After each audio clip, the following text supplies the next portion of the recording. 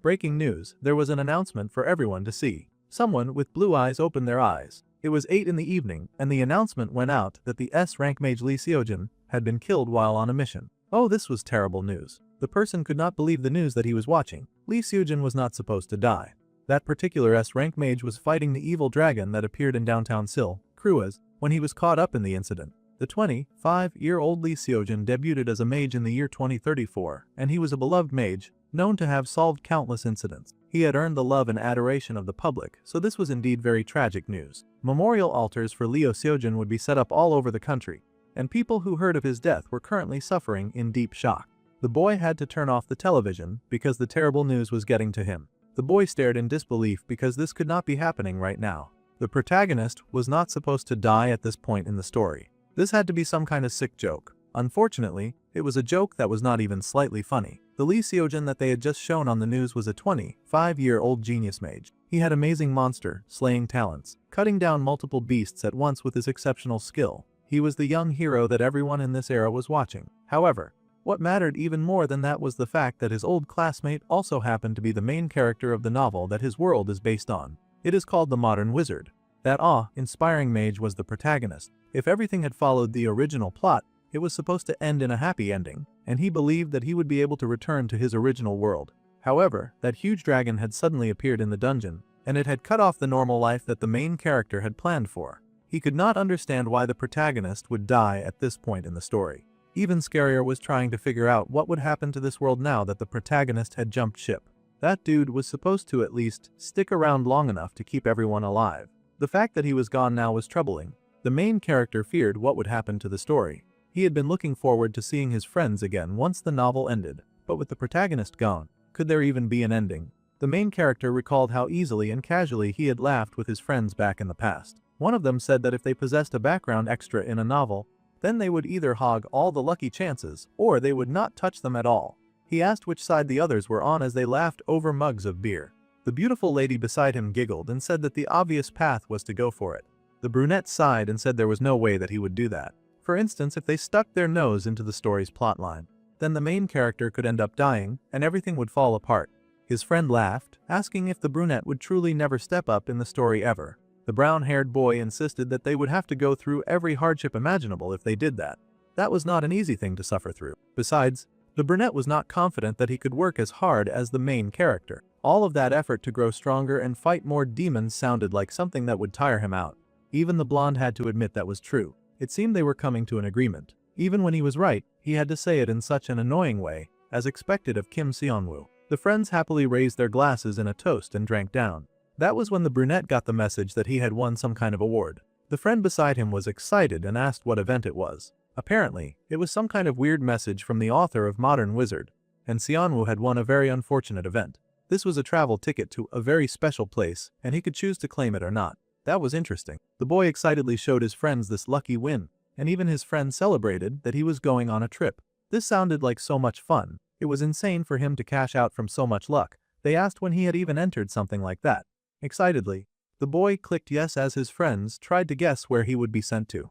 They were about to get the shock of their lives. They were thinking the boy would get to go abroad, and they happily cheered and drank in his honor after he hit the accept button. Just like that, 7 years ago, the atmosphere around him began to get brighter, and he found himself transported into the middle of a magic circle as a young teen. Some of the teachers were yelling that students should not climb on top of the magic circle while it was being drawn. Well, our boy had now fallen into the novel that he had loved reading, The Modern Wizard. Fortunately, it was a book he loved, or that situation would have gotten ugly pretty fast. Still, he could not believe that his favorite novel could not even follow the script that it had designed for itself, or at least the path the author had created. Since the original plot was not allowed to change, the boy had only been acting outside of the main story. He had ignored all the major characters and had made sure not to draw any attention to himself. Now, he wondered where it had all gone wrong. If everything was supposed to unfold according to plan thanks to his minimal interference, then how on earth was the protagonist dead? Suddenly, the television in front of him started to glitch. He was sure that he had turned that off. It seemed the glowing picture box had a life of its own. Leaning forward, the main character wondered what on earth was happening now. He waggled the screen a bit, trying to see if the television was just having an average malfunction issue.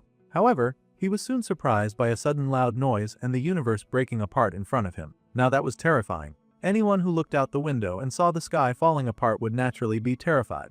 The main character looked outside and was even more horrified to see that the people out there were legit, just melting away like they were no more than an illusion. Of course, the death of the protagonist meant the death of the world. Now that the axis that the world spun around was gone, then so were the extras created just to support his story. The poor victim of the travel ticket was horrified and screamed, wondering what was happening and why. He was powerless and had no understanding of what he was seeing. Quite fortunately, an error message popped up to explain everything to him. See, the problem was that Lee Soo-jin had died, and now all the main scenarios were considered to have failed. Since the scenario could not proceed, the world would be reset.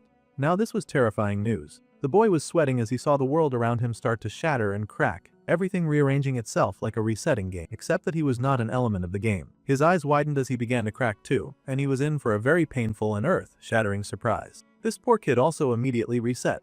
Everything went dark for a bit of a while. In the darkness, a voice called out to wake up the student. More voices called out, calling for the student to wake. He had to wake now, after all, they were at the school. The powerful voice took on a shout, and our dude yelled right back as he was startled awake from the worst dream that he had ever had. The bus driver was concerned by this reaction, and he apologized quickly, but he had expected the student to wake up and get off the bus by now. The teen blinked and nervously stood, apologizing for causing such a ruckus. Meanwhile, the main character's head was reeling. The bus driver had just called him a student. Come to think of it, he had definitely been in his room when the world fell apart, but now he was on the bus of a disgruntled bus driver. It had felt like the world ended. The brunette was still a little shaky on his feet when he descended the bus, trying to stay sharp even though his legs felt like jelly. He wondered if he had suffered some kind of dream. The light in his eyes was so bright, and he winced, raising his hand to block off the light. This place was the Grand School, a rather nostalgic sight. Posted on the board outside was a congratulatory message, congratulating students on their admission to the Korea Magic Academy class of 2032. This was the school that he had graduated from in the game. Something was off, the year was 2032.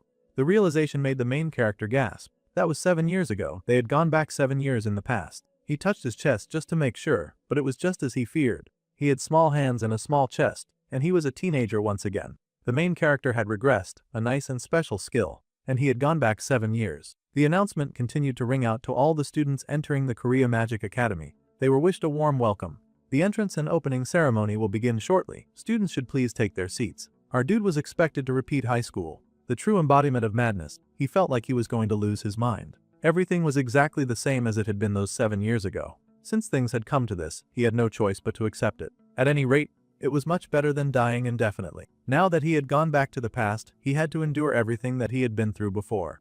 It really sucked the excitement out of school, but maybe he could get better marks this time. Of course, our dude had a much more pressing question right now. He needed to know why Lee Soo-jin had died. According to the original story, there was absolutely no reason for him to die. The protagonist was strong and talented. Crew is going berserk was exactly what was supposed to happen in the story at that time, and after a brutal fight, Lee Soo-jin was supposed to defeat it. If so, then there had to be some other reason behind the hero's death. The main character thought about it, but he really had no idea since he had stayed as far away from the main character as possible. How could he know when he didn't get close? Suddenly, the boy looked around as they sat in class. His new fear was the protagonist somehow dying again in this life. If that happened, then he might get regressed to the past once again. Seonwoo had already suffered through high school twice, and he was not dying to do it a second time either. There was also the fear that the world would just end and not come back. Nothing was certain, but there was one thing that was clear. Lee Soo-jin must not die. It was an unacceptable result. This time for sure, the main character could not just sit back. This time, he had to play as part of the story if he ever wanted to get back to his original world. Then he had to stop Lee Soo-jin's death and see this novel through to its ending. To do that, it was time for our guy to start getting close to the main character. Of course, the first one he targeted was a girl. Our dude was laser focused. It was like he had just been waiting for the opportunity to chase down pretty girls. He watched as one of the main characters sat beside him, and then he waved at her with the brightest smile that he could muster. He figured that the best course of action would be to start growing close to the main characters as soon as possible. Yuara, the second year, ranked second in the story. She was one of the people that he needed to start getting close to right now, or so he thought.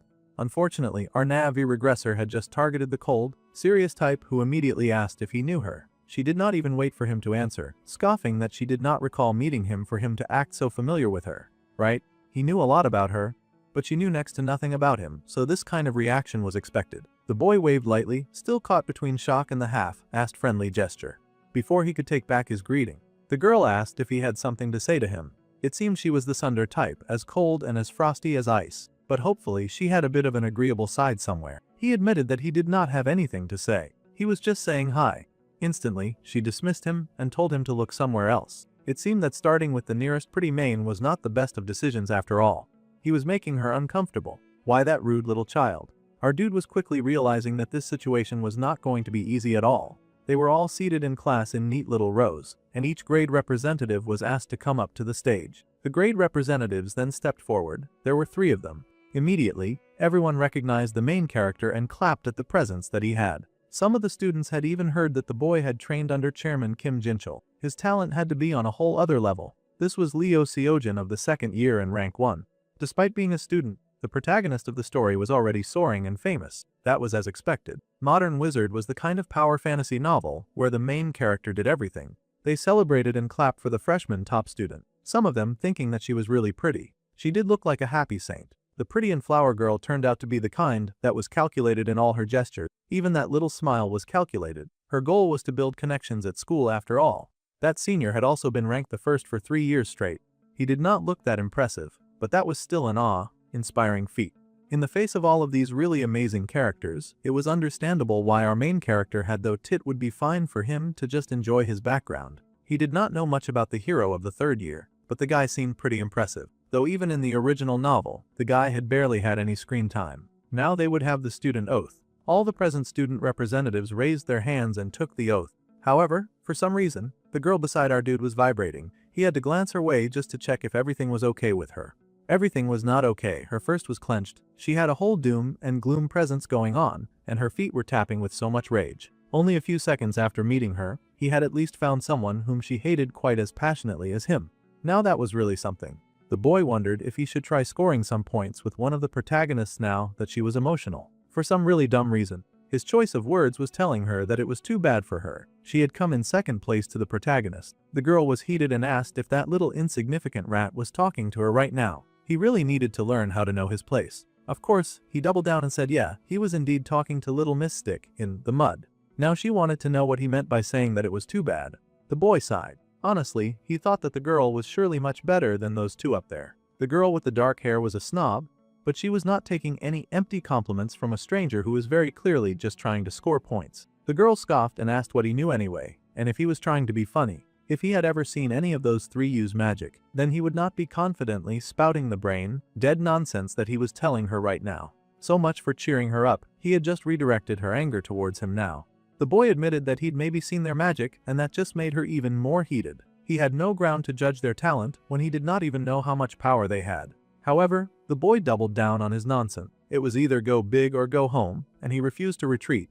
The brunette made the claim that he could tell just by looking at her. Apparently, he had really good instincts, and he beamed with a self-confidence that was backed up by his aura alone. That faker was only digging himself deeper and deeper into a very ugly pit. Now she was extra heated and asked if he was messing with her right now. It was time for our guy to pick the go-home option. He could not believe that it did not work, so he thought to try a different topic. It probably would be more sensible if he tried not to talk at all. He then asked the girl if she had been worrying about her future lately. Well, that much was true, and she wondered how he knew that. The boy was moving like a charlatan fortune teller. He had disturbed her peace enough times that he finally decided to check out his name. He was Kim Seonwoo, and she was going to remember his name. That sounded like a threat. Then she added that he should not dare to open his mouth and spout any more nonsense today. She was quite tired of him. All of our dude's efforts had been painfully in vain. And now the protagonist girl was stomping away from him. That was definitely not the reaction that he had been going for when he had started the conversation. He had already messed up, and he had just started his mission. The Magic Academy's new semester began with an evaluation test on the first day that determined everyone's ranking. It was an initiation ritual where students revealed themselves in front of the entire student body. Some of the students were already panicking about the test. After all, some of them didn't really have the skills and all that. Meanwhile, our dude was smirking and calling those kids cute. His goal, his new goal anyway, was to rank in the top 10 of the 2nd year. In his previous life, he had gotten offers to be promoted to B rank several times, but he had ended up staying at C rank though.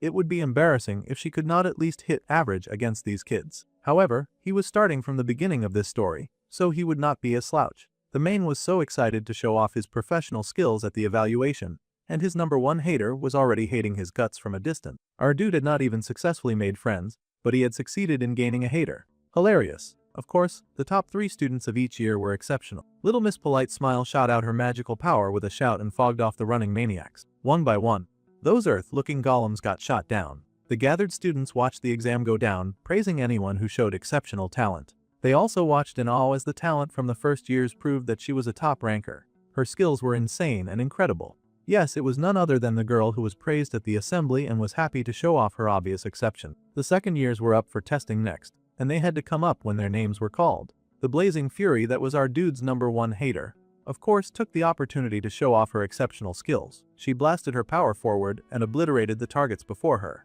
The other students gaped in awe, thinking surely a girl that powerful could not be the same age as they were. It was insane as she had professional level flame. That fire was impressive, but of course, since they shared schools with Leo Sojin, the hero boy overpowered the light of those flames. Then again, Uara was legendary too. The hero boy stepped up, and within seconds, he had zoomed to the targets. Those little stone creatures tried to run, but in an instant, they were cut down and defeated, sliced to pieces in an instant. With the golems fallen, the hero beamed with satisfaction. The boy sure was impressive, so impressive that the heated girl could not stand him. Our dude had sense now, so he was not going to try to offer her any comfort, when she clearly did not need it. The brunette thought that Uara was pretty good, too, even though she did not care about his opinion. It just so happened that Lee Seojin earlier was basically on par with a professional active mage. The girl had always been in first place, but that had been snatched by the pillar of natural talent that just happened to shine brighter than hers. Her frustration was understandable. Then, it was time for the second-year Class A, Kim Seon-woo, to show off his power. The boy was told to come up and display in front of all the other students. The boy stood with a proud smile now that it was his turn to play. The others gathered to watch wondered who Kim Seon-woo was. The lady had been in charge of last year's first years, but she did not really remember the name. A man smiled because he remembered. The boy was in their class, but he did not have much of a presence, so it made sense if people did not remember him. Looking at last year's records, the boy had a talent for reinforcement magic. Reinforcement was great, but the boy had come out to fight empty-handed. That was curious. It looked like the boy had switched to manifestation magic along the way. Well, sometimes they have students like that. Now, our main character stood before the golem dummies and prepared for his evaluation. He stretched out his hand and a portal opened up in the palm of his hand. Because of course it did.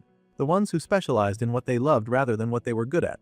The boy was more ordinary than he had expected. However, a lady at the back recognized the boy before her. It was not that she recognized his face, but she recognized the magic swirling in his hand. That child was using the compression manifestation technique. The first stage of manifestation magic was, of course, materialization. Compressing the materialized mana slowed a person to finally control the next stage, projection. That advanced technique was also called the compression manifestation technique. It was a technique that only veteran mages would use. Both the hero and the protagonist girl stared in awe as the boy used that magic now. It made no sense for a second year to be able to use a technique like that.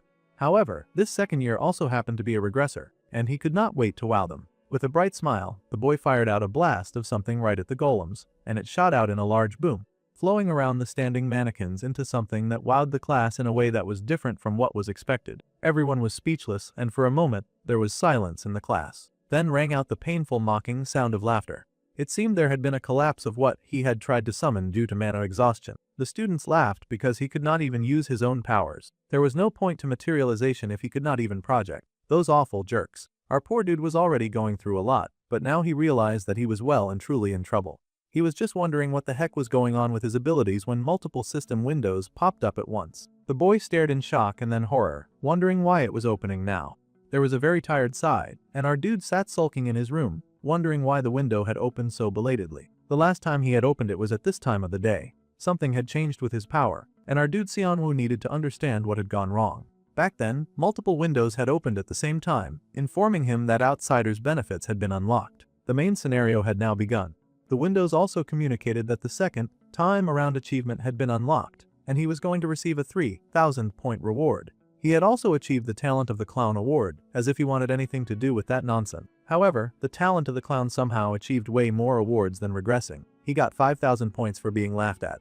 Now, 232 people remembered his face as the class idiot. They laughed at him, booed at him, and told him to get off the stage while the system gifted him a 1,000-point reward. The system was cruel. However, for some reason, the protagonist of the story was now interested in him. It was hilarious that this even happened for the worst possible reason, but our main character got 1,000 extra points for that one, too. In fact, 4 main characters had taken notice of him, and he received 1,000 points for each of the characters that had noticed him. Our guy had wanted to make an introduction. It was not a proper one, but it did get him noticed by the important people, and that was necessary. In such a very short but very humiliating time, our dude had made 10,000 points. However, to use any of these points, the outsider's benefits had to be unlocked. That was such a bummer. At least he had an idea of what the outsider's benefits included. This magical point-driven system has apparently been reserved for special privileges alone. So basically, only Xianwu could use these points. The achievement system is now active, but the talent he'd achieved had been cut off for some reason. The brunette pondered his new situation. Points were earned by stacking achievements through the system. He could also get points as he became more well-known. The points shop was one of the best things about the outsider's benefits. He could literally use points to buy traits, skills, or items. It was a totally overpowering setting. Having all of these points was great and all, however, our dude had been labeled the class clown on his first day at school. He had legit only gathered all these points because he'd turned into a circus performer. Plus, calling it the talent of the clown was kind of harsh. Back then, when he had attempted to use that large range and impressive attack, our loser had completely forgotten that he did not have enough mana to use such high-grade skills just yet. Honestly, he had never been this much in the spotlight in his life. Even if he had made so many points, he was not thrilled about it. The important thing was knowing how strong he was now. The boy called up the system to check his stats. The window popped up and informed him that Kim Xianwu, owner of 10,000 points, had good health, alright strength, okay mana, average speed, good reflect, and an average dexterity. He was not maxing out in any skills, but at least he was not garbage level. Still, this kind of sucked after all the points he had dumped in. His stats had gotten reset after all of his work, and now he needed to raise them all over again. Then, the boy realized something. In this life, he got to reallocate his stats. The window explained that in this system, there was enhancement, manifestation, support, and summoning. These were the 4 branches of magic here. Enhancement was for boosting weapons on the body, close combat magic basically, so those mages needed more health. Manifestation was where a person could cast actual spells, the classic mage vibe. Then, summoning and support were, well, for bringing things out and backing others up. For the record, our dude had totally chosen manifestation as his main skill on purpose. He figured that if he was going to get a skill, he would prefer something nice and flashy. He was laughing at the situation now, but it was not very funny considering how things were going right now. Since he was in manifestation, he would have to start by maxing out his mana so that he could actually use his chosen power. The statue's window popped up, and our man was informed that another 50 people just been added to his circle of influence. How wonderful! News about him was already spreading like wildfire for all the wrong reasons, but that was good. He could use this popularity to max out properly when he finally acquired some actual good skills. Xianwu was starting to understand that just that one silly moment was racking in so many points. This was such a huge payout that he almost did not mind being the class clown at all. Actually, it was crazily amazing. Now, 400 people remembered his face, and he got a 2,000 point reward. 400 people were insane. He would never have a normal school life now. Well, he'd had to kiss that goodbye anyway, since he'd decided to save the protagonist. That was still an overwhelmingly ridiculous number. It felt like even more people knew him than the whole school body. Someone probably recorded him or something. There had been all of those guests on the balcony. Our dude instantly whipped out his phone just to check what was going on in the Korea Magic Academy website. Just as he feared, someone had uploaded the second year's last place test video. So many people were dragging him in the comments section. Bro had never been more clowned in his life. Some people were even asking how he managed to get into the school. This was so unfair. Xianwu had never imagined the day that his test video would blow up like this. It was embarrassing, but the points were pretty nice. Since he had come this far, he might as well cash out from the attention, and now our guy was wondering if there was a way for him to get even more attention and points. Suddenly, his eyes shone as he came up with a pretty cool idea.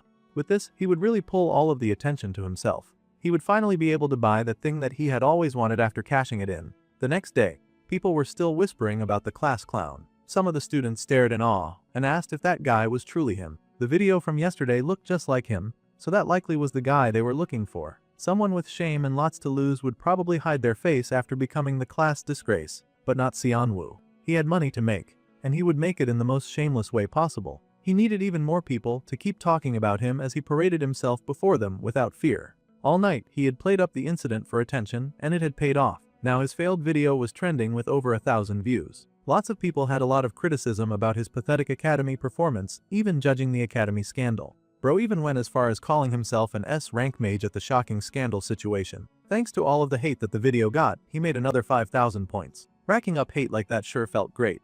Then, the boy walked into class that morning, acting all cute and everything as he stepped inside. All of his classmates were of course waiting for him and all eyes were on him. Someone even outright pointed at him. It was a blonde. The bro looked like every stereotype of a bully that usually featured in these kinds of stories. However, surprisingly, the boy came over to cuddle with the brunette, laughing loudly about how hilarious yesterday had been. After the boy came out, everyone could no longer stop laughing. The other kids were in high spirits too, and they kept asking how the boy had run out of mana like that. His family had to have money, or he would never have been able to get into this school. It was funny that they thought that, considering his involvement in this school was a total unfortunate accident in his life. Well, the main character at least recognized yet another of the protagonists. The blonde, his name was Park In-won, and in the novel, this dude was the resident loon in the beginning. It was never good to get involved with someone like that, so our dude would just not get involved and keep quiet around him. Unfortunately for the main character, the blonde now had his eyes fixed on him, and he grinned. From now on, he would be calling the boy a blockhead, and from now on, whenever he called, the boy would come running. Otherwise, it would be tough to survive in a school like this. However, a voice dismissed In-won's bullying immediately. Of course, it was none other than the star of the second-year students. The glorious protagonist stepped forward, and he scolded the blonde, telling him not to bully others. The blonde scoffed in annoyance at the dark-haired hero, the genius that the world was watching, Lee Seojin. Now that genius wanted to play hero even inside the classroom. Naturally, good guys made fake losers like the blonde feel sick, because he could not comprehend being an actual kind person. Regular guys like him just had to go along with whatever the hero wanted. The hero spoke back in a warning tone to Park In-won. At any rate, the bully knew better than to push his luck, and he walked away from the hero of the second year, taking his stupid goons with him. With those guys gone, our dude was finally free. The hero asked if he was okay. He was such a cute, nice guy. Our dude was grateful for the support. Without even trying, he had gotten the attention of the person that he needed to protect the most. Now, the hero looked at him, recognizing the boy as the class clown who had debuted yesterday. The clown tried to assure the hero that he was fine after all. He had really cashed out thanks to all of that attention and laughs. He then figured that he should at least have some shame. Normal people would have shame about things like this. So, he sighed and whimpered that he just had to accept it since that was how things were. That video was everywhere already, so he had to accept his fate. The hero reassured him, telling the clown not to worry about it too much. The person who had spread that video on purpose was in the wrong. Yeah, Seonwoo had sort of helped them spread it, too, so he was hardly one to talk about people who were in the wrong. At any rate, the hero wished him a great day and was about to bolt. However, our guy could not let a good opportunity go just like that. Instantly, he latched onto Lee Seojin, and he started mumbling as he tried to figure out the correct way to make his request. See, he needed to stay as close to the protagonist as possible to keep the boy from dying. So, our main brightened up with a sparkly smile as he asked about the semester's dungeon class. He wanted to team up with that hero for the dungeon class. That was a cute offer, but he was kind of a liability. The hero had no idea what to tell him and asked why the boy was asking him. Well, with the sweetest expression that he could muster, Seonwoo explained that it was because it would be really good for the hero too. The hero considered the pros and cons of taking dead weight like the class clown into his team. After a moment of thought, he hit the poor guy with a bolt of instant rejection like a shy Japanese girl rejecting a romantic letter. It turned out that he had never really thought of Seonwoo as a teammate. However, fortunately, our guy was the kind who did not back down when he made up his mind about something, which was why he had successfully done an entire run-through of the game without ever interfering in the main character's life. There were two things that the hero needed to know before he made the rejection official. Alright, the hero agreed to hear him out, and it was time for our guy to market himself for all that he was worth. The first thing that the hero needed to know was that he was dead last in the entire second year. Yeah, that was not really news. Everyone knew that our dude was garbage, and honestly, that should not even be a talking point in this conversation. The hero was stunned by the boy's shameless audacity. He could at least pretend that he had some level of self-respect. The hero asked if this was really his reason because our dude was really making it hard to buy into the case. The main character explained that everyone knew that every group test had an adjustment score. This meant that if the top student in school teamed up with the very last place like him, then the hero's score would surely come out higher. Well, the good boy had not expected for the class clown to be pushing for this level of self-sabotage. His words did make sense, but the risk was too big considering that the guy beside him had shown no skill whatsoever. It felt like he would only be a burden in a place like the dungeon. The second reason was sure to make the hero agree. Yuara, the second best in their class, had already picked two low-ranked students for her own team. Clearly, she was thinking about the score balance as well. As the hero knew, the girl specialized in some wide area of magic. Even with two low rankers, she would manage just fine in the dungeon. This was a statement that even the protagonist accepted as true. Third, because it turned out that there was a surprise third reason, even if our dude had said that there were only two. The boy beamed and then happily pointed to himself. He was the third reason. For someone in last place, he was still a pretty decent fighter. Well, there was no actual combat proof to back that up. but he had been about to use high-grade summoning magic, which was the only thing he had going for him, considering the wild stunt that he had tried to pull. The hero could not help but laugh at this whole display. The protagonist was such a sweet and jolly guy that finding motivation to protect him was going to be so effortless. This class clown was really seriously funny. He had seen his potential right from his debut. Alright, since the boy had amused him so much, the hero agreed to team up. However, he also had one condition because he was a nice guy that actually cared about his teammates. The protagonist smiled and said that he would pick the remaining teammate. With the high chances of him picking other main characters, that was a highly acceptable part of the deal. The hero was still sweet enough to check with the class clown and ask if he minded. Our boy did not mind at all, and he shook hands with the character Lee Seojin, who had now taken a deep interest in him. Our dude gained 2,000 points as a reward. He was so happy to have gotten this far. Alright, so now it was back to serious topics like class and study. The origin of magic goes back to the 14th century. Back then, it was divided into 2 branches, not the 4 that they have now. However, it did not take long for that solid 2-branch system of magic to collapse. Now, the teacher paused to see if anyone could tell her the reason. Our boy surprisingly raised up his hand. Of course, no one was expecting much from the class clown, but he'd done this entire class before, so he knew the answer quite easily. The 2 magic systems broke down because of Bloodsword, the first enhancement type mage to appear in the 18th century. Seonwoo might have been a background character B2, he had done his homework well, surprisingly the teacher and the students. The teacher congratulated him on a good job. For manifestation-centric medieval mages of the time, Bloodsword's appearance was a huge shock. Manifestation mages back then couldn't even stand up to Bloodsword. From that turning point, research into manifestation magic exploded. The teacher continued to give an important lecture about the history of magic, while our dude listened on with a bored look on his face. Even for someone like Lee Seojin, classical magical theory and complex formulas were kinda hard. However, that was not the case for him. This was because of the outsider's benefits that had been bestowed on him. It fed him all of the basic info on the world. So when it came to written subjects, he was way more confident than anyone in class. Happily, the boy used his cheat skill to take down notes with joy. The other students in the back started to whisper and call him the class Hermione. He had gone from class clown to basically the class no, it all in just the span of a day. They even giggled that there was no point in his listening so hard in class if he was still the last place student. This pissed off the brunette. It was one thing for those guys to mock him for his mistake, but now they were calling him a bookworm. If they were that jealous of his skill, then they should go ahead and answer questions in class too. Well, the class ended, and it was time for everyone to enjoy their lunch break.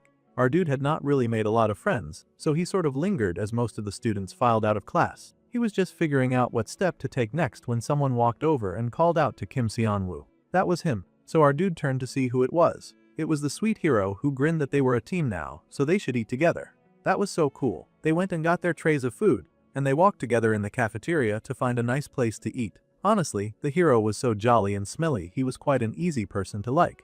As they searched for a place to eat, an excited boy waved over for Seojin to come and sit beside him. That dude was Shin Youngjin. The hero happily headed over to that guy, and they both laughed and teased each other. So, for some background, Shin Youngjin was one of the main characters in this world, and he was Lee Seojin's best friend. If all of the top rankers teamed up, their scores tanked, so it looked like most of them had split up this time. The Shin guy then noticed our brunette hanging around. The boy beamed, saying hello to Kim Seonwoo. Of course, he had recognized him on sight since everyone had seen that stupid video.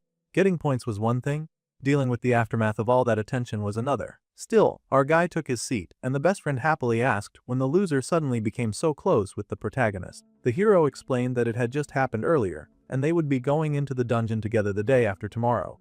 The best friend had never heard anything crazier in his entire life. He was so shocked that he nearly stopped smiling. Bro had to slide right up to the hero's ear to whisper if he was that confident that he would get first place even without the last place buff. If they were that strong, then there was no need to carry this deadweight with them into the dungeon. The hero sighed and explained that Yura looked like she was out for blood. The best friend was surprised that she was a motivation point. Apparently, the second place hero was not playing around with the battle for first place, and she had put 2 bottom rankers in her team. That made the best friend flinch. That girl really was not playing around with how much she wanted to win.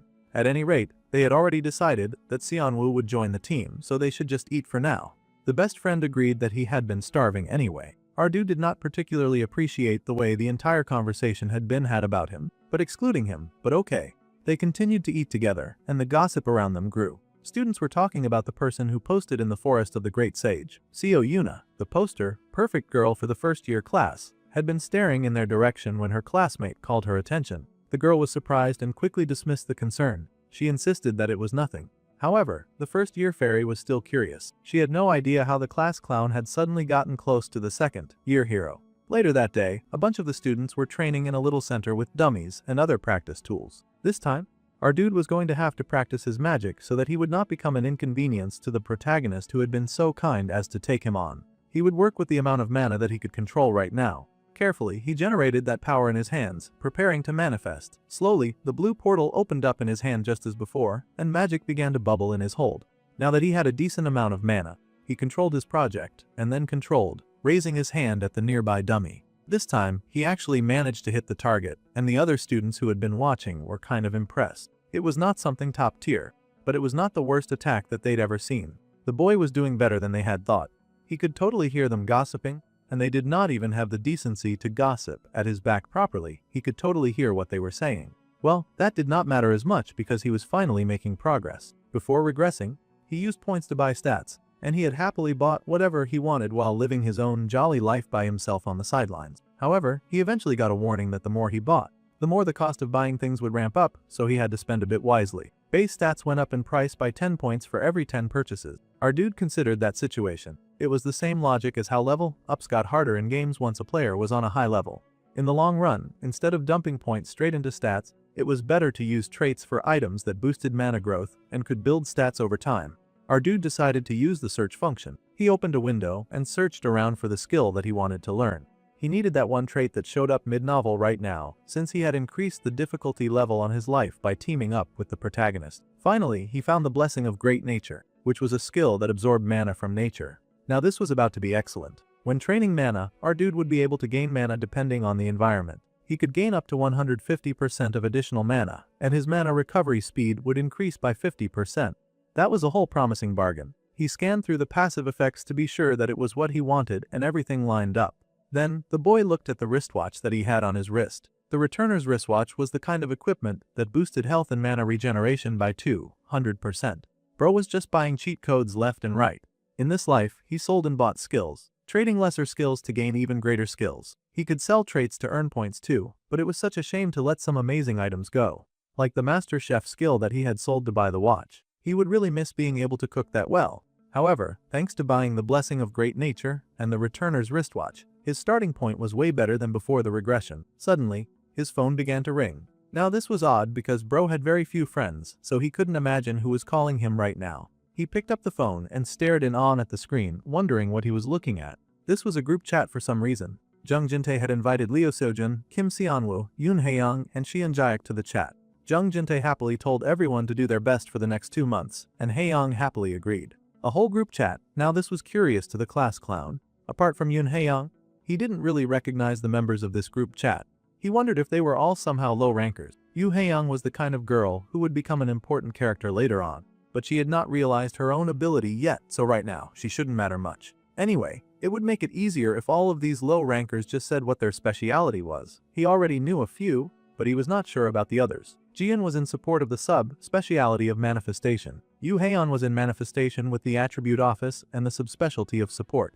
Jinta was in enhancement, with the sub-speciality in manifestation, but he sucked at it, apparently. Yeah, it was definitely a team of low rankers. Our dude also admitted that he was in manifestation with no elements since he was still at a beginner level, and all. The jerk Ji-yeon laughed that there was no one at the school who did not know the class clown's speciality was manifestation. The boy growled because he had just been trying to be nice and to make sure that everyone was on the same page. There was no need to be blatantly rude by bringing up his failures. He was well aware of them. In that case, it would be the best bet to put Seojun at the center, and the rest of them would focus on supporting him. If they were aiming for first place, they had to do better than Yu Era's team. First things first, he needed to find out who she had put on her team. So the training continued as everyone prepared for the dungeon raid. It was very important to get ready in order to score the best in the evaluation. As they trained together, some of them had training guides advising them on whether they were focusing too much on control and neglecting projection. They needed to put a bit more power into their mana and then release it faster. The girl followed the advice and gathered the energy in the palm of her hand. With a whoosh of her hand, she released the great blast and it swung, taking down a huge load of enemies before her. The people who gathered and watched were amazed by that level of firepower. They were truly in awe of a genius, and watching her was amazing to them. This person was really skilled, and anyone could see the obvious natural talent. Then again, maybe it was because she was still young, and the boy was still a bit rough around the edges. Her mana control could use some work, but exceptional talent was still amazing to see. Then, the teacher turned around in awe to see someone else training on the grounds. It was that one clown from the manifestation exam. Almost anyone would be able to recognize him. And her eyes widened when he saw him shoot a blast to obliterate the target in front of him. That was not bad at all. It surprised her, especially since most people assumed that kid was just a failure. The boy was beyond excited about his growing success, too. It was kind of cute.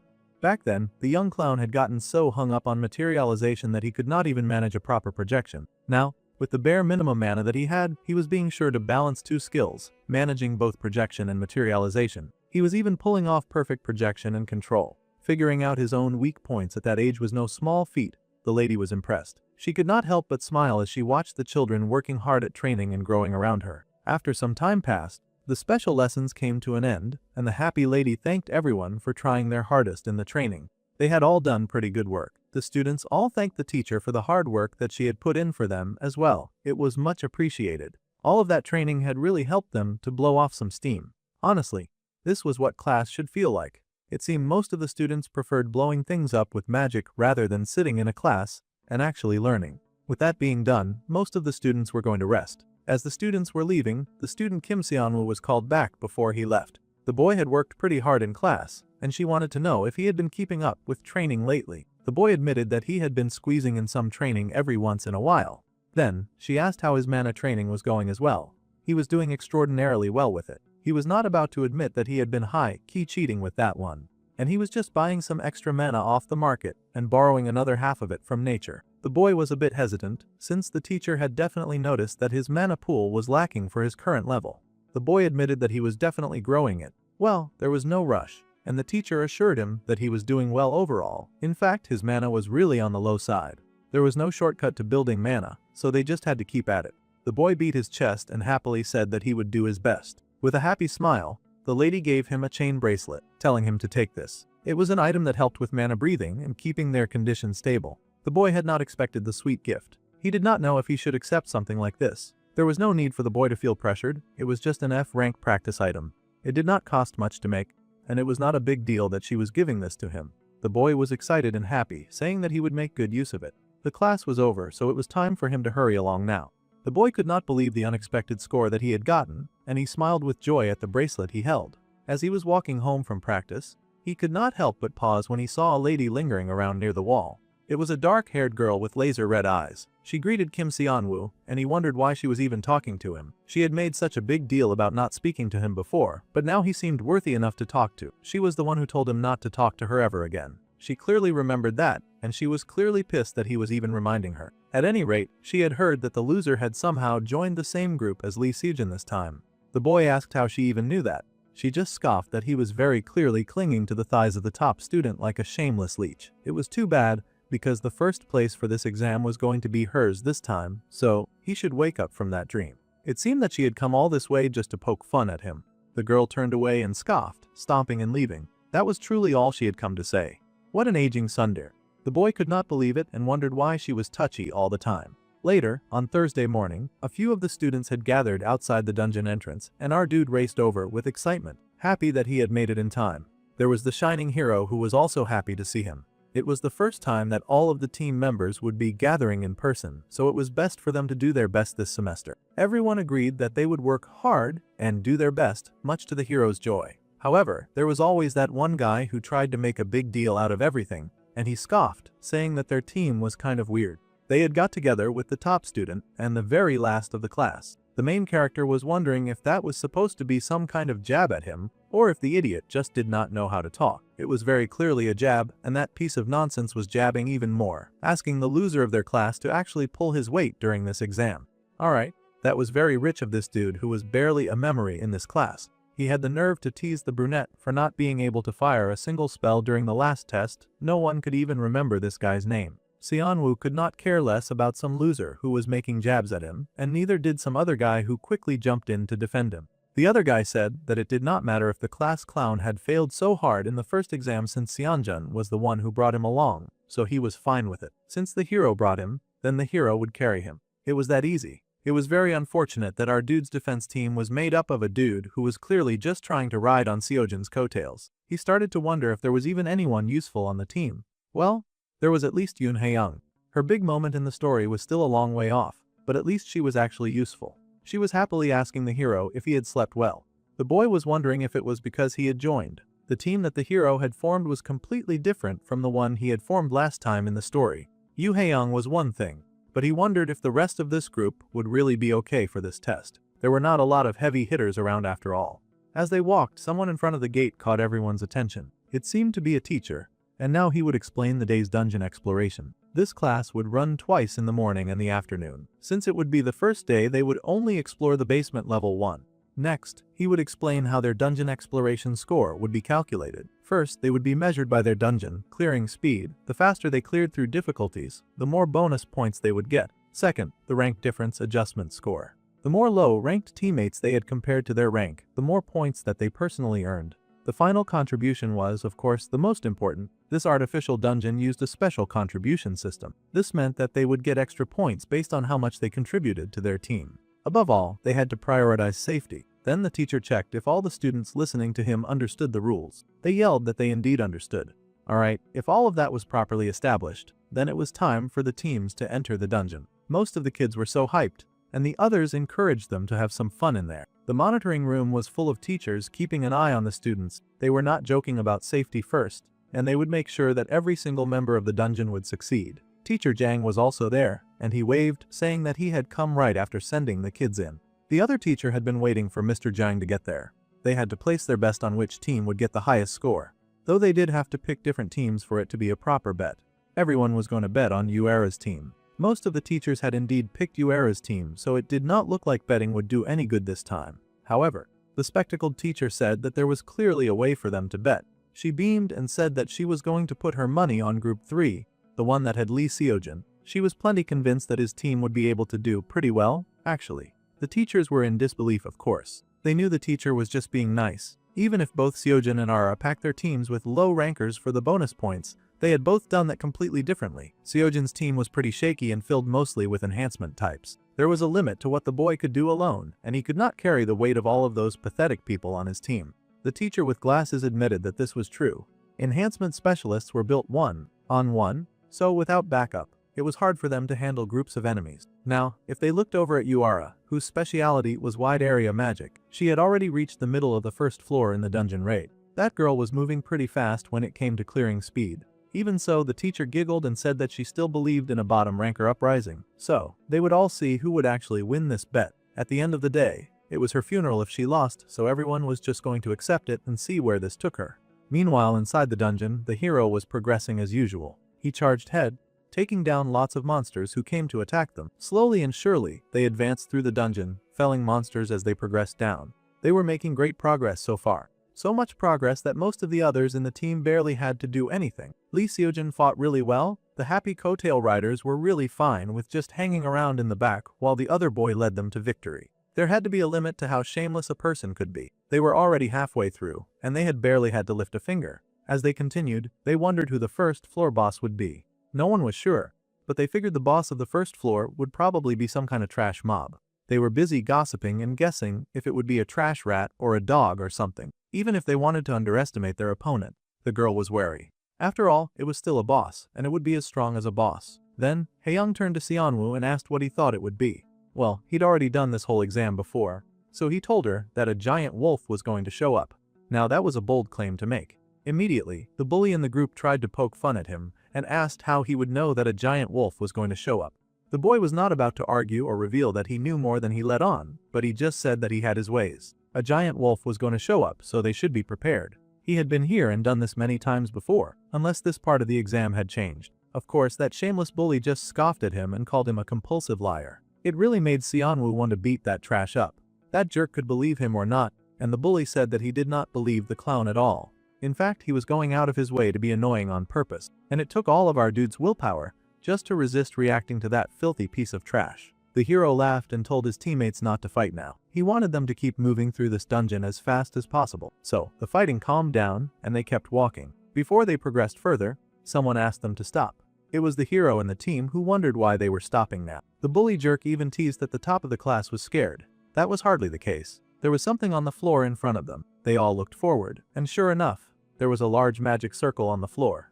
They had no idea what kind of magic circle it was, but it would likely activate something as soon as they walked through it. The other students were hesitant because they could sense the danger from the magic circle. They worried that the teachers would throw something really dangerous at them when they were just students. Xianwu came a little closer and bent to study it, though the hero warned him to be a little careful. They did not know what could come out of it. The boy said that he was fine. He was just taking a look at the runes and stuff like that. He studied it carefully, trying to remember why a magic circle would appear on the first floor. From what he could tell, it was not anything major, just a simple barrier. However, there had to be a reason a barrier would be here at this point of the test. Of course, the clown recognized it because he had seen this exact same barrier trigger in his previous life. He stretched out his hand and touched the barrier that surrounded the little magic circle. They could all clearly see the shifting magic of barrier air. Then he turned to look at them very pointedly. The bully was very annoyed that the clown was correct, and he muttered that he knew that too. Alright, since all of that was established, they could not pass like this. The coattail rider wondered if they would have to turn back. It would cut their time in half, and there was no other way through. The hero prepared his weapon, deciding to just cut through the barrier with his sword. He got ready as he summoned his magic, his power growing and glowing, and he charged at the barrier in front of him. The others who watched were excited, thinking that it would surely work. However, only a small dent had been made in the barrier. They had been so close. The others had really hoped that would work. The hero sighed and wondered if they could do it with the right approach. It seemed that it was now the bully's time to shine. The boy smirked and said that he was a support-type fighter after all, so he just needed a little time. He bent before the magic circle and started generating his magic. The bully touched on the magic circle and it looked like he was actually going to be useful to this group for once. However, something was not working. Oh, how embarrassing. This was pretty complicated, and he realized it was going to take a while for him to solve this problem. Like 40 minutes too, even if he tried his best to hurry up. 40 minutes was crazy. Our dude grabbed his hand immediately. If he was going to spend all of that time trying to fix one problem, then it was time to try some other ideas. The class clown said that he would just break it. A crazy statement from Xianwu, who was seen as the weakest member of the group. The bully, of course, was not having it and tried to challenge Kim Xianwu. The clown ignored the bullying entirely because they were wasting time. He placed his hand on the circle on the ground and got busy as he put some work into it. The unique trait, Outsider's Benefits, was activating. The magical formula of the barrier was decoded, and it was pulled up before our dude for him to read. A collection of magical characters that he could rearrange and decode. Since our dude was so good at reading, he easily got the gist of what he was seeing in front of him. Once he rearranged the right letters, he tapped the circle in the right way, and it glowed. The barrier dissolved right in front of the team. It felt good when the deemed useless one was able to solve a problem that the bully insisted would take 40 minutes. The clown was done in like 5. Happily, the brunette turned to his team and said that he had won it. Even the hero was surprised that it had really worked and was very fast too. The bully was in such shambles that he could not think of a thing to say. The protagonist Lee Sojin was now quite astonished by him. In fact, the protagonist's interest in him had increased. Our dude could not help but smile. Now that the protagonist's interest in him had gone up again, our bro got a reward of 5,000 points for his hard work. It seemed this relationship was benefiting my way more than the 5,000 points. Even our dude was stunned. He now had an interest level system and the protagonist's interest had been stroked all the way to level 1. Suddenly, there was the sound of great chaos ahead of them and the echoing sound of a large paw hitting the ground. Just as our dude had predicted, the big boss had emerged, and it was, of course, a giant wolf. The boys and their one girl all stared at that terrifying creature, and the boss stalked forward, growling and drooling as it targeted the boys before them. The co-tailor was beyond impressed now. The class clown had been right about the boss too. It was a big wolf, just as he had said before. The large creature charged right at the hero, but the hero was ready and stood to fight the beast. The wolf roared and attacked, but the protagonist's eyes glowed a brilliant gold, and he sliced through the big boss creature in front of him. His attack was merciless and immediate. The hero had a different look on his face when he was fighting monster. Even though he was a pretty good guy, he also loved the praise, and he beamed, blushing as his teammates praised him for his good job. He had taken down the boss in one swing like it was any regular mob. The door opened immediately, and the students cheered, happy that it was over. They came out of the dungeon, and the teacher congratulated Group 3. They were in second place for week 1. The hero was in shock and asked who was first. Of course, Group 7 was in first. They had cleared the dungeon 30 minutes faster. Of course, that was Yuara's team. The others could not believe it. Yuara was truly a monster. She had beaten through the dungeon in 4 hours and 11 minutes. They could not believe that was even possible. They were only 2 minutes ahead of third place. At this rate, they were going to get overtaken pretty fast. Well, the number of useless people in the group definitely did not help. Still, thanks to Xianwu, they had been able to take second and not third. The hero happily smiled at the class clown, still grateful for his assistance, even if they came in second place. The class clown could not help but blush at that. It seemed our guy also liked praise. If he had not removed that barrier so fast, then they would be even further down and stuck in a really bad place. The hero sulked that he had been the one who dropped the ball. They should have secured first for sure if he had only been faster at clearing the dungeon. The only girl on the team protested that assessment. They had only gotten this far because of the hero on their team. Besides, it was just the first week on the first floor. Their run was not over yet, so the main character told the hero to cheer up. They could still turn things around, but the rest of the team members had to start pulling their weight around here a bit more. As they started to head back, someone called out to the student Sionwo. The boy turned in surprise and noticed that the support-type instructor was looking at him. The teacher had come to make a proposal to him. The boy wondered what sort of proposal was being made, and the support teacher asked the kid to transfer to a major in support immediately. Now this was a shocking request. Our boy immediately said no. Obviously, she was not having it. She could not believe that little brat was going ahead to reject him without even hearing the terms. He should just listen to her first. With her authority, she could offer him a special talent scholarship of 50 million won. Now that was interesting. However, it was not something that could move our boy away from the flashiness of manifestation. She found no takers. The teacher was so upset, and one of the other students had to admit that it was crazy to reject 5 million scholarship. They had to check if he was out of his mind. The boy sucked at manifestation anyway, so switching majors should not be such a huge deal. Anyone else would take such a deal and transfer immediately. The other weaklings around him admitted that they would switch teams too. Someone then asked if he truly was not switching. Our guy looked up and sure enough there was his #1 hater. The girl was nearby again, and she pointed out that special talent status came with way more perks than just a scholarship. Everyone was surprised that Yuara had taken an interest in this conversation. The boy smiled and said that he appreciated the talk from everyone, but he was a manifestation type, no matter how many people tried to stop him. He was not about to change or turn tail when he loved manifestation so much. The girl could not believe the blind confidence that the boy had. Later at school, time passed and the talented first-year student was just casually walking through the halls. She paused when she saw someone also walking around the halls, wondering who that was. She paused and said hello, almost instantly recognizing the class clown. It was Senior Kim Shinuk and she said hello.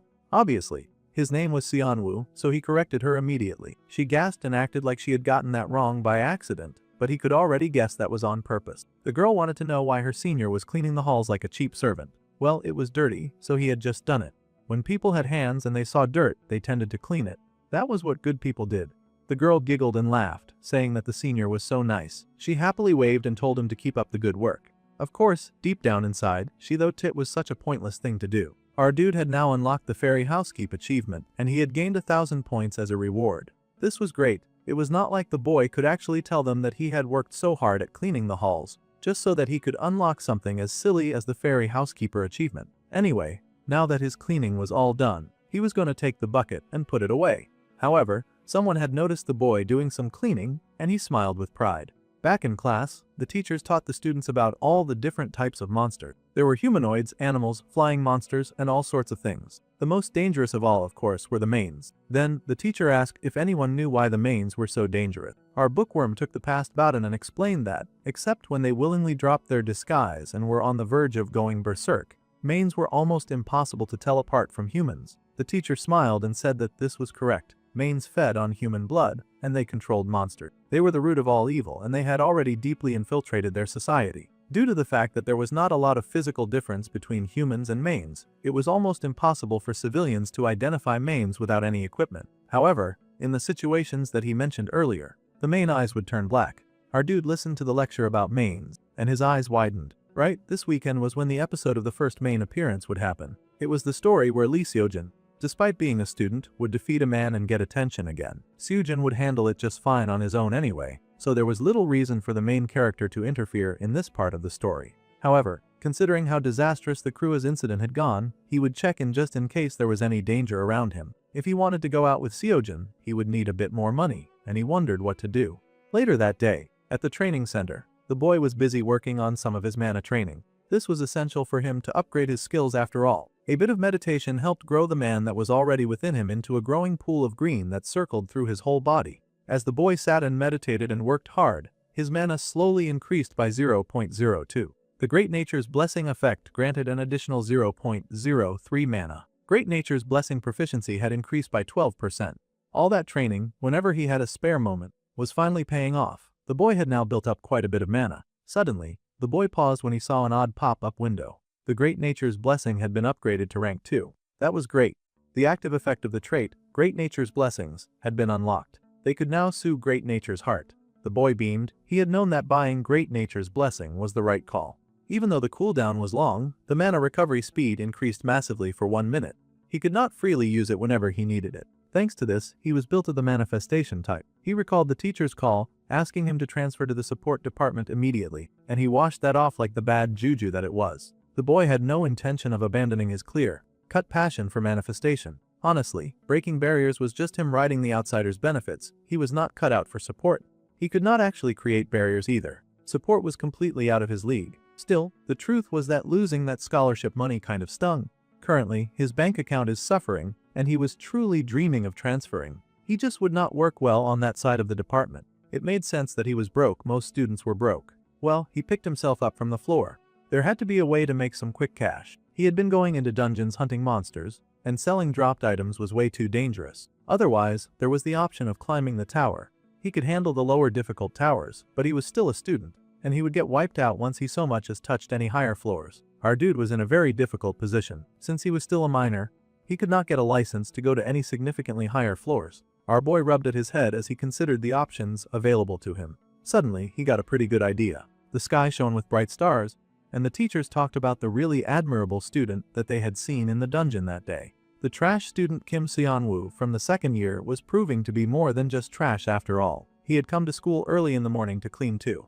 The other teachers admitted that the boy focused well during theory class as well, and he answered actively in class. His attitude to studying was excellent, and it really motivated the teachers to do other jobs. The teacher with the glasses, of course, was happy to hear people singing praises about her student, and she beamed that this was just how manifestation-type kids were. Someone had tried to poach her precious student, but they had failed woefully, and she threw her head back and laughed. It seemed the lady could be malicious in her own ways. Of course, the teacher had always believed that her precious student Seon-woo was not the type to fall for something like that.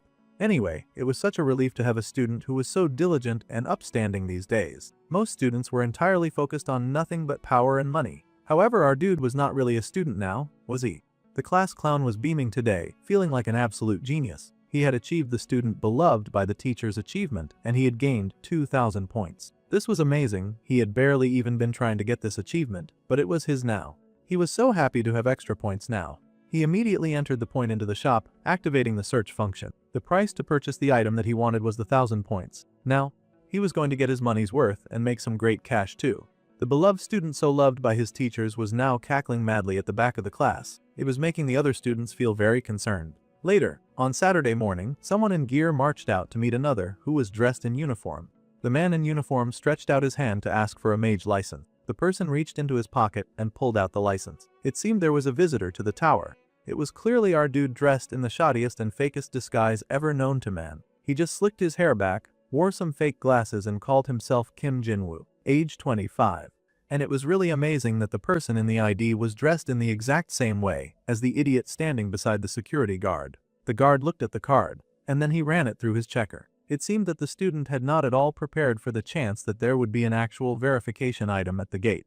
However, much to everyone's surprise, the seat-rank mage Kim Jin-woo, who was 25 years old, was somehow confirmed as a legit hunter. That had to be some kind of crazy glitch. The security politely greeted him and handed him back his card. No way, security was really lax around dungeon areas. The boy had known that he would not get caught, but he had still been super nervous. Wow. Bro really trusted in a faulty and corrupt system just to get access to what he wanted. This was the new identity that he bought from the points shop a few days ago. So, apparently, he could just buy an identity, too, from his silly little shop. That was crazy. He had even been given the opportunity to set the details of his new identity as he liked. A mage license could be issued together with it, too. The price was, of course, 10,000 points, so that was what he had spent all of that money on. Now that he had the points he needed, he got the fake identity card immediately, and now he was sneaking into low-tier dungeons. The mage licenses in this world were pretty special, and they contained a unique magic formula so they could never be forged, except through a magical cheat system, like the one that he was blatantly using right now. Plus, he had gotten these amazing color-changing glasses on, so his disguise was pretty flawless. Now, he would go ahead to clear the tower and go straight to the Han River.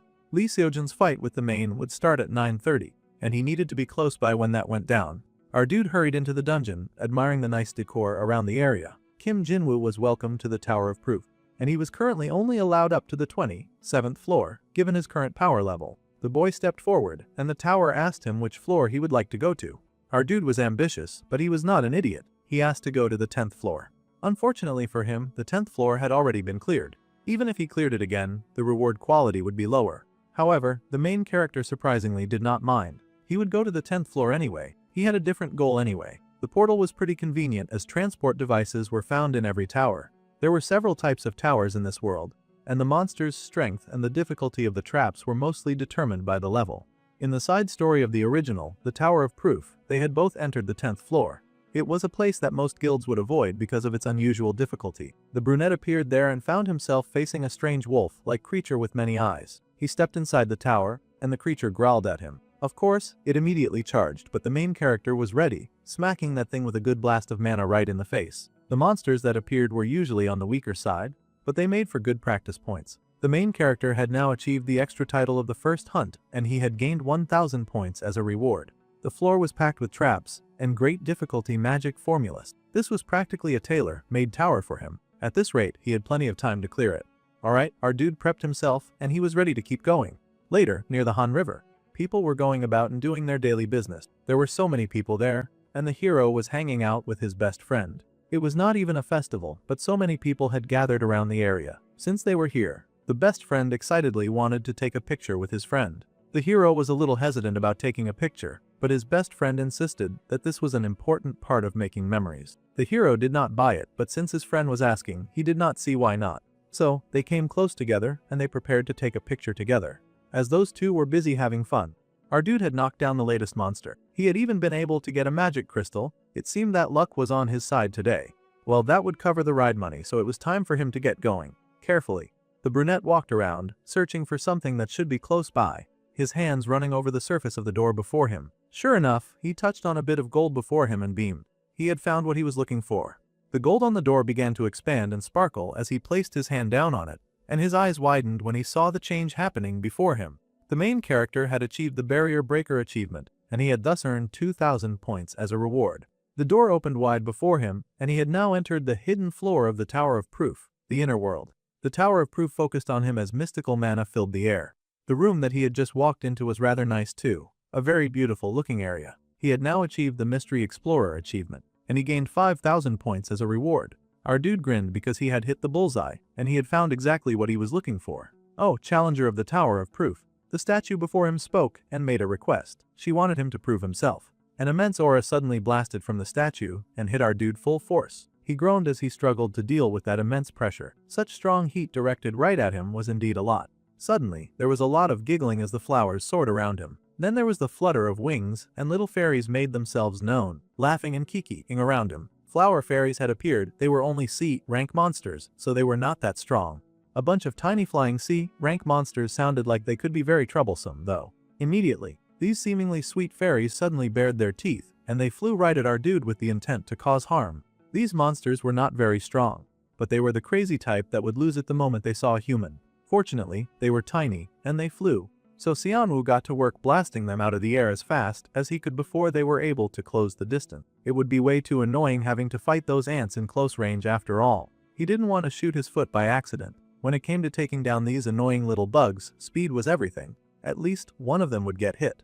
Instantly, he fired shot after shot at the little flower monsters, taking them down with merciless efficiency. One by one, they faltered and fell until the other fairies got spooked. The boy summoned up a magic circle because he was not even done just yet. Even if he defeated every fairy, he would not be able to clear this floor. The statue had asked him to prove himself, but that was a little difficult. His individuality was not something that he could prove by just taking down all the fairies. So, he activated the unique trader off the outsider's benefits and decoded the magical formula before him. The formula popped up on the screen, once again like a god-given cheat code, and our dude read through what he had to do.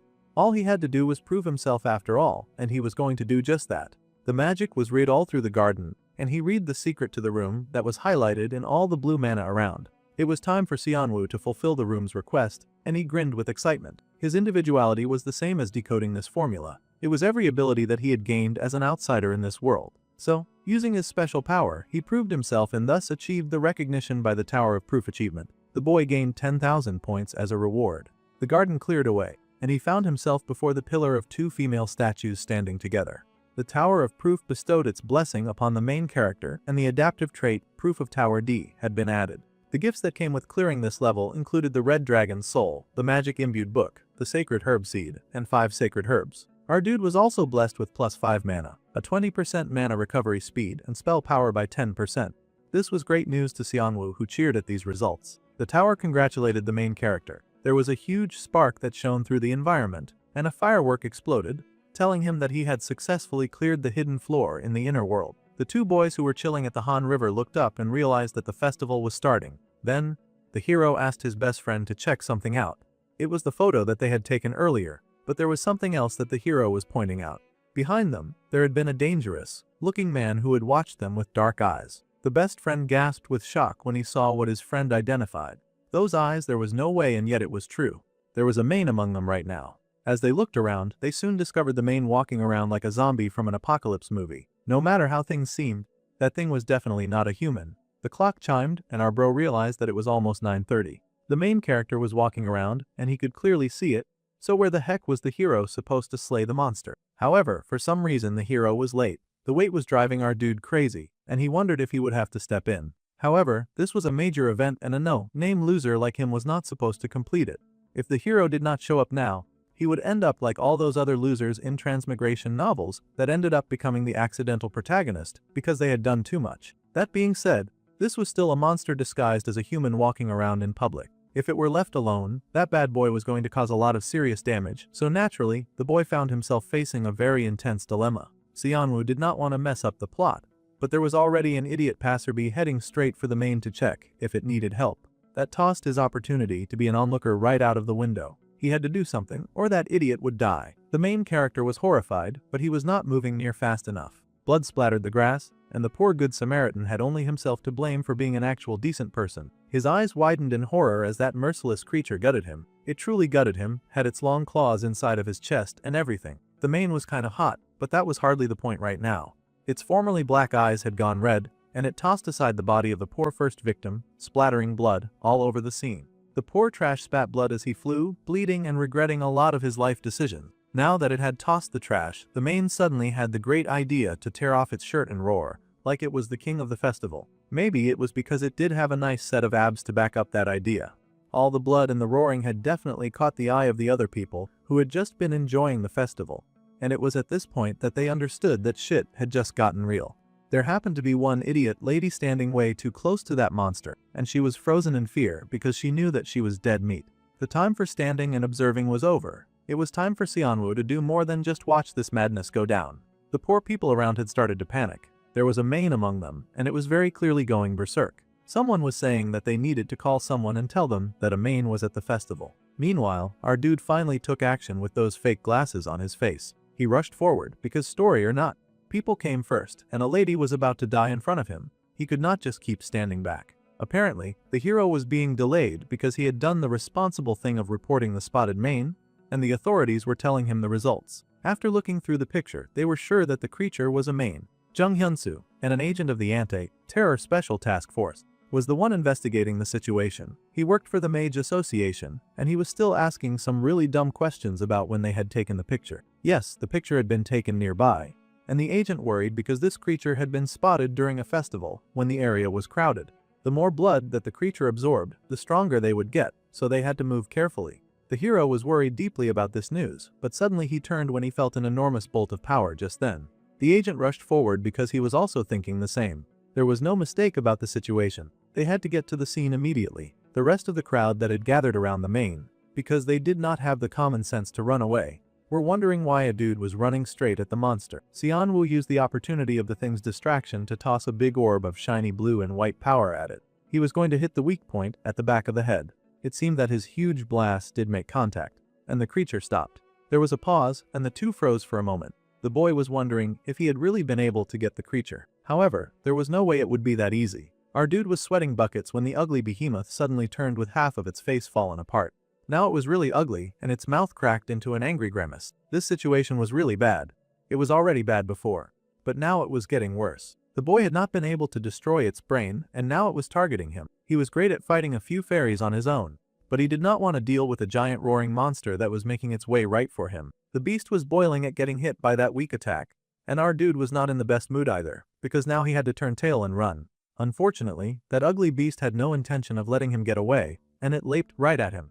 This was the kind of situation where the main character had to put himself first. He was planning on saving his secret move, but now he had to use it here in front of all these people. What a pain. Now, our dude activated the Great Nature's Heart, and for 1 minute, his mana recovery speed would increase by 1000%.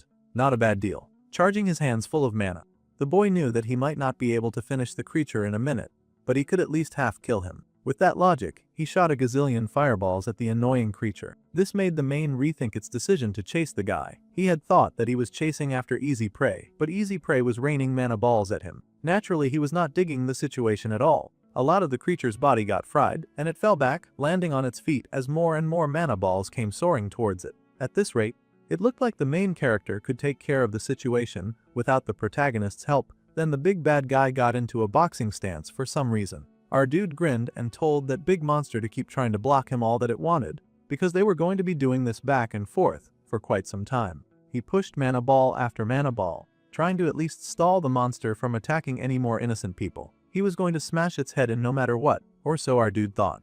Fortunately, who would appear but a hero swinging a master sword? It was amazing. The story had unfolded just like in the book, but with an extra twist. The main's head went flying, its mouth open in surprise because it had not expected an enemy to come in from the back. Xianwu's eyes widened when he saw the protagonist enter the scene. It sure had taken Xiaojun long enough to get here. The main was cut into pieces within an instant, and the agent they had contacted sighed in relief now that the situation had been resolved. Zheng Hyunsu, the agent with the Special Task Division, stepped forward, and he thanked the random stranger who had aided in making sure that thing would end much more easily. The man even asked to see the dude's mage license for a moment, as he needed to verify the man's identity and issue a reward. Fortunately, Xianwu had a fake license, so he just offered that one up.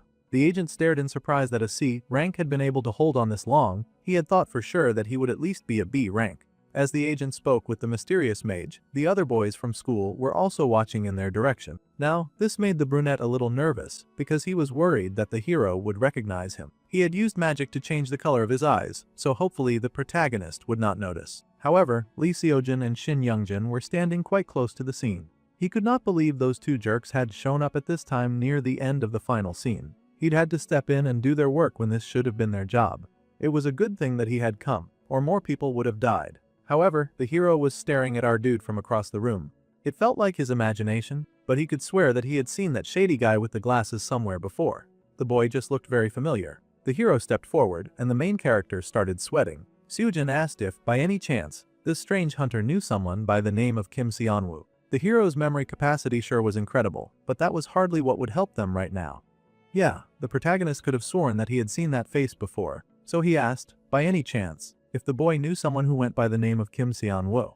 A pox on the hero's great memory because he had actually taken enough interest in our dude to remember his face and name. The hero explained that the boy he was referring to was a student at the Magic Academy. Now that he mentioned it, his best friend could definitely see the resemblance. He wondered if this strange hunter was somehow related to Seon-woo. The main character behind the glasses laughed awkwardly as he tried to figure out which lie would not ruin him right now. He chuckled and said that he had never heard of that boy in his life. Well, this was news to the hero. But the agent insisted that this random mage probably just looked so ordinary that they had mistaken him for someone else. That burn had come out of nowhere and was so uncalled for.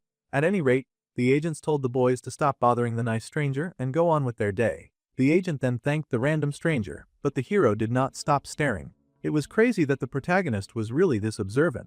Usually they were just goody, two-shoes airheads. His golden eyes were really fixed on our guy. He should have dismissed this whole thing by now. Seon-woo would not have even gotten involved in this mess if the hero had just shown up on time. He had just done what needed to be done, that's all. First, the agents will be heading off. He informed the mage that more agents would arrive to handle reporters and take care of the situation. The boy bowed and thanked the agent for saving his life back there. While the evening continued, and our dude was able to retreat into the shadows for a bit to check out his stat window. He had now participated in defeating the B-rank villain Jang-un. The brunette was surprised to learn that he had participated in the subjugation. Of course, he had participated. He had kept that monster stalled long enough for the main character to run at it. This was changing a bit too much from the original story, but perhaps that was how things had to go.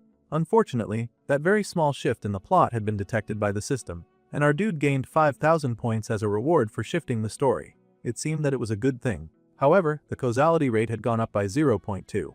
This really interested our guy, and he wondered what the causality rate was. Stuff had definitely changed because he intervened. Causality was earned by resolving major events in the main storyline.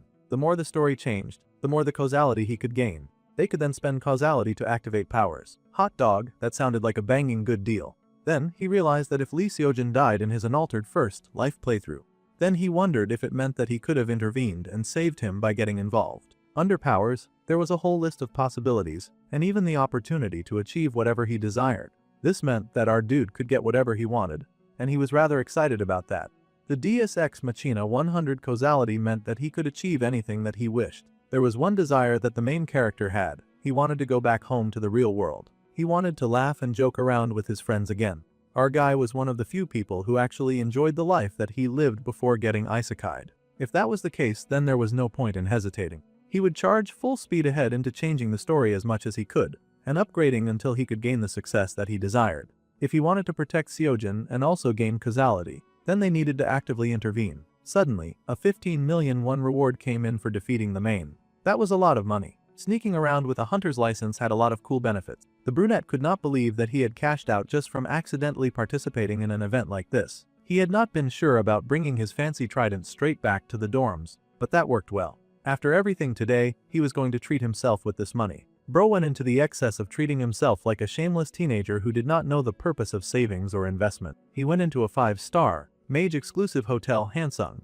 The Hansung Group was a global corporation, and they were all about power, influence, money. And they even played a major role in the original. Attendants greeted anyone who checked into the hotel, and our guy whistled at how fancy everything looked. It turned out there was a rich hot mage visiting today, and it was none other than the Hansung Group, Vice President Han Sajin. He was the #1 pick to inherit the company as well.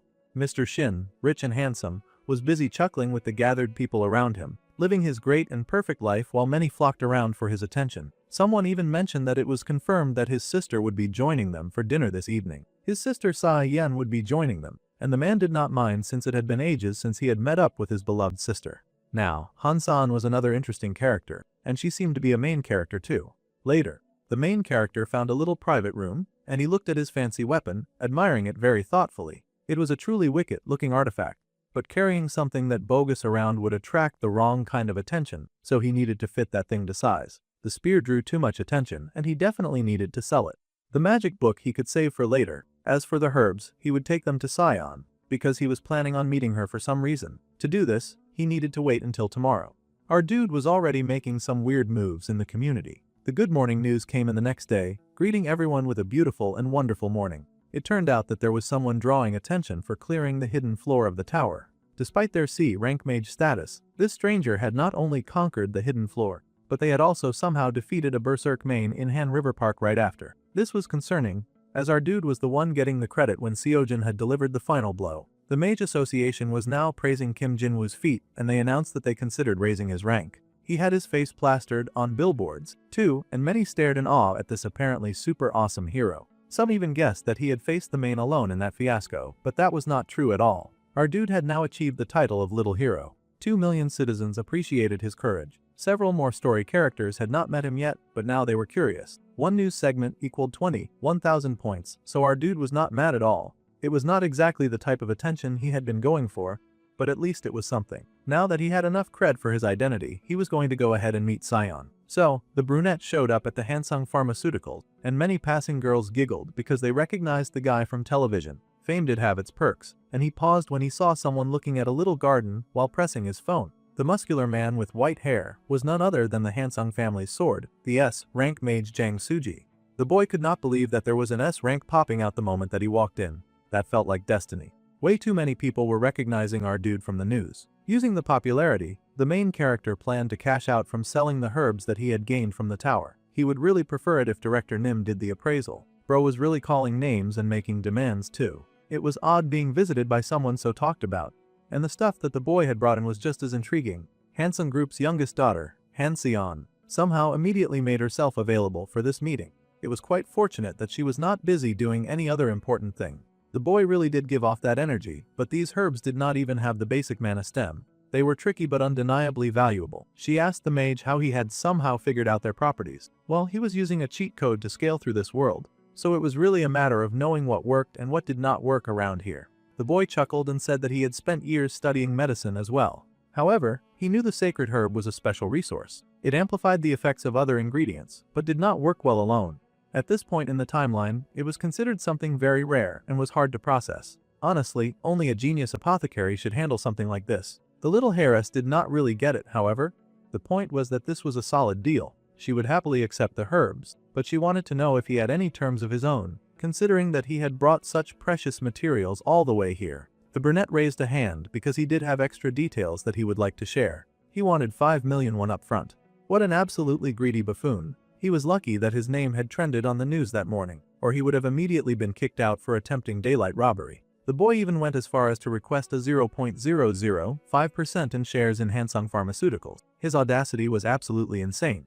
The lady could not believe what this boy was asking right now. Guess he did not know how big their group was. The boy just smiled and said that stock was what mattered. If the sacred herb got commercialized, Hansung would own pharma. As cute as he was, there was no way the young heiress was giving him shares, so she asked him to name another condition. As expected, he figured she would react that way to the shares request, which meant she was more likely to grant something else if he asked for it. He then requested a VIP underground auction membership. Please. Plus, he wanted her to make potions and to deliver items when he needed them. He would pay for the service, of course. Bro was making a lot of crazy demands for someone who had walked into the shop with just a few magical herbs. Sure, they were rare, but since this was their first time meeting, one would think that he would come in with some pretense of humility at least. The lady, however, was rather amused by his behavior, and he smirked. It seemed that this mage was asking to run her errands. In exchange, he would tell her the weak spot of the vice chairman Han Sejin, who was the older brother of the division head. The lady's eyes widened in shock. It seemed that this was the kind of information that she was very interested in. The lady had the intention of taking over the Hansung group, and she would even mess with her own family for that. He knew all of this about her since he already knew the original story. Wow, what a family of vipers. The news had reported all about Kim Jinwoo's exploits, as if nothing else was going on in Magic Korea that day. The Dark Guild was also able to get the information that Jangin was dead.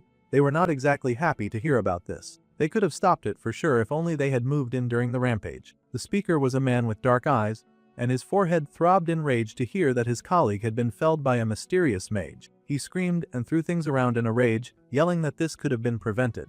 The man who'd just been sipping tea told Baekkyung to calm down. It was an order from someone above them. If they had helped a main who was running wild among humans, they would only put themselves in danger, and then they would be exposed as mains too. The redhead cursed in anger, his bad energy radiating around him in waves. He cursed and asked how long they had to keep living like this in hiding. Bro was so vexed that he swore to kill that Kim Jinwoo dude. The other guy was a human, and he asked if that was really going to be okay. The mage seemed to be near the main's client. The redhead scoffed and said that, of course, it was fine. They knew what his client was like. That person was the kind to cut off even his own family with a smile. It seemed that the head of the Hansung family did not have pure hands. He greeted his sister with a smile, and she happily waved to him, saying it had been a while since they had hung out, unaware of the evil that lurked in her brother's heart. They both got into the car together and talked about how nice it was to catch up after such a long time. The man asked how work at the company was going for her since she worked in a pharmacy. The lady smiled and said that work was hard and dealing with people was indeed exhausting. She guessed that he could say that she was a bit mentally worn out. Father was a little hasty when he handed over so many company shares to her when she was still young. Well, we know she's an ambitious crook, so those were fighting words from her brother. He even said that if it was much too difficult to handle on her own, then she could just pass that on to him. The disrespect had her internally seething as he added that once he became chairman, he would even make her the vice president. All men did was lie.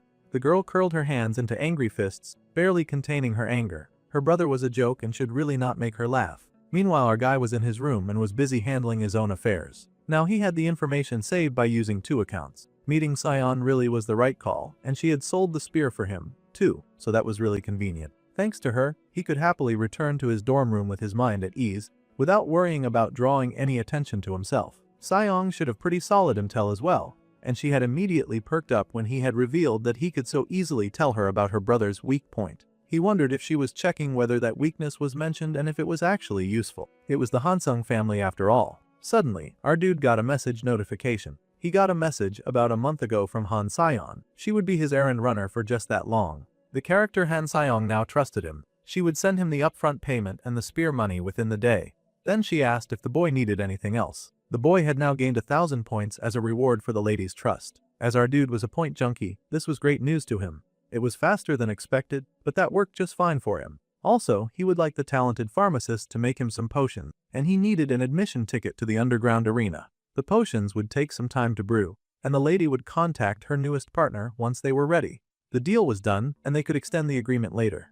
He just had to prove that this relationship was of use to her. However, moving as Kim Jin-woo meant that he would attract mains. There had been a revenge plot in the original story, too, and since his name had been broadcast as the one to take down the monster, it meant that his fake identity was in danger. Seonwo activated the search function because it was time to start making some important preparations to deal with the occurrence of a possible attack. The detection search results popped up, and he scrolled through a few of the available skills underneath that. He found the one he was looking for, the ability to detect killing intent aimed at him up to a 500-mile radius. It was an expensive $50,000 fee. That was insanely expensive. Our dude would need to harvest a whole lot of admiration to be able to buy that. He was gonna have to risk a lot of the points that he had already gathered. Still, he needed to buy that skill. It was the price of staying alive after all, so he closed his eyes and pressed purchase. A few days later, the main character was living his life, and he was able to retrieve the potions that he had requested for. The lady had made them with a sacred herb mixed in. All he had to know was that the side effects had been amplified along with the effect. The amplified mana elixir potion was a kind of increase in mana recovery speed by 500% for 5 minutes. However, our dude would then suffer mana exhaustion for just 30 minutes. That was almost a fair price to pay. Then, out of nowhere, he complimented the beautiful damsel in front of him, telling her that she looked pretty good right now. Yeah, she was not falling for such easy rage bait, and she arrowed her eyes at him, changing the topic suddenly. Everything about this mysterious young man was suspicious. He was a capable mage who wanted such a high-ranking potion. Plus, she wondered how he even knew about the conflict between her and her brother when they appeared amiable and loving to most outsiders. Now that she had fulfilled her half of the bargain, she would like to speak on the weak point of her brother's that he had mentioned the other day. She had dug through her own channels to investigate, and it was honestly shocking what she had found. Her brother had always seemed rather shady, but she would have never suspected that he, of all people, would somehow have killed someone, and it looked like a whole lot of someone's. There were also traces of contact with someone suspected of being a main. All of this was terrifying information. Everything about this situation was suspicious, and she wondered how on earth he had found this out. Well, obviously, it was thanks to the original novel, but he could not tell her that. Han Se-jin was a high-risk character who was driven by greed and sided with the mains. As time passed, he would slowly turn into a full-blown villain. However, he could not tell her that he had gotten his information from a fantasy story. So, he just said that he would tell her if she would give him 5% of the Hansung Pharmaceutical stock. He was making an audacious request again, expecting her to turn him down. The girl was annoyed because she could tell that he was just saying that because he did not want to tell her. The whole thing made her so upset, but it was rather amusing to him. Their discussion was concluding, so he asked her about the arena ticket that he had asked for. She had gotten it, but it was apparently not transferable, so he would have to enter with her. He could see that was why she was dressed so weird and shady that day. She yelled that it was his fault that she had to wear such gaudy and silly clothes in the first place. She had spent money and risked so much to follow his demands that she just had to ask what on earth he was planning to do at the arena anyway. The boy explained that he had made some money, so now he had to grow it. That was Ariel's fancy way of saying that he was just going there to gamble. She could not believe that he was going there to blow all of the money that she had just sent him on gambling. Youths of this day and age were so irresponsible. He was not about to get scolded by another adult when he was cosplaying as an adult. Besides, he was 2 times her senior from regression and dimension jumping, so she should at least pay him some form of respect. Well, she did not support his life choices at all, and she told him to consider their deal over at the end of this month. The character Han Se-an was now deeply disappointed in him, and her interest in the boy had sharply dropped. She was so disappointed that our dude would probably not get any more points from her for a moment. However, that did not matter to Seon-woo. He took up the fancy mask that he had brought and quickly put it on his face, knowing that by the time they left the arena, he would have earned even more of her trust. The evening sky darkened, and the two made their way into the special place. There were guards at the door, of course, so they had to check if they were authorized to enter. They got the very important person banned, and then they stepped inside. It had been a while since the people had welcomed a VIP. The brunette was about to keep stalking in, but he gaped in awe when he saw a familiar-looking dark man with a mask. However, he could not entirely disguise himself to our guy who knew so much, and he instantly recognized the man as the S-rank main and top-tier villain, Ha Ryong. Now that was frightening. Bro's eyes did not look even slightly dark at all. The main character was sweating as he realized that it made sense for a man this important to be here. Ha Ryong was the host of this very arena, and the man smiled, asking them to please enjoy their time. He walked past them with a polite smile, but Seon-woo could not help but stare after him in awe. That dude was terrifying, and he was not at all on the level to handle him. He had to make sure that he did not get tangled up with him. They proceeded into the arena, and the stands were packed with people, of course. Everyone had on masks as they eagerly watched the games that would take place on the stage below. There were quite a lot of people in the area, and the atmosphere was pretty hyped too. That was probably because of Yang Hongju. The lady asked who that was because she was not very familiar with the name. That dude was the most popular fighter right now, and he was a mage who held the champion spot for 3 years. In terms of combat ability, the guy was basically 8 rank. The heiress easily guessed that there would not be much money made off a consistent winner then, because there was a huge possibility that everyone would bet on him. Our dude was well aware of that, but he had an easy trick for making money. The boy happily waved to the officials and informed them that he would like to place a bet. They asked how much and on whom. With the biggest and proudest smile that the boy could muster, he put a whopping 530 million on Yang Hongju's opponent. Now that was insane. Even the lady could not believe that the boy would do something so reckless. The official could barely believe his ears and asked the main character to repeat himself. The lady begged him to reconsider. They did not know anything about Yang Hongju's opponent, and he was placing such a large amount of money on something so casual and stupid. The main character just smiled. He had a few ideas about the man's opponent, because he knew that a rookie would be having their debut match today. The rich heiress could not believe that this idiot was about to place his bets on a rookie who had not even debuted yet. Meanwhile, inside the room, the man had taken off his mask. He had already heard the rumors that someone had bet a whole 530 million on Yang Hongju's opponent. This was correct, of course. Immediately, the man wanted to know what idiot had that much money to spend. The answer, of course, was a dude wearing a rabbit mask. Too bad for our guy, who had not wanted to get the monster's attention because he had it now. In fact, the monster remembered that he was the VIP from earlier. Now this was an interesting turn of events. To a very important person like that kind of money was likely just pocket change. A rich weirdo with weird tastes, something that could be overlooked. However, a different sort of information was leaked to different ears. The redhead had just heard that Kim Jinwoo had shown up at the underground arena. He heard that he had come with Han Sion for the event. This was perfect, as the red mane had been so frustrated for way too long. He had been pissed about having no intel about that guy. Now, it was time to get the car ready. Tonight they would be avenging Jang Han. Meanwhile, there was a battle going on between two men. They were monitoring the proceedings in the pit, and the fighter inside was begging for his opponent to spare him. This seemed like the kind of fight to the death battle. Gruesome, ugly, and bloody. No wonder a lot of manes were hanging around the area. The poor fighter begged that he was surrendering, but his bloodthirsty opponent just mocked his whining and said that he should have surrendered from the start. With a swing of his ruthless weapon, he cut that man down, and the man gasped, choking on his blood as he was knocked down. They had a winner for the first match, and it was none other than some crazy jerk with long hair. The people could not believe that the crazy person whom he had been fighting against had actually surrendered in that battle. They had bet so much money on him too. Of course, people were not happy about the garbage that had lost his match, and they yelled really mean things at him because they valued their money way more than his life. The underground arena was definitely ruthless. Still, the main character informed her that the host would not actually let any of the fighters die. Well, that was a relief to hear. Now, in just a moment, the strange rookie would fight against the arena's champion. The match between Liang Lang and Yang Hongju was about to begin.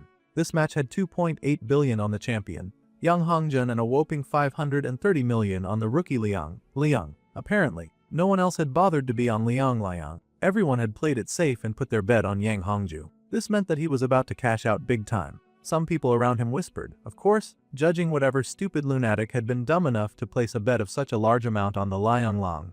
After all, reverse odds were great, but there was a limit. If that rookie lost, that idiot would get nothing. There was not even a doubt that the long-running winner would win. The student smirked and told them to talk all they wanted. If things went his way, he was walking out with almost 6 times what he put in.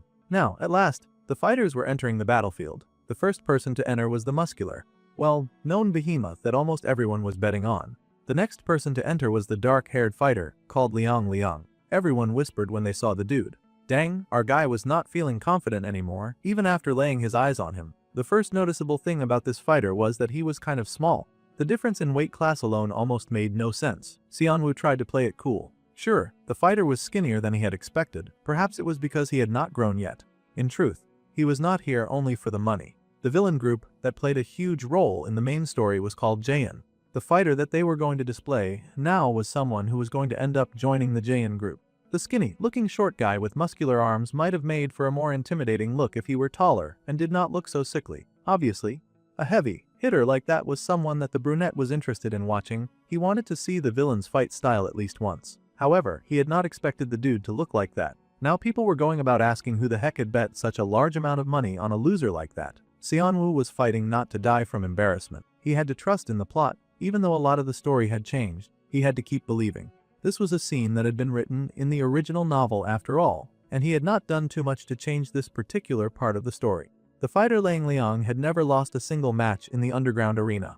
Of course, the big winner took one look at that sickly-looking short pathetic rote, and he laughed, saying that the man was so low-level that he could not even bother with it. It was an insult to him that he even had to fight a guy like this. Bro was just radiating all the colors of arrogance. With a scoff, the muscular fighters powered the sparks all over his body, and he burst forward at maximum speed, flying forward to take down the opponent standing in front of him. With a gasp, the small, emaciated-looking villain dodged with shock, managing to avoid that punch that had come flying right at him. The villain actually looked surprised, like he had not expected his opponent to attack him that fast. However, the mighty Hongju suddenly spun in his attack and managed to land a hit on the villain that had been trying to dodge him. With a gasp of pain, the smaller-looking future villain went flying. The poor dude hit the wall, smashing against it hard, and he struggled to stand up as the muscular guy advanced. The crowd was cheering and crowing with joy. They were so pleased about what they were seeing. Meanwhile, Seonwoo was high-key panicking. It was good to see a main character act unsure about his decisions for once. He did not want to lose 500 million on a crazy dare. He believed in the story, but the beating the future villain was taking was incredible, and he wondered if that tiny guy could actually win. While our bro was worried about the future of his finances, a smooth car was driving towards the arena with the intention of ending all of his futures permanently. They needed to get to the underground arena, but there was an understanding that they could not storm in right now. If he rained Ha Ryong's event, he would not be able to make it out in one piece even if he did get some vengeance. Instead, the redhead main was going to play it smart. He needed to know what time the event would end. Fortunately, the event would be ending at 10:30. That was a good time, and the evil monster grinned because that worked great for him. When he killed that loser, he would make sure that he would regret it. Meanwhile, the Liang dude was getting beaten within an inch of his life. Bro was getting smacked by that big, muscular giant in every possible way. With a heavy fist, the big multi-winner slammed a huge sucker punch right into that tiny guy's gut, and the future villain made out a large cry of pain. This beatdown was so one-sided that the main character had every reason to worry about how this was going down. The big muscular Galut laughed at his victim, and he told the little runt to know his place and to get lost. With that, he kicked that dude into the wall again. At this point, he was treating his opponent like his own personal punching bag. He was just playing with him at this rate, kicking him, punching him, and throwing him around for fun. That was so many levels of fall. Unfortunately, all dirty moves were allowed in this arena, and that big muscle gorilla was free to beat up his opponent as much as he liked until they were ready to surrender. The poor debut rookie was now in a worse state than when he had stepped out of the door, and all of his body, arms and chest were covered in dust and debris. The people cheered for Yang Hongju. It was looking like Seonwoo was about to lose a whole lot of money, a situation that the boy could not be pleased about at all, and for good reasons too. No one would want to lose that much at once. He had trusted in the story, but now the crowd was happily praising the name of Yang Hongju. The main character could not believe how fall the story was doing to him right now. There was no way that the big gorilla had actually won. The main character was doing his best to try to blink away reality because the real life that he was currently existing in was trying to zap away his hard-earned cash. Suddenly, out of nowhere, there was a splatter of dark blood in the arena. The sound that followed was shocked silence when Hongju turned in surprise to see that the opponent whom he thought he had beaten down was standing up again. The man coughed up blood, shocked as he realized what had hit him. The future villain smiled wickedly, a look of joy on his face at finally getting to land a hit. Of course, the big guy was not so pleased about suddenly getting hit, and he ran at the little guy with all of his might, hatred burning in his eyes. The smaller guy smirked, standing to greet him as he continued to harvest his weapons from his body. That tiny menace was pulling out bones from beyond his ribs. His skin was splitting open like water for Liang Lang to fetch bones like his body was a sheath of many swords. Once the tiny guy had a proper grip on his next batch of weapons, he let them fly. It was truly a horrific sight. Each of those bones flew forward and struck him, piercing different spots of the big guy's body. They arched through the air in dangerous purple power and stabbed the big guy in many different places. More blood trickled down his chest, and the many-time winner screamed in agony. The man stumbled, falling off his usually stable feet, and his body toppled to the ground. It was a pretty hard ask for anyone to stand up with about 5 bones buried inside their gut. All-time winner, Hongjin, toppled to the floor with a large crash, and all around the room there was silence. There was no cheering, no screaming, no excitement. Of course, it was a monumental moment for the arena. How could there be any celebration when everyone inside had just lost the biggest match of the night? They stared both in shock and awe, wondering what would happen now. They could not believe that Hongju had actually lost for the first time in years. The pharmacy heir stared down into the pit with great amazement. Suddenly, there came a cry from the crowd. A scream of frustration as they yelled in hatred at that coward who had lost them so much money. They screamed and cursed at the loser that they had cheered a few minutes ago, hating him for daring to lose their money. As those people cursed and screamed, it was time for Xianwu to wrap up a day of hard work. It had been a pretty close call, but it was time for him to go. The lady rushed after him, of course, amazed at the miracle that she had just witnessed. To call this situation a coincidence was perhaps a bit convenient.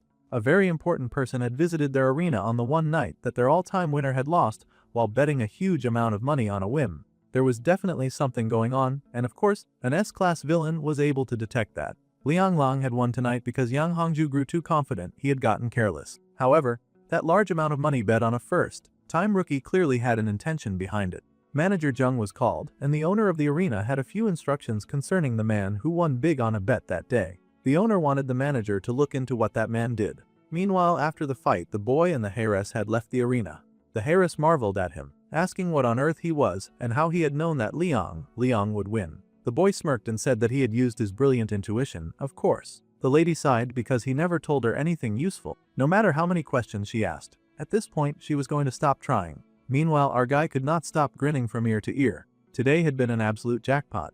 Thanks to the bet, his balance was now over 1,000,000,000 and he had somehow moved all of that money to Kim Seon-woo's bank account. That was pretty risky business, moving illegally made money to his own legal name, especially when he had enemies on the lookout for him. However, the main character was too busy being drunk on all of his achievements so far to care. He had achieved the Gambler of the Century award, and the character Han Sion was starting to trust him again, so that was great. The character Han Sion now felt a strong curiosity towards him too. It seemed like she was crawling into main girl status thanks to her curiosity and helpfulness. In fact, her interest in him had now reached level 1 status. That was interesting. Our guy had earned 7,000 points from hitting that interest milestone too. He was just cashing out back today. After blowing through his points for buying that killing intent sense, he was earning them right back. It was just at that moment that his eyes widened and the killing intent skill kicked right in. The main character froze as he felt danger coming in strong and heavy from the mysterious white car parked along the road. Killing intent had appeared. Killing intent had popped up like he had summoned it just by thinking about it. What a tragedy. There was just one group that immediately came to mind.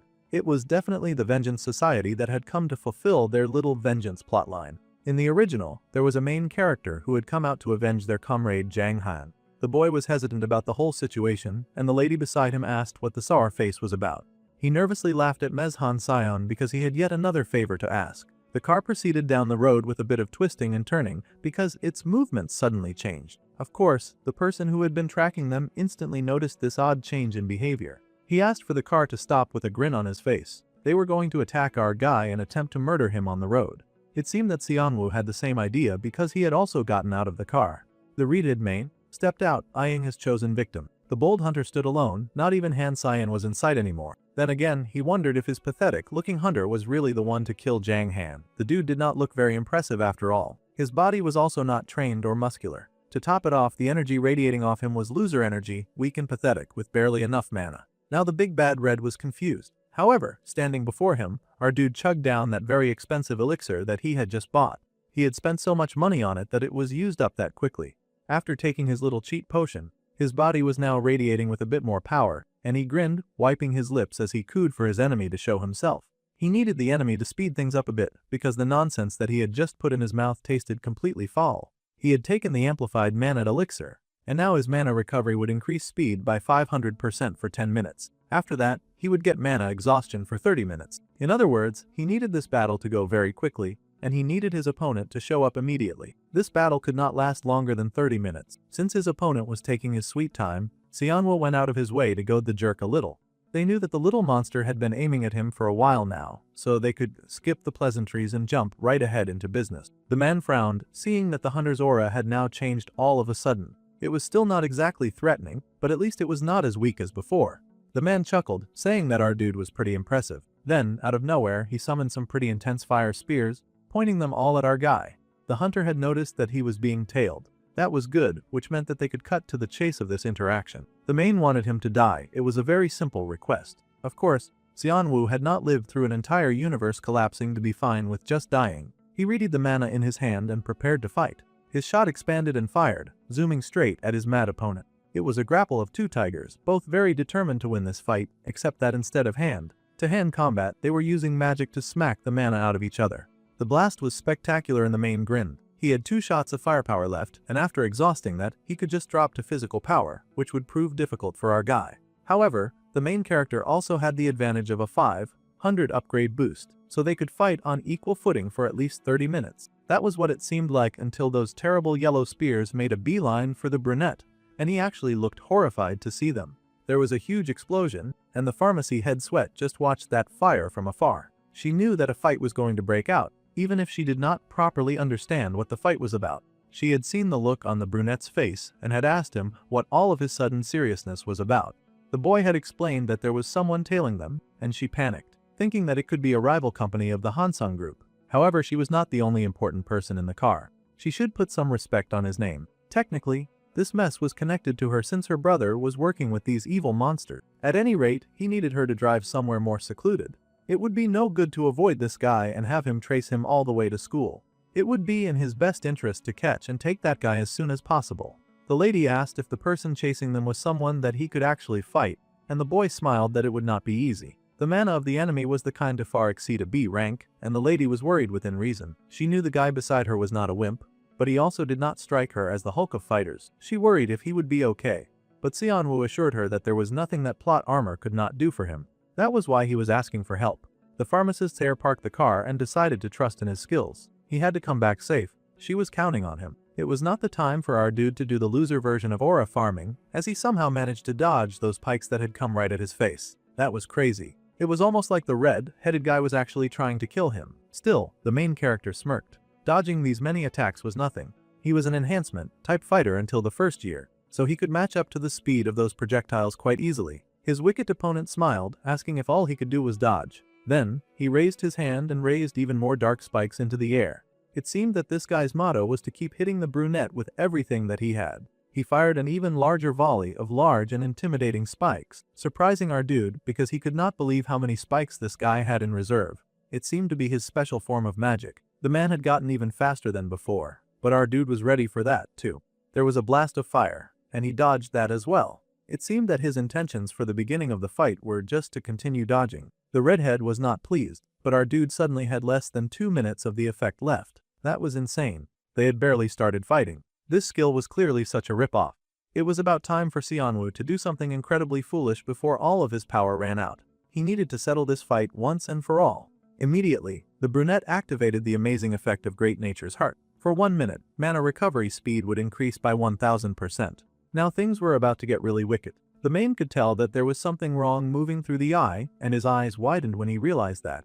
Suddenly, the hunter standing before him had a much stronger aura than before. Now it was time for our dude to aura farm to his fullest potential. He bent to the ground like a frog prepping for a mighty hop, and then he burst forward, running like a bullet train right for his opponent.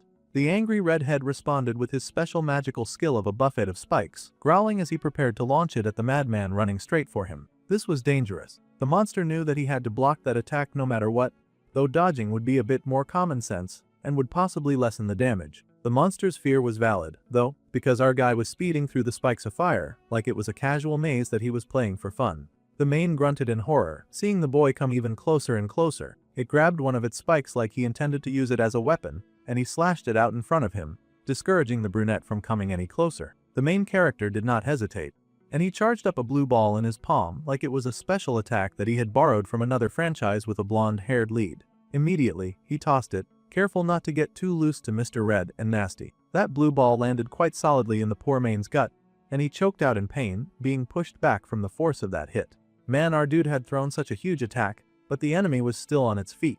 They could not let up now. Any opening that was granted would quickly be used against him, so Seonwoo charged up a second attack and launched it a second time at the wicked creature before him, figuring that he needed to spam the attack mode for as long as he could. That wicked redhead blocked the attack, growling in annoyance at how persistent the student was. The main cursed, hands raised as it pushed back the attack. Seonwoo was also doing the best he could, but he was struggling to some degree.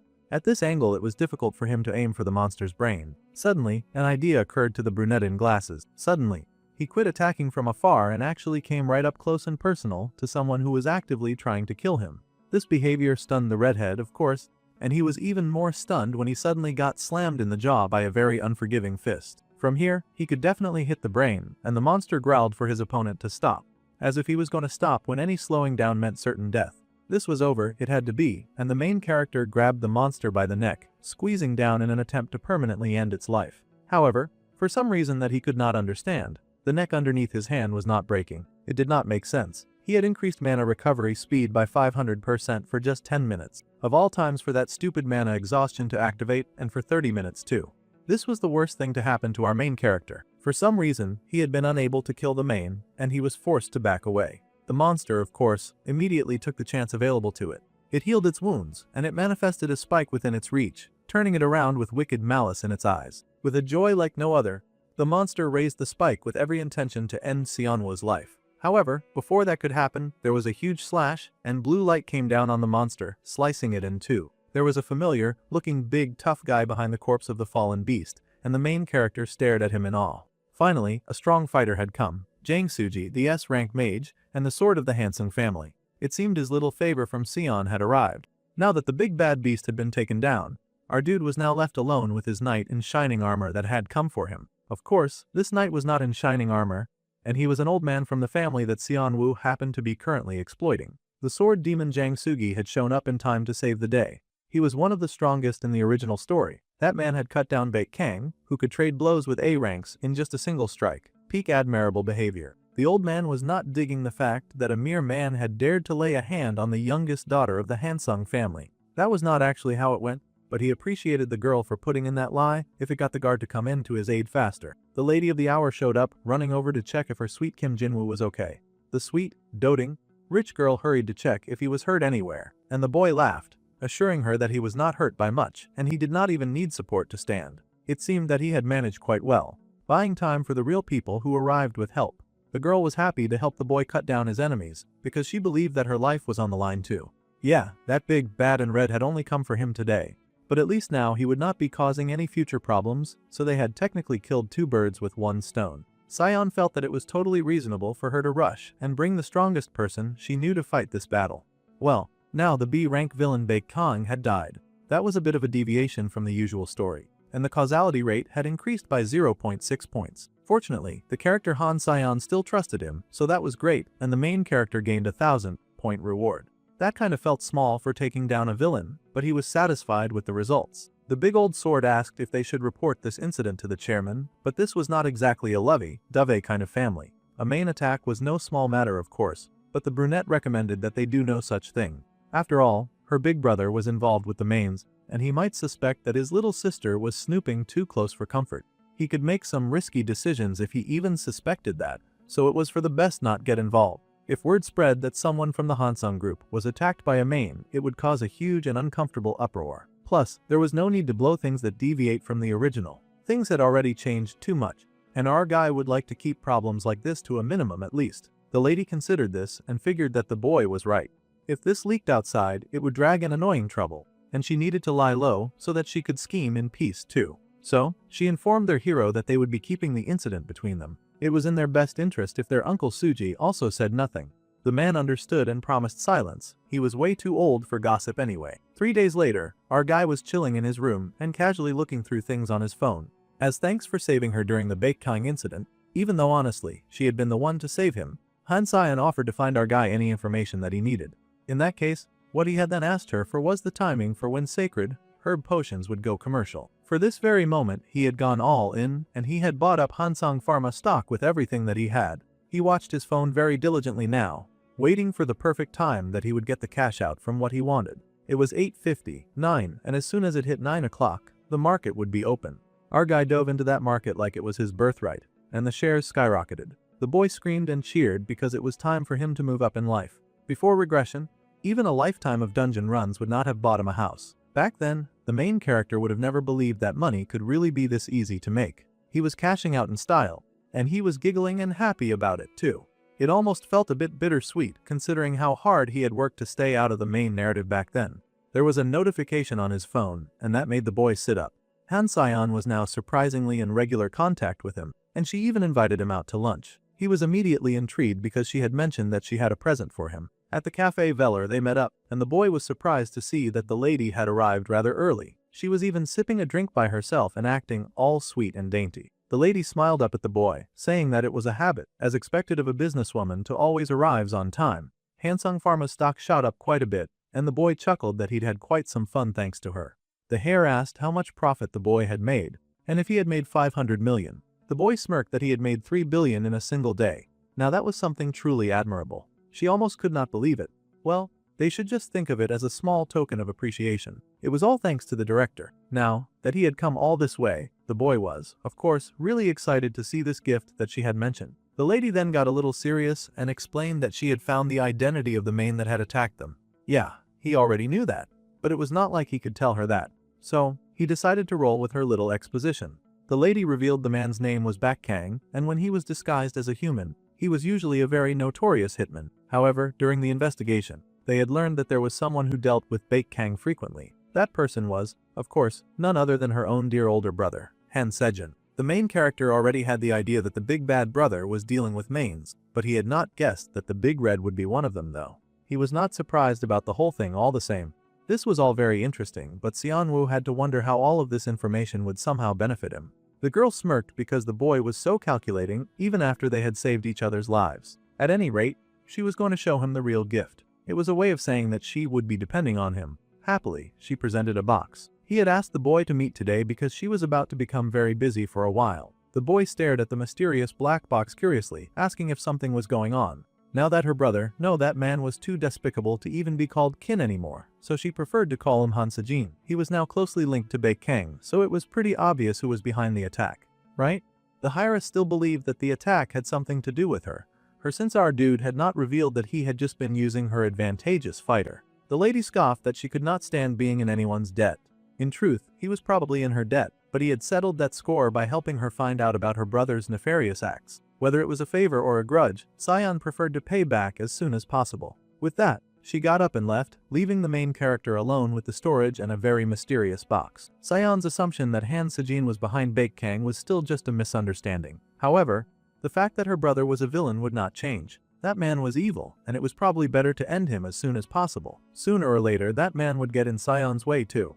In that case, taking down Han Sejin through Sion was not a bad idea. Then the lady stopped to call Kim Jinwoo for a final thing. She smiled and said that she hoped it suited him, making him even more curious about this mysterious package. After all, she had worked really hard to pick up that gift herself. The boy smiled and thanked her, showing gratitude that she had gone the extra mile to be kind. Then, he carefully opened the box and found within it a silver band. It was a mana alloy bracelet, the type of sturdy bracelet that was imbued with mana and had an SS durability rate.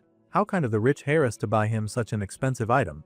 It was almost like she was flirting. The boy beamed with joy at getting such a sweet item. He sat there staring happily at his wins when he suddenly got a notification. The boy looked up in surprise and saw that the character Harayong was curious about him. He was now gaining 1,500 points. That could not be a good thing. Inside his office, the big boss of the mains was looking through the files that he held, studying as much as he could about this strange, masked rich guy. Someone came in and bowed, greeting Lord Harayong. It had been almost 10 years since he had known Qianhai, and he asked if the man had come to discuss the 10 Demon Council. Well, that was correct, but there was also another matter that the council wanted to address. There was something that the man wanted to ask first. With his head bowed, he talked about how he was sure that the main man had heard that his close friends Jang Han and Baek Kang had been killed a few days ago. Coincidentally, this could all be traced back to their encounter with a human mage who was tangled up in both incidents. According to Baek Kang, before he had died, this man had visited the arena not long ago. The man with his head bowed then asked their king Lord Harayong if he had perhaps ever heard of a hunter called Kim Jinwoo. Now this was very interesting because that happened to be the guy that he was investigating. Of course, the Dark Lord had heard of that guy. In fact, he was currently looking into him. It was interesting that other people were taking an interest in his query, and it was no surprise, honestly, because his query had been very busy. That guy also happened to be the only VIP that had bet on Langliang. In the dimly lit office, the man then made the request for the big boss to share any information that he had on Kim Jinwoo. The man was ready to spill his blood on the graves of his fallen friends. Oh, that guy was also a main. They kept popping up one by one. Immediately, the big boss called Qianhei to heal. It was one thing to come into his office and make a request. It was another to get so passionate that the request started to border on a demand. It was best that the big guy watch himself, or he would get burned. The strong and oppressive pheromones oozing from the big boss hit that dude like a ton of bricks. He quickly got the message to shut up.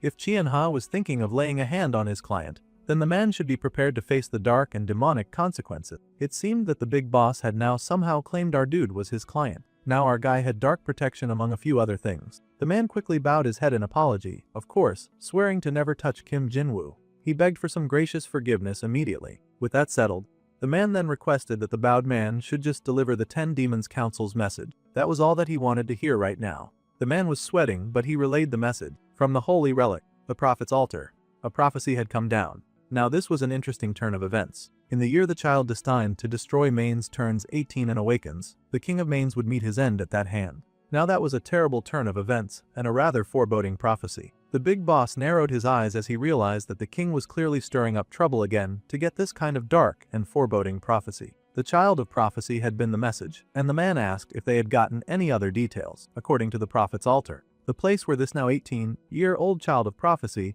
resided was none other than the Magic Academy. After so many days of side quests, it was finally back to school where the real protagonist dwelt. If he could even be called the protagonist at this point. Our dude was standing around and observing something in front of him. For now, the boy was admiring the beautiful bracelet that Sion had gotten him. He had caused a lot of havoc as Kim Jinwoo, and it was time for him to lay low so that he did not attract even more awkward attention. The character Harayang was curious about him, and that was not a good sign. The extra points were appreciated, but there was no way that he wanted a big bad's eyes turned in his direction. It was not the time to get tangled up with Harayang just yet, or he'd end up eaten alive. There was something more important that the main character needed to focus on right now. Something that had to take up most of his attention. Xianwu grabbed the scroll before him and opened it up, its magical properties glittering as it revealed what it held inside. This was a magic-imbued book, with a spell shield that would deploy a barrier to block one spell. It would only last for 12 hours. Our guy was doing his best to study. It would not be long until the midterms began. This was where students had to prove their ability in front of all kinds of important people. It was a key event that was tied to Li Yujin's future path. But these midterms mattered even more because of one key element. The child of prophecy, an almighty being whose coming had been foretold in the ancient text, the future ally of Li Xiujin and the one born with the power to destroy Maines. To flesh out the still unawakened child of prophecy, the Maines would suddenly show up and infiltrate the school at 4 in the evening. Using their dark powers, they would attempt to strong-arm the school into giving up the child that they came for. But they would then be quickly wiped out by Li Xiujin, who would not tolerating their nonsense. That was how it went in the original anyway. The scale was not huge, but it was an episode loaded with all sorts of important hints. This time, our dude would be watching not just Xiujin but the child of prophecy as well. He had to make sure that neither of these two people would get hurt during the raid. So, that day at school, the teacher called their attention. In addition to the next week's midterm schedules, there was one more announcement. The midterms were already killing the students, so they wondered if they could really survive waiting to hear one more announcement. One girl was so done with school that all she wanted to hear about was romance. Well, too bad. They could never get away from the school life, and they heard that training was live combat, and live combat was training. For them to prepare for midterms, this year's second years would be doing several days of free sparring classes. The class looked stunned to hear this. Free sparring was an interesting idea. If they could not find a partner that day, then they could go ahead and watch or practice alone. For now, the group was dismissed. The announcement was barely over before Yuara suddenly started burning with some holy flames. That girl was obsessed with Li Xiujin. The hero was so over it. The main character already guessed that Xiujin and Yuara would pair up together just like in the original novel, and the girl was already storming towards him. So it looked like that would play out as planned. Still, even so, the boy could not believe that absolutely no one wanted to partner with him. He had worked so hard to boost his deficient reputation during that last test, and still other students were going in every direction except towards him. How horrifying to be in that position. Well, it was not like it was that surprising that he was getting abandoned. No matter how good he was at theory and barrier breaking, nobody wanted to pair up with the student who was dead last in almost everything else. However, this did not matter, because the person who would be his partner had already been decided. It seemed our guy already had his eyes fixed on the person that he wanted to fight beside. A timid girl who was currently saying nothing. She was not getting picked either. It did not take long for Yuara to get her fire won, and she was just blasting and storming and banging her way through life, trying to take down the #1 fighter in class with all the gusto in the world. The boy just managed to dodge her crazy fire attacks, groaning because he had almost died from just getting out of the way on time. The crazy girl was not finished, of course, and she madly asked Xiujin if that was all he got. With skills like that, she would be taking the top spot in the school from now on. That girl was so thirsty for that top student position, she was putting all of her energy into snatching it. The kind hero stood firm despite the tenacity of his adversary, and he told her not to get ahead of herself. With a smile on his face, he drew his sword, ready to face his opponent and cut her down with all the strength that he had. He had not even finished warming up yet, and he swung his weapon at her. They both clashed, fighting hard as they beat each other around. While those two monsters were clashing swords and firepower, our guy was paired up with a nice and meek girl. That girl looked around for some reason, just admiring the quiet nature around her. Oh, it was not nature, she could just see Lee Seojin and Yuara trying to tear each other apart from the window. They were both so dedicated to that crazy fight. They ranked number 1 and 2 in the whole school. The girl turned away, creating her little ice shards in her hands. She could not pay attention to them right now, she was going to make her small power grow.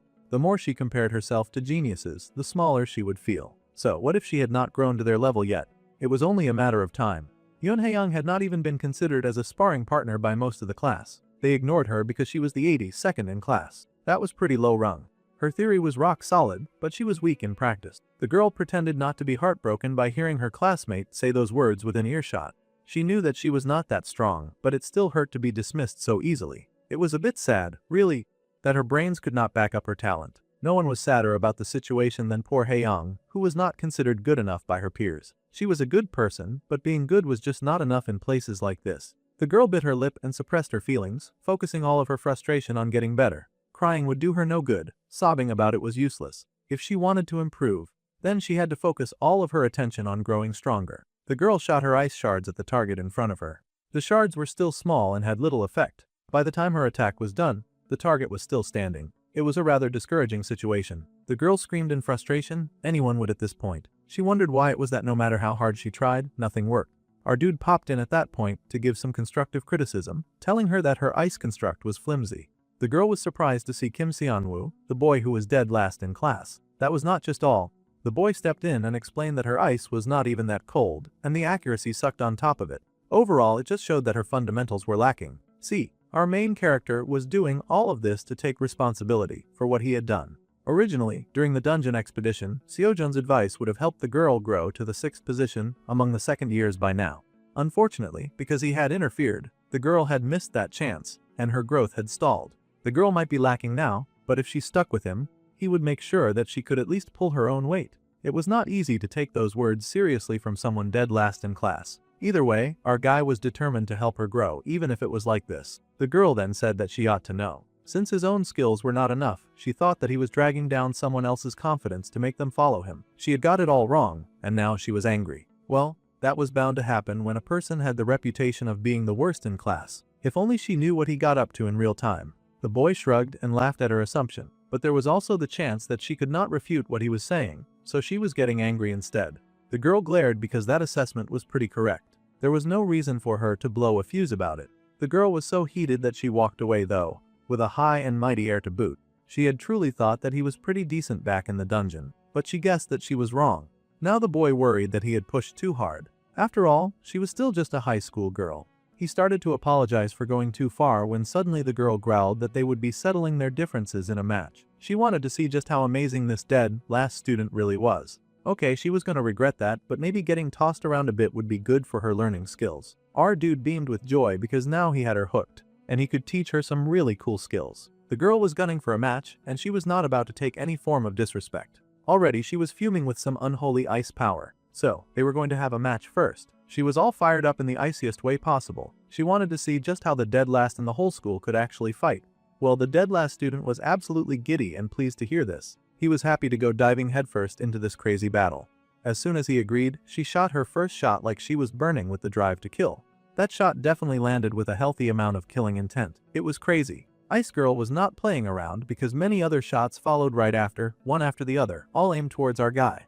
It was time for Seonwoo to get serious because Hae-young was done with acting cute and nice. That was great, because our guy was definitely ready to kick this fight into gear. He launched himself forward with the right kick of his heel, dodging projectiles like he was fighting to survive the Hunger Games. The moment the girl got serious, the density of her construct had changed. That was interesting to see. Her technique was not bad at all. In fact, the main character found himself impressed by her drive. It would not be hard for a brilliant fighter like this to grow. However, her attack pattern was a bit too simple right now. She needed to try for something different. Ice attribute manifestation mages were supposed to shine in utility after all. The girl grit her teeth at the insult, and she growled, asking if the boy was really ready to see a different pattern. With that, her hand raised, and she suddenly summoned a giant ice spear. It was incredible. She had no business wasting her time with those tiny ice projectiles when she could pull something like this. That thing was at least 5 times her height. Xianwu stopped because he was quite impressed by it. It was true that she now had an impressively big weapon, but the question remained, could she use it? With a blast, she shot that death weapon right at the student suspected to be dead last in the whole school. That was almost premeditated murder. The boy stared in alarm at how fast that thing came flying at him. It was large after all. He had to kick to the sky immediately, dodging the ice spear and the way it exploded, covering almost the entire area in ice. Haeyoung herself was shocked. That thing that she had been trying so hard to develop on her own had never worked until now. It was crazy that we had been practicing all this time just to get it right at this time. The ice explosion was so deadly that the main character had to take to the air just to dodge that attack. He landed on the large ice pillar that had been erected, looking at the girl who stared up at him in awe. People needed the right kind of stimulus first if they were going to draw out their abilities. So, provoking the girl had clearly been the right choice, because now she was making fast progress, and the boy smiled with pride. The girl, however, seemed to take that as an insult, but that was fine since this kind of provocation was apparently great for her growth and health. The girl asked how he planned to win if he was always going to run away. She raced at him with rage, asking if he really wanted to partner up with her when he was not even showing her his skills. The battle continued, and the boy stomped his foot on the ice. An inexperienced manifestation mage shared the same weakness as most mages like her. With a blast, he shot forward, reaching the girl in a matter of seconds, and she gasped, caught off guard by his sudden approach. He smirked because once it came to close combat, a lot of these high-power mages were instantly shut down. Still, the girl tried her best when it came to defending herself, and she raised her hand to block his attack.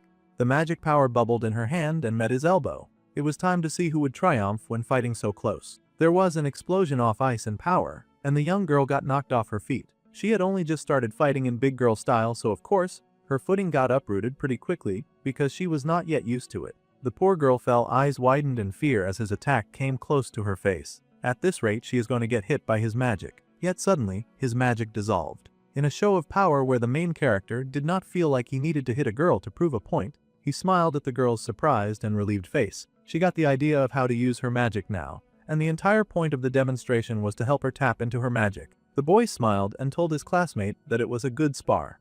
The girl was surprised, not expecting such acknowledgement or strength from someone who was supposed to be dead last in the class. The poor girl fell to her knees in exhaustion, a little shaken by everything that had gone down. She had lost this battle, but she had also learned something new about herself. Everything about this situation is kind of overwhelming. The girl was tired, but with a small laugh, she wondered if she really should be learning magic from the dead last class after all. The boy smiled and stretched out his hand, saying that she just did not know how to bring out her talent. That was all. He smiled and offered to help her, and they would try doing this together. The girl was surprised, staring at this outstretched hand, and wondering if the guy could really help her to use her talent. Well, she took that hand and took that gamble, willing to see what the future had in store. Since this battle had proved fruitful to some degree, the girl smiled and agreed to give Xianwu a chance, so he had better teach her well. After all, he was her teacher now. Once again, our main character had been able to level up. The character Yu Haeyoung had now gained some interest in him, and Yu Haeyoung's interest had hit a level 1. From now on, they would be doing some attribute adaptation training. The boy showed off something in his hand. All magic started with adapting to an attribute, and it was very important to be in tune with the right one. Adapting meant that the mage was able to understand the attribute, and that would determine how well they could manifest their magic. In other words, without basics, no amount of practice would actually raise their level. The young girl had an understanding of what attribute training was, however, she had never heard of doing things like this. The poor girl currently found herself in what seemed to be a huge pool of ice. The poor thing was probably freezing and very confused. Our dude was now moving like the Dark Lord and insisting that feeling her attributes with her whole body was the fastest and easiest way to grow. So, she had to hurry up and start adapting immediately. If she did not hurry, then the ice would melt, and that would be troublesome. Later that night, some dark rumblings were afoot, and some very weird and suspicious-looking shadows started moving through the place like dark spirits on a mission. It seemed to be sucking out the life from certain fallen beings. The dark shadow then settled into a barely identifiable form and asked if everyone was present for the necessary meeting that was about to go down. Everyone responded affirmatively to Lord Qianhai. As ordered, the mains had been gathered, particularly the ones that had been operating around the Magic Academy. They knew the ins and outs of the place, as well as any given weaknesses that the building might have. The infiltration date to find the child of prophecy at the school had now been set for next week. All the members listened attentively as their boss, Keonhai, gave them the details of this mission. Their contact inside had informed them that the security often got lax during the midterms, so that was exactly when they would strike. The time had finally come, and the gathered mains looked really excited about it. However, one of the gathered had a question for Lord Cheonha.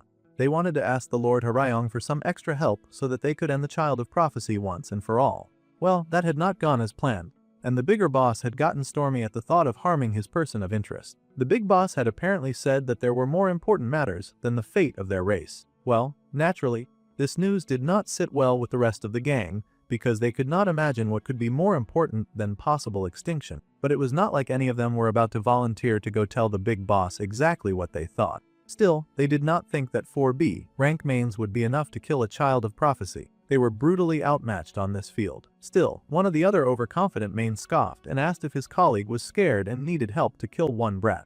This rabbit was literally the child destined to end their race. It would be foolish not take the necessary precautions concerning this situation. Just because security was lax did not mean that they would face no problems inside of this prestigious academy. If they were not careful, they would all get wiped out. Scouts from every major guild would be swarming the school on that day, assessing the students for talent that they want to claim for their own.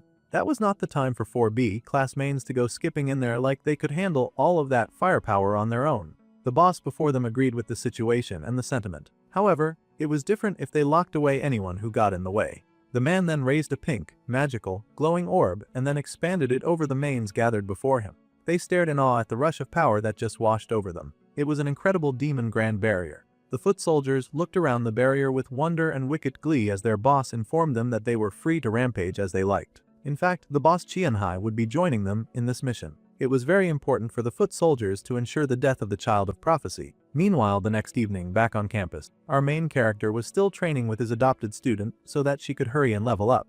First, she needed to master the attribute and then the form, solidifying the water before her. She needed to be able to picture the ice without actual ice present. Then, she would carve that sensation into her whole body. The girl focused as she created a single snowflake in her hand, pretty and gorgeous. Slowly, that flake expanded into her giant snow spear.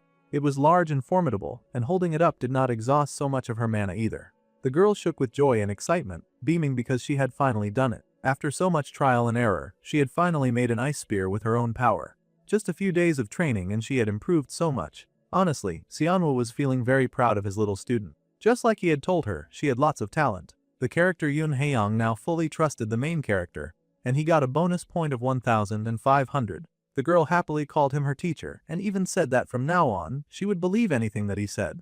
Now he had a devoted believer, and he laughed, asking if the form of her weapon was bearable. The girl was beyond happy to throw more ice at any problem that came her way. Her cheeks were flushed and her hands were a bit bruised from all of the work that she had put in.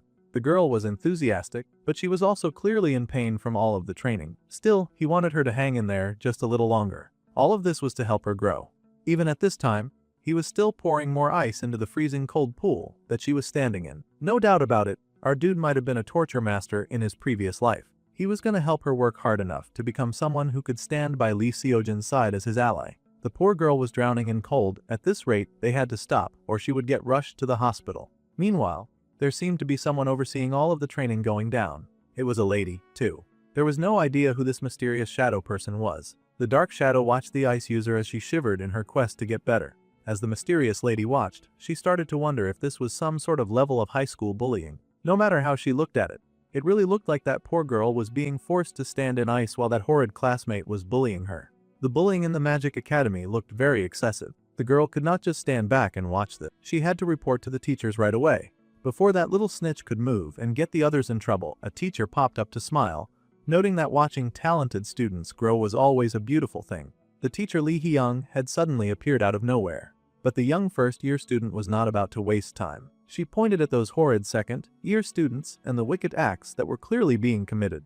The teacher, who had a few more adult brain cells to understand how magic and growth worked, smiled that this was clearly an attribute adaptation training. Besides, she was well aware of the madness that was going down at the school. This was shocking news to the young girl. She had not expected this sort of harsh and mad movement to be training. The teacher had been watching the whole thing since day one. The student Haeyong was improving her mana manifestation, and she had grown quite a lot in such a short time. It was impressive, but what was truly remarkable was the judgment of a certain student. It was true that the ice girl was the one currently working hard and putting in a whole lot of effort, but her classmate had somehow immediately identified a friend's problem and guided her through it.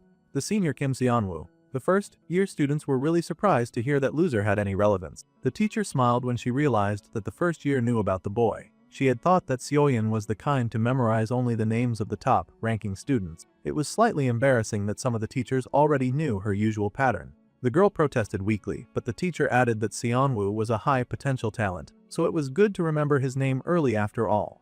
The young girl was unsure what to think of that. Sure, maybe the boy was kind of impressive right now, but he was also the one kid who was dead last in the whole school. That was definitely something that was concerning. Plus, the boy was also someone who only did nice things for others. They even wondered when he would work hard enough to raise his own skills, so that everyone could see the results of his hard work. The teacher fell silent, staring at the young girl for a moment, before saying that they could just give the dude a chance to prove his skills. The teacher smiled, saying that they would look forward to this midterm.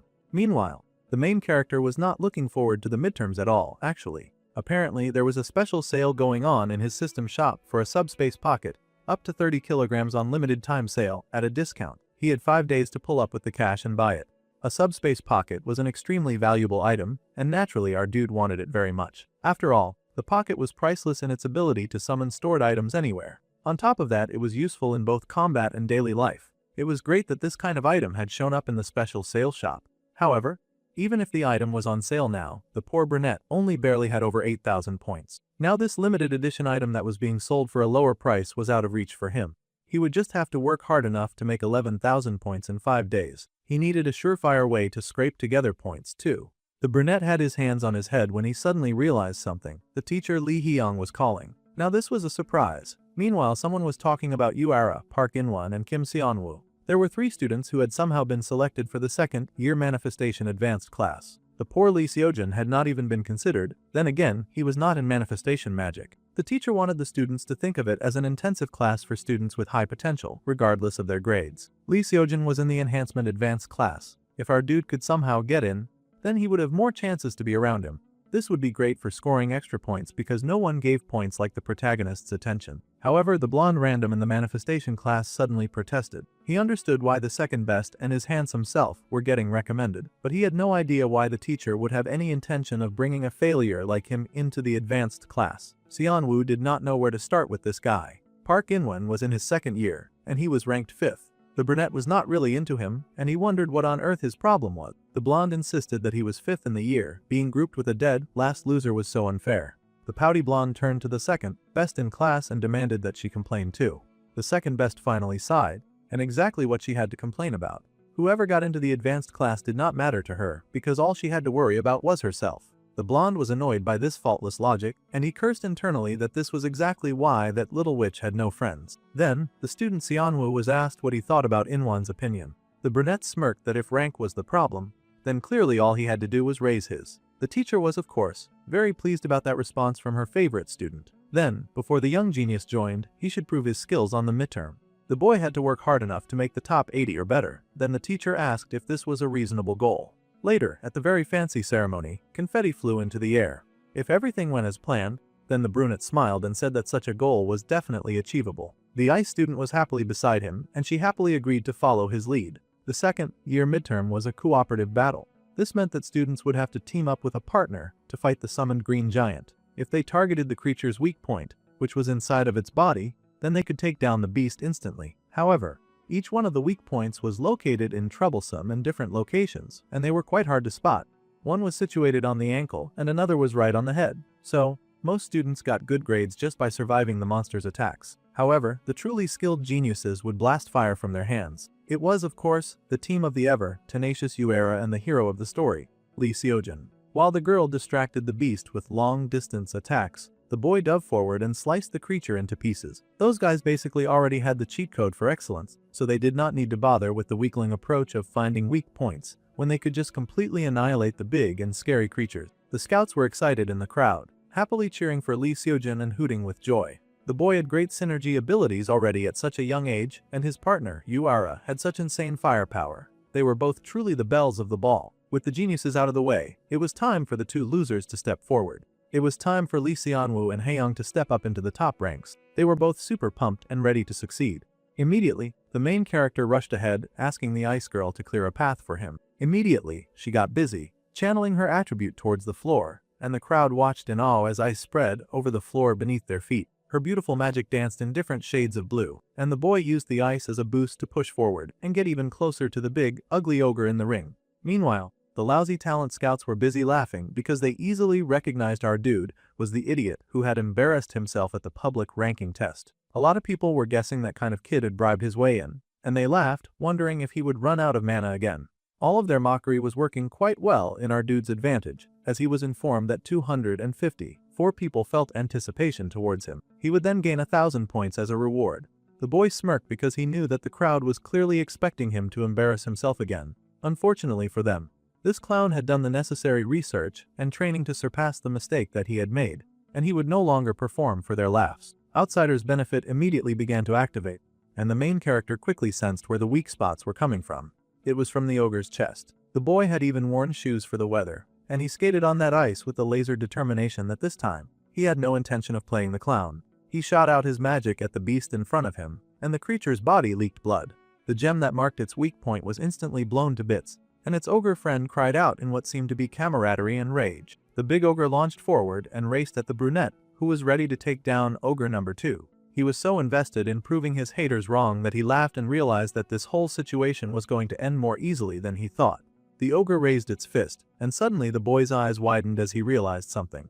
There in the stands was a face that he recognized all too well. It was none other than Qianha. Now this was yet another troublesome character in this story. The boy who had been preparing to take down the second monster with his mana blast suddenly made sure to miss the weak spot and hit only the creature's shoulder. Of course, such a clumsy shot was not going to stop the creature's charge, but the main character would rather be remembered as clumsy than noted to be a person of interest to yet another main. Of course, others watching the show groaned in disappointment and complained that the boy had not been able to hit the monster. Still, a closer shoulder shave like that was pretty good for a last place student. Meanwhile, the main character was panicking. He had no idea what the ringleader of the attack was already doing at the school. The main's infiltration into the school was definitely supposed to happen at 4 in the evening after the exams had ended. Yet for some reason, he was seeing their boss just sitting casually in the audience like he was a regular visitor. Sanwoo had to get his head back in the game because the ice girl called for him and warned him to look out. The brunette snapped out of his lost thoughts to realize that the ogre was almost on top of him. Fortunately, he managed to get out of the way of that giant, angry fist. Unfortunately, that orge's big smash shattered the ice underneath his feet and sent the boy flying. However, Haeyoung had spent all of that time working hard for a reason, and now an opportunity had opened for her to show her skills. With joy, her icy attack came down, and dozens of ice spears came down to freeze and slow down the creature. The girl yelled for her senior to stand up and snap out of it. They had to win if they were going to advance in class. The girl managed to help him to his feet, and the boy groaned weakly, while that big leathery beast gave a large arena law. That scream of victory seemed to be enough to snap our guy out of his trance, because he was not tolerating that disrespect, and the creature being that happy felt very disrespectful to him. With a wave of his hand, a blue shot of magic pushed out from the boy's hand to the ogre's body, and he was able to slash that big creature in two.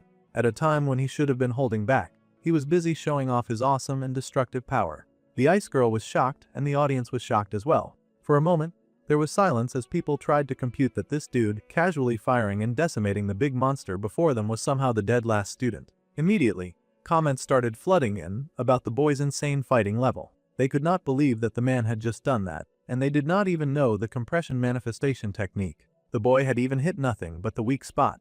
Some others even thought that it had just been luck. That was a fine narrative since the main character was not trying to stand out anyway. Someone in the audience could not help but think that this designated loser was pretty good at his craft. There were huge cheers from the crowd, people shouting and celebrating. They did not have high expectations, so they could not believe that they got to see a match like this. The girl who fought with him had crazy manifestation skills, too. Good, they were identifying their student's role in winning the game. The ice girl was overjoyed and hugged her teacher close, but the boy just gave a heartfelt reply to that. The system popped up and informed him that 582 people now remembered his face. The boy had also gained the 3,000 points as a reward, and he had achieved the promising B rank achievement. Now, the boy could gain 2,000 points as a reward. The character Kim Deokien was now interested in him, and the character Park In-won felt humiliated by him, and he gained 1,000 points. The brunette was feeling a little bruised, however the exam was the least thing on his mind right now. Even after such a victorious match, the boy's eyes were focused on that clock in the hall. It was 12 in the afternoon. The timing for the school raid plot had now deviated from the original. He'd even beaten one of the main villains with the help of another side character that was not supposed to come into play just yet. The students went about their day, but the main character was starting to panic, realizing that his behavior was actually affecting the original plot. It really took that guy that long to realize that his actions had consequences. In that case, it meant that how the school was saved could also end up changing. Right now, the current rankings for the exam put the protagonist in first place, of course, and the main character ranked second with his teammate, the ice girl. The girl asked her partner if he was okay because he should be celebrating after such a great achievement. She worried that something had happened because the boy was suddenly sweating a lot. The main character just remembered that this was not the time or place to be spacing out. He waved his hands and said that he was just tired. He did not want to worry her after all. He would rest for a while, so she should go on ahead to the training room. There was some feedback that he wanted to give her. The girl was so worried and thought that she had possibly messed up somewhere in the exam, but that was not the case at all. The boy encouraged her to be more confident in herself. She was perfect today, she needed to know that at least, and the girl's face lit up in a happy blush to hear those words. The boy smiled encouragingly at his young student, who was happy and grateful to have improved so fast. It was great that she was happy, but he had big fish to fry right now. The girl waved and told the boy to get some rest. If his body hurt too much, he also did not need to come to the training room. He waved and told her to just get back safely. Once the girl was gone, the brunette was back in action mode. Now that the timing was messed up, he needed to check just how much the story had changed from the original. If things were going according to the script, then around now Lee Seojin would definitely be in a particular spot and place. Just as the main character suspected, the hero was exactly where he was supposed to be at the right time. Fortunately, that much had not changed. There were lots of talent agencies surrounding the hero and begging him to join their newest guild. Others invited him to join already older and established guilds. They even refused to leave until he had given them an answer. There was also another troublesome group of fanboys surrounding the protagonist, and he felt very overwhelmed by it all. Some guilds were even offering him a free apartment if he joined their guild. The boy nervously waved them away, explaining that he was only 18 and that he was not old enough to join a guild yet. That was fine with them. They pressed their cards into his face and told him to take them. They were willing to give that boy anything to get his number. These hound dogs had even skipped the third-year scouting just to watch the second-year exams, because they knew that an awesome hero was going to be on the team. They had done it all for their darling Lee Seojin. Suddenly, someone called out to the hero, who was downright getting harassed at this point.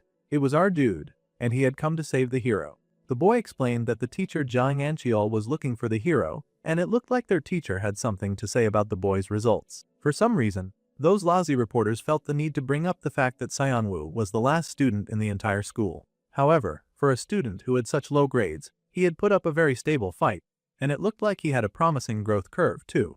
The brilliant brunette beamed and the hero immediately understood the situation. Just like that, the protagonist broke out of that troublesome crowd, hurrying over and insisting that he could not keep a teacher waiting. He would have to listen to all of those guild offers later, and he scurried away to join our main character. The guild horn dogs were upset because they were sure that they almost had him. They really wanted to make him sign. Since things had not gone as planned, they would just go ahead to finish watching the third-year exams. One of the boys standing around asked his senior how Seojin's fight had gone. He was Jung Hyunsu of the Special Task Force. His senior was Kim Deokyeon, the Special Task Force leader, and the man smiled that the hero was not bad at all. It was fitting for the third disciple of Chairman Kim Jinchul, the strongest mage. That brat Seojin was still a little green though, and that was not enough for real combat. The junior teased his senior, pointing out that the man was talking like the boy was already going to join the Special Task Force. They had only come to make a scout offer for after graduation. The senior told his junior to zip it. He did not need that negative Nancy cramping his style and assessment. He wondered why his junior had even aged along at all. The youth laughed, explaining that he regretted not getting to talk with this super kid during the Han River main incident. That's right, it was indeed this guy who had responded to the main report that the hero had sent out.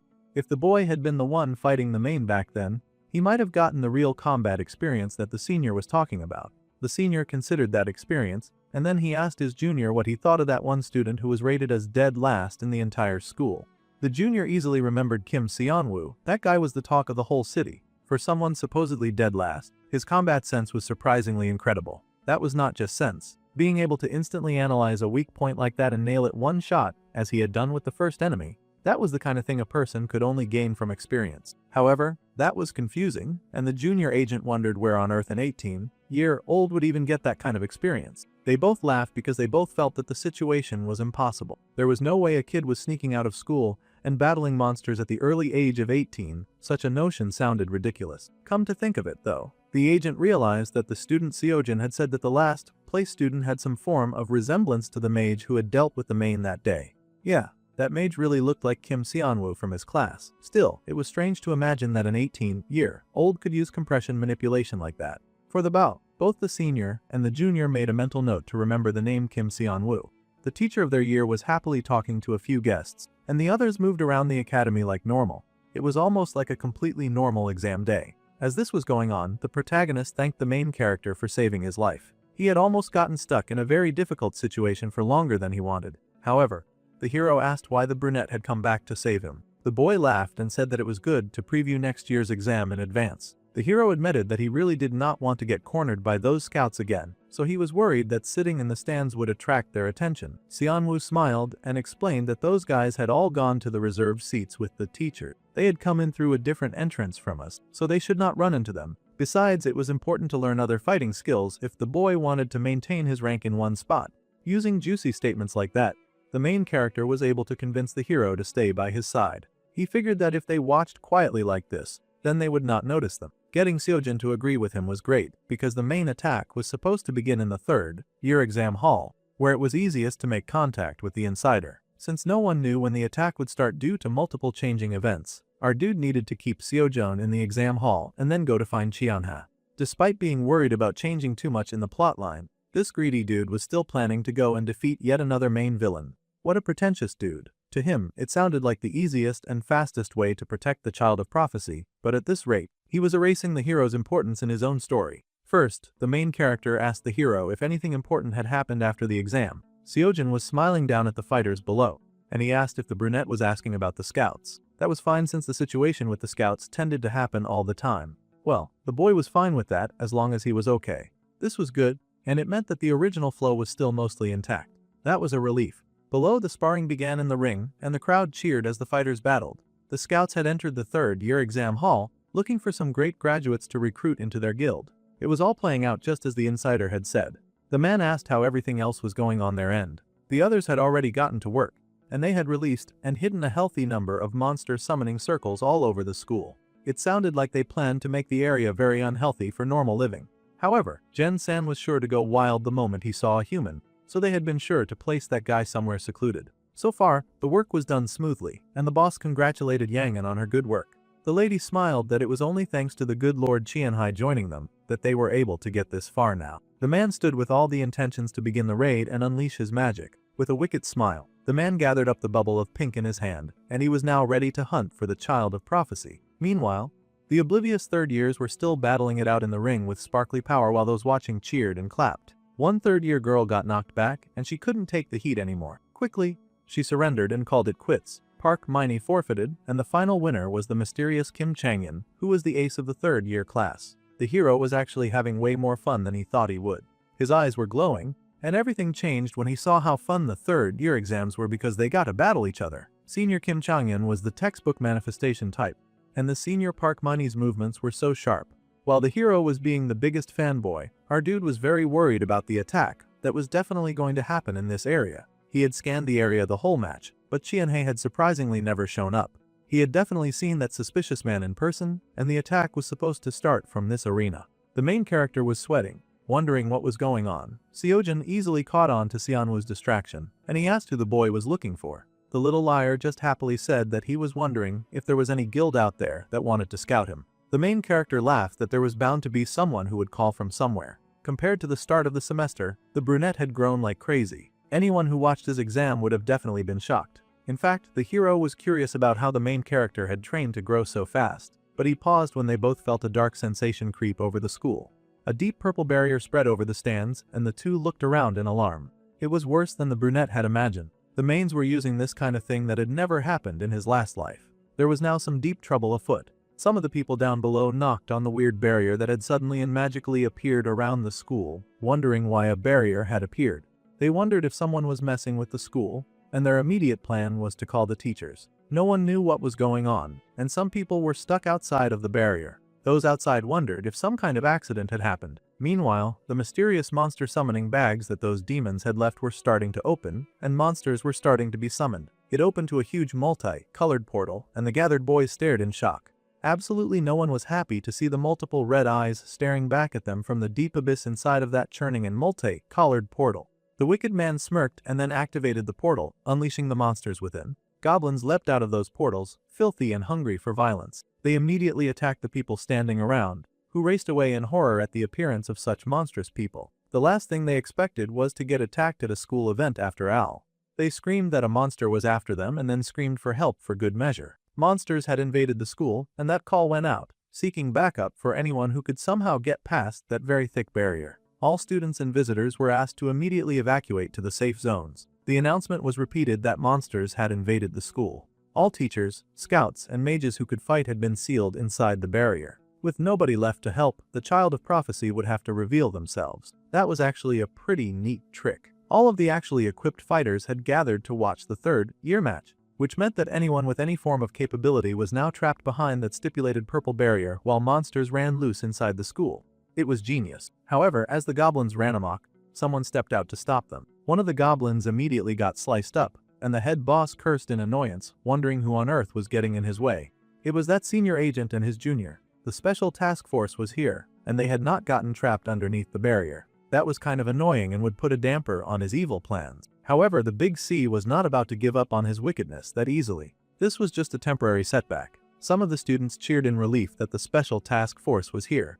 Those guys had apparently come in to watch Seojin's match, but now they were fighting monsters and rescuing people. That was such a relief. Both the hero and the main character were kind of relieved to see him.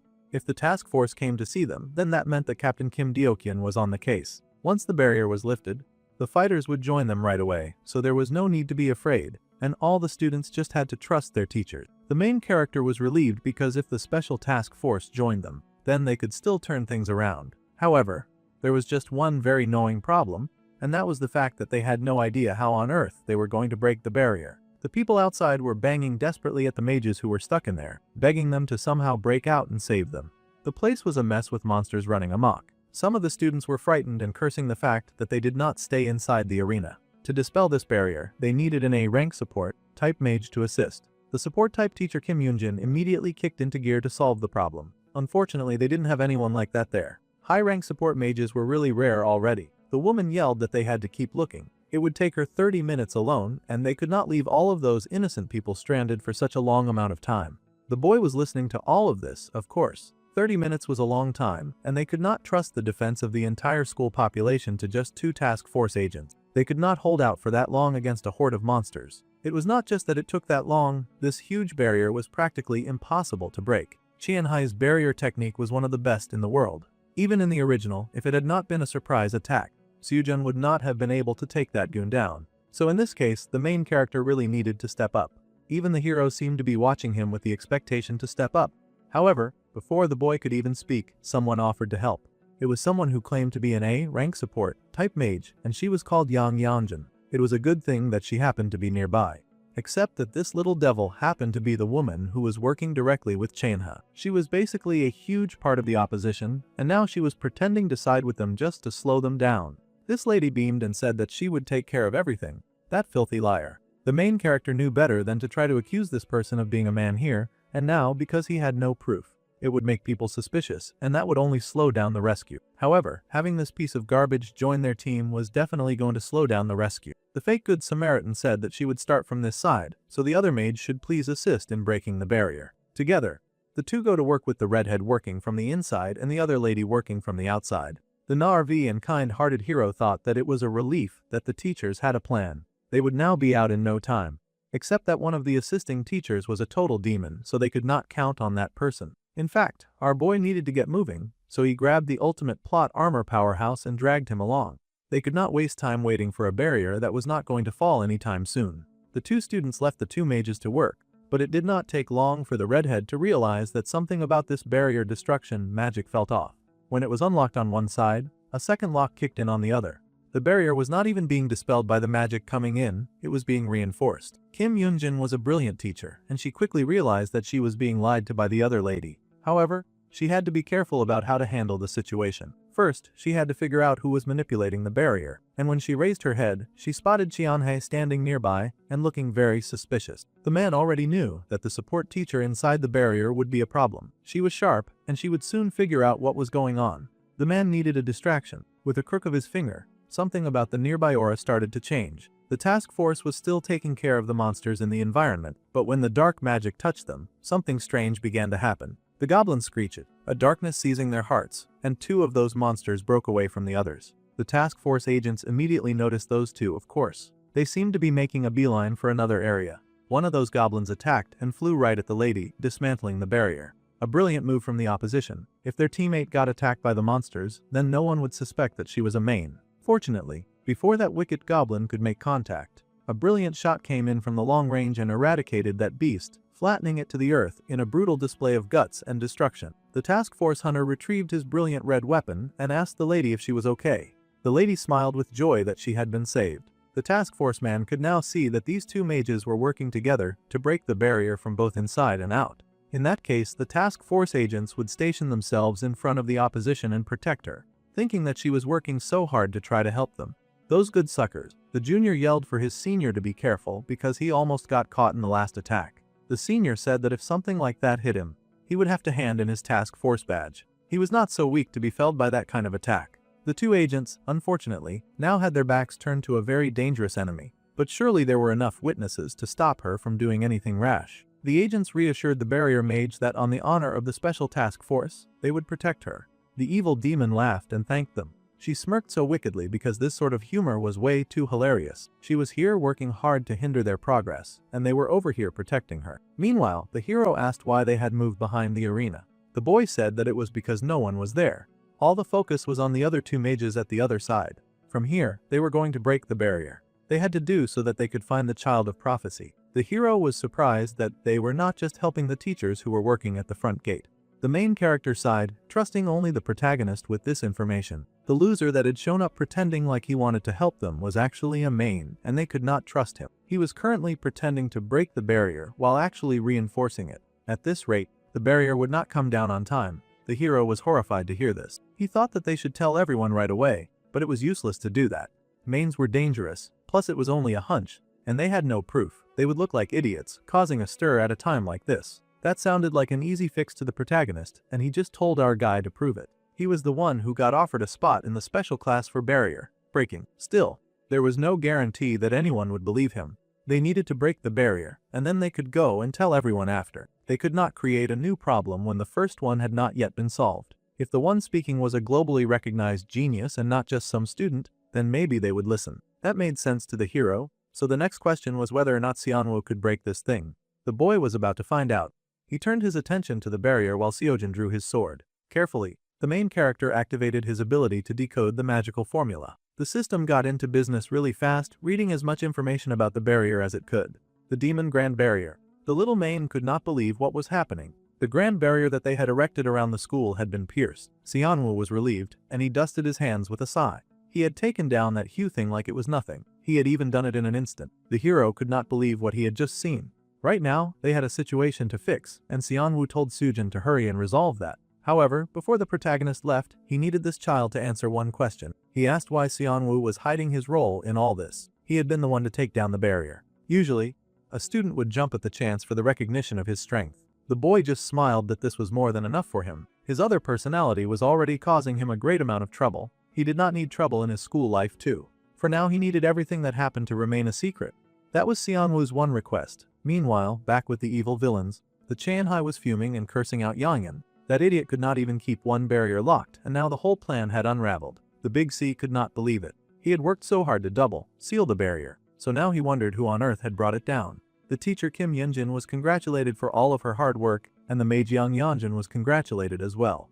Now, all of the high-spec teachers and mages would be taking over the operation. Well, the child of prophecy had not shown itself, so it was time for the mains to retreat if they had any sense. The fighting went on. It was way more dynamic and explosive now that the other teachers had gotten out, and they could swing their weapons around and take down even more of those filthy monsters. Those monsters refused to go down without a fight, though, and they attacked the fighters with everything that they had. The man in charge curled his fingers into a fist and punched the creatures in front of him, tossing them around. The teacher was also there, and she lit up those flying creatures as soon as they got within her range. With a determined look on her face, she electrocuted those troublesome foes, hitting some of them with a charge so deadly that they died on the spot while the others went flying away. The task force member could not help but applaud this brilliant display. He thought that this was a clean finish from the teacher Li Hyong. Teacher Jang Ankal was also praised for his one-hit power, which was as sharp as ever. Thanks to the cooperation of all the teachers and the fighters around, they had been able to clear this area quickly. The man smiled that it was an honor to see the special task force in action up close. The task force was not sure where the ringleader, who had started this chaos, was hiding, so it was advised that everyone stay on high alert. Once they regrouped, they would need to track that guy down first. However, the support teacher had one lead. She was not sure if it was the ringleader, but there was one person who was very suspicious to her.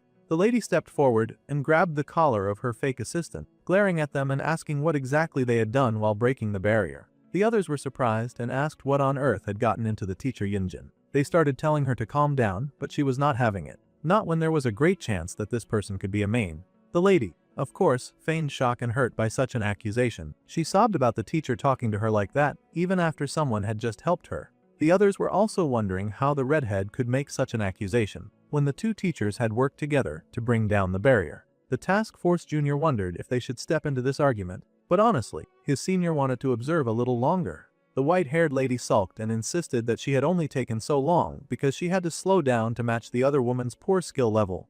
That lying wiggly witch had the gall to accuse her of being low level when she was working for the enemy. The redhead was not standing for her blasphemy. She had definitely seen that little rat go against them. The barrier re-locked itself in a second layer every time the support teacher tried to break it. Everyone turned to this person who had made such a statement. It was Lee Seojun, and he was supporting his teacher Kim Yoonjun.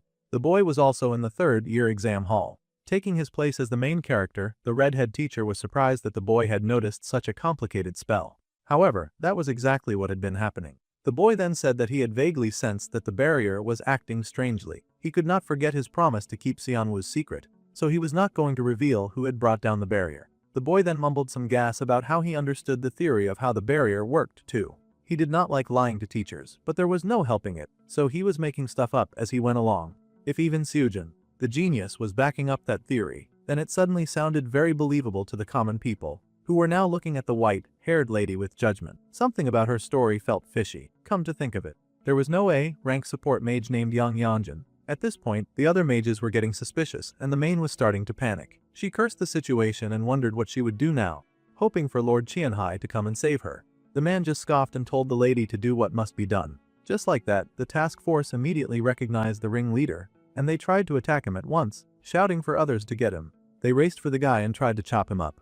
Instantly, they unleashed some brilliant attacks, but the man slipped away before they could cut him. The enemy had used the darkening technique, and it was clear that they were up against an A-rank main. Things were definitely getting bigger than expected, so they had to be careful. If the mission failed, then there was only one thing left for the white-haired lady to do.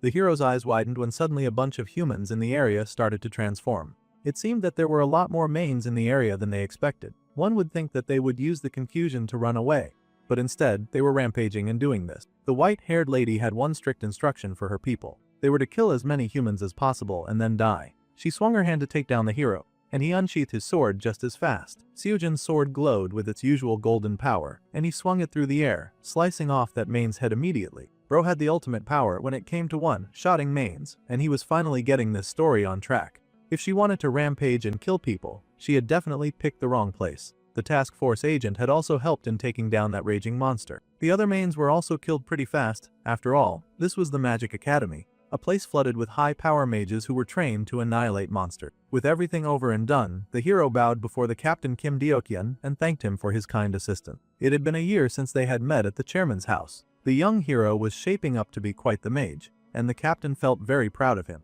He also told the youth to ensure that he collected the bounty for slaying the main later. The boy happily thanked the agent, but then he wondered if he should have asked for the account number in advance. After all, the one who really deserved the thanks was Kim Seon-woo. Meanwhile, our dude was racing against time to fulfill a different and important mission. He had to find the Child of Prophecy, and he was sprinting with all of his might.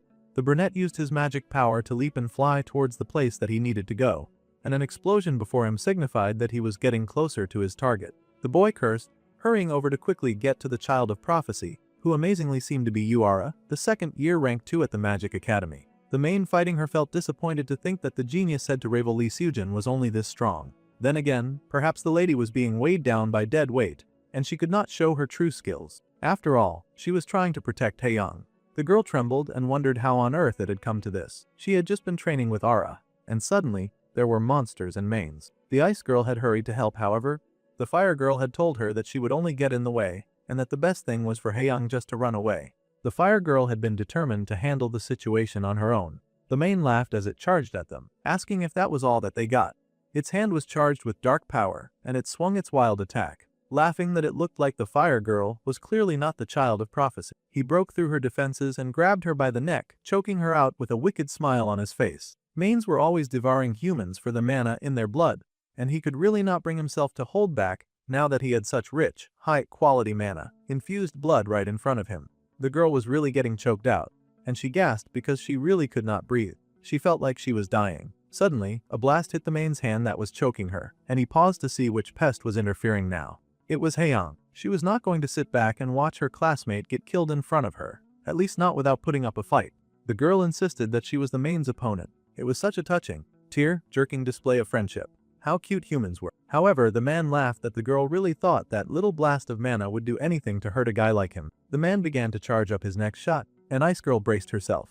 Deep down inside, she knew that she could not win, however, she still wanted to try. She was not going to run away and leave her friend to die. No matter how scared she was, she refused to be a coward. The girl charged up her ice magic and shot right at the big brute before her, piercing through his skin, much to his surprise. Now the man was starting to get it, because he recognized that mark and the amount of power she just displayed in ripping his arm off. His wounds were also not regenerating. It was supposed to be just an ice attack, but the ice was chilling him to the bone. The girl was also confused because it had not been her usual power that just blasted from her fingers. More importantly, the mana drain from that magic was insane. The girl collapsed from the mana drain, and the main groaned with exhaustion. They had finally found the child of prophecy, the mage born with the power to destroy mains. Now that they had found her, all they had to do was kill her with their own hands. However, our dude could not let that happen. The child of prophecy was a key player after all, and he refused to let her go so easily. So, Xianwu activated the great nature's heart as he declared that the main would be the only one dying here. Obviously, the demon man did not like that, and he growled for the newcomer not to interfere. He at least still had one working hand, and he used that to blast a huge bolt of mana over at the main character. Fortunately, our boy put up the spiel shield that glowed blue and was strong enough to negate that evil juju being thrown at him. That flimsy spell was not going to work on him. The main cried out in pain as he got blasted by energy shots while Xianwu stayed hidden and safe behind that big shield. That man was distraught to get hit like that, and he groaned in pain. It was non-stop fire from the brunette because he could not risk letting his guard down for a second. He had to protect two defenseless people solo. It was not easy. The main groaned and writhed in pain, eventually falling to his knees. The man groaned, unable to understand how his opponent had so much mana. Yeah, our guy was just stealing that from his environment. Still, the poor man was shaken, and he wondered how a child could possibly be that strong. The boy scoffed that he got more experience than he looked. After all, this was technically his third life. The man growled at him, saying that he would not die alone. That was a sign that he was about to do something crazy. The man turned his attention, of course, to the main killer child of prophecy, and he stomped his foot on the ground, launching himself right at Haeyang while screaming his evil intent. Xianwu could not let that murderous monster get away with such nefarious activities. He swung his magic immediately, and he seemed to clock that evil beast in the head. The main's body came crashing down, and he hit the floor, blood spurting everywhere. Looks like it was a good hit, much to the boy's relief. The brunette then paused and glanced at his power. That monster had come so close to touching Haeyang. That was close. The B-rank villain Jin-san had now been successfully defeated, and the causality rate increased by 0.4. Xianwu did not mind, he was just relieved that he had been able to save the ice girl. Now that he had achieved the savior achievement, he gained 3,000 points as a reward. The awakening had come early, but the ice girl had also held out rather well. The mains, having received a prophecy about the birth of their natural enemy, would continue to target the school. Through this, Yoon Haeyang and Lee Seojin would continue to grow. Yoon Era as well. Both of them had worked pretty hard while he was trapped, and he thanked the girls for surviving through this ordeal. Thus, the mains had attacked the Magic Academy, and Lee Seojin, Yu Ara, and two other students were given the credit for defeating the mains. The objective of their attack remained unclear, but the two students had their faces published in the news. For once, the brunette was not the center of attention after a major battle. Yu Ara sighed in the hospital as she read the article, annoyed that she was being treated like a hero when she had passed out before defeating the men that had attacked her. The ice girl scolded her, saying that she had done a lot. The fire girl had contributed greatly to her survival after all. The fire scolded her right back and told her to go back to bed. Still, Haeyoung was grateful. The other girl had worked very hard to protect her from the mains after all. The fire girl was still upset about pathetically passing out during the battle though.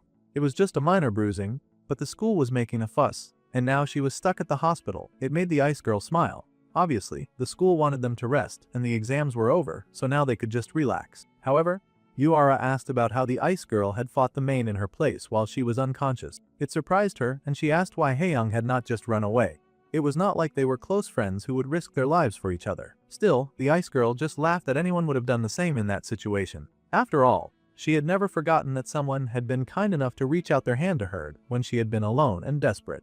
Thanks to that hand, the ice girl wanted to be that kind of person for someone else, too. Making that decision gave Ice Girl the courage to face the main, much to the fire wielder's surprise. So, when things got tough, it was okay to accept help from others. That was an important lesson for Aura to learn. Of course, Little Miss Perfect was absolutely disgusted at the idea of needing help from anyone. It made her feel weak and vulnerable, and all of that arrangement was a compilation of all of her least favorite words. She then got a wicked flashback of a time when something had caught fire. It was the worst case scenario of her parents being buried under rubble and begging their pure and sweet daughter to run away with someone. The little girl was horrified as she kept trying to go back to get her parents. At that age, she could not understand why they would need to leave them behind. The girl cried for her family as the building continued to rumble around her, sobbing and screaming. It was a nightmare of a memory. Recalling that terrible night made the girl stand 10 toes down in her nonsense, and she declared that she did not need help from anyone. She refused to accept help from anyone, too. The ice girl was not bothered and said that a little bit of gratitude was surely okay this time. If Xianwu had not come to save them, then neither of them would be alive. It was very important to at least know the person to whom they should direct their thanks. The fire girl was surprised as she had not heard this part of the story. She had no idea that the boy had been the one responsible for saving them. The girl smiled and told Xianwu to hurry up and tell her the details. The boy stepped into the room then, and he did not seem to be wearing a hospital gown. He happily said hello to the two girls and asked if everyone was feeling okay. Now they were wondering what on earth brought the boy here, and he just said that he came to deliver something that he had been asked to pass along. 5 million won in main subjugating bounty. That was their share after all. Of course, no one got more infuriated than Yuara when receiving money that she had not worked for. She asked why she was getting paid when he had been the one to kill the main. The money was so beautiful that it was shining gold in the envelope. The boy laughed and said that by the time he arrived, the monster was already on death's door thanks to the girl's firepower and the ice girl's support. So, he felt that was a great excuse to just give them the winnings. Besides, it had been a seriously fierce battle, so they should just accept the recognition and all. All the main characters had done was deliver the finishing blow, so they were all getting a share. No matter what he said, Yuara was not touching free cash. It was a stain on her honor to stoop so low and accept a handout from poor people. She was too embarrassed to take the money that she had earned from working with other people. With a prideful little brat, rather than take the money, she would prefer for the poor people to split it between themselves. After huffing and puffing like a Sunder train, the girl then blushed as she thanked the other two for saving her. So, she could be cute after all, but she was embarrassed about acting cute, so she immediately pulled the curtain to hide herself from them. What a funny, Sunder girl. The boy had been planning to build a relationship with Yuara through Yoon Haeyoung, but the girl kept avoiding him, which meant that he could not get points from her. It seemed it was too soon to try to make connections with Miss Grumpy's headquarters. However, to his surprise, Xianwu was getting Yuara points anyway. He got points for interest raised to level 1, 2,000 points too. The ice girl laughed that their classmate was just a little embarrassed about the situation. After all, she had such great pride. After that, our dude got a pop-up message about a special sale being on for the subspace pocket. It cost 20,000 points at a discount, which happened to be the number of points that our guy currently had. The boy then beamed because he had got what he wanted, so he did not mind if Fire Girl was huffing and puffing after all. The girl had actually left the hospital room, but she was still thinking about the savior brunette. He had told such an obvious lie and she knew it. That Maine had not been anywhere near death's doorstep when she had passed out. It had not even gone berserk yet. That meant that the brunette had surely killed that monster alone. After all, she had no idea that one of her classmates had a main-slaying cheat power. He was a guy who was not a manifestation or support type, yet he showed talent in every area as if he were a genius. The girl was now reassessing her opinion on that loser who had spoken to her on the first day of school. Plus, Haeyoung's outstanding performance at the recent exam was all thanks to that weird boy. It really made the girl wonder about Kim Seonwoo since a lot was getting done thanks to his help. If he had that kind of ability all along, then he wondered why he was living with such a low profile, barely recognized by anyone. At their age, she could only have one reason and purpose for hiding their power. Of course, the girl was thinking something nefarious, and her hands curled into fists as she recalled a group of evil people. Now she suspected that the boy had also lost his family to those awful people who had likely taken her parents away.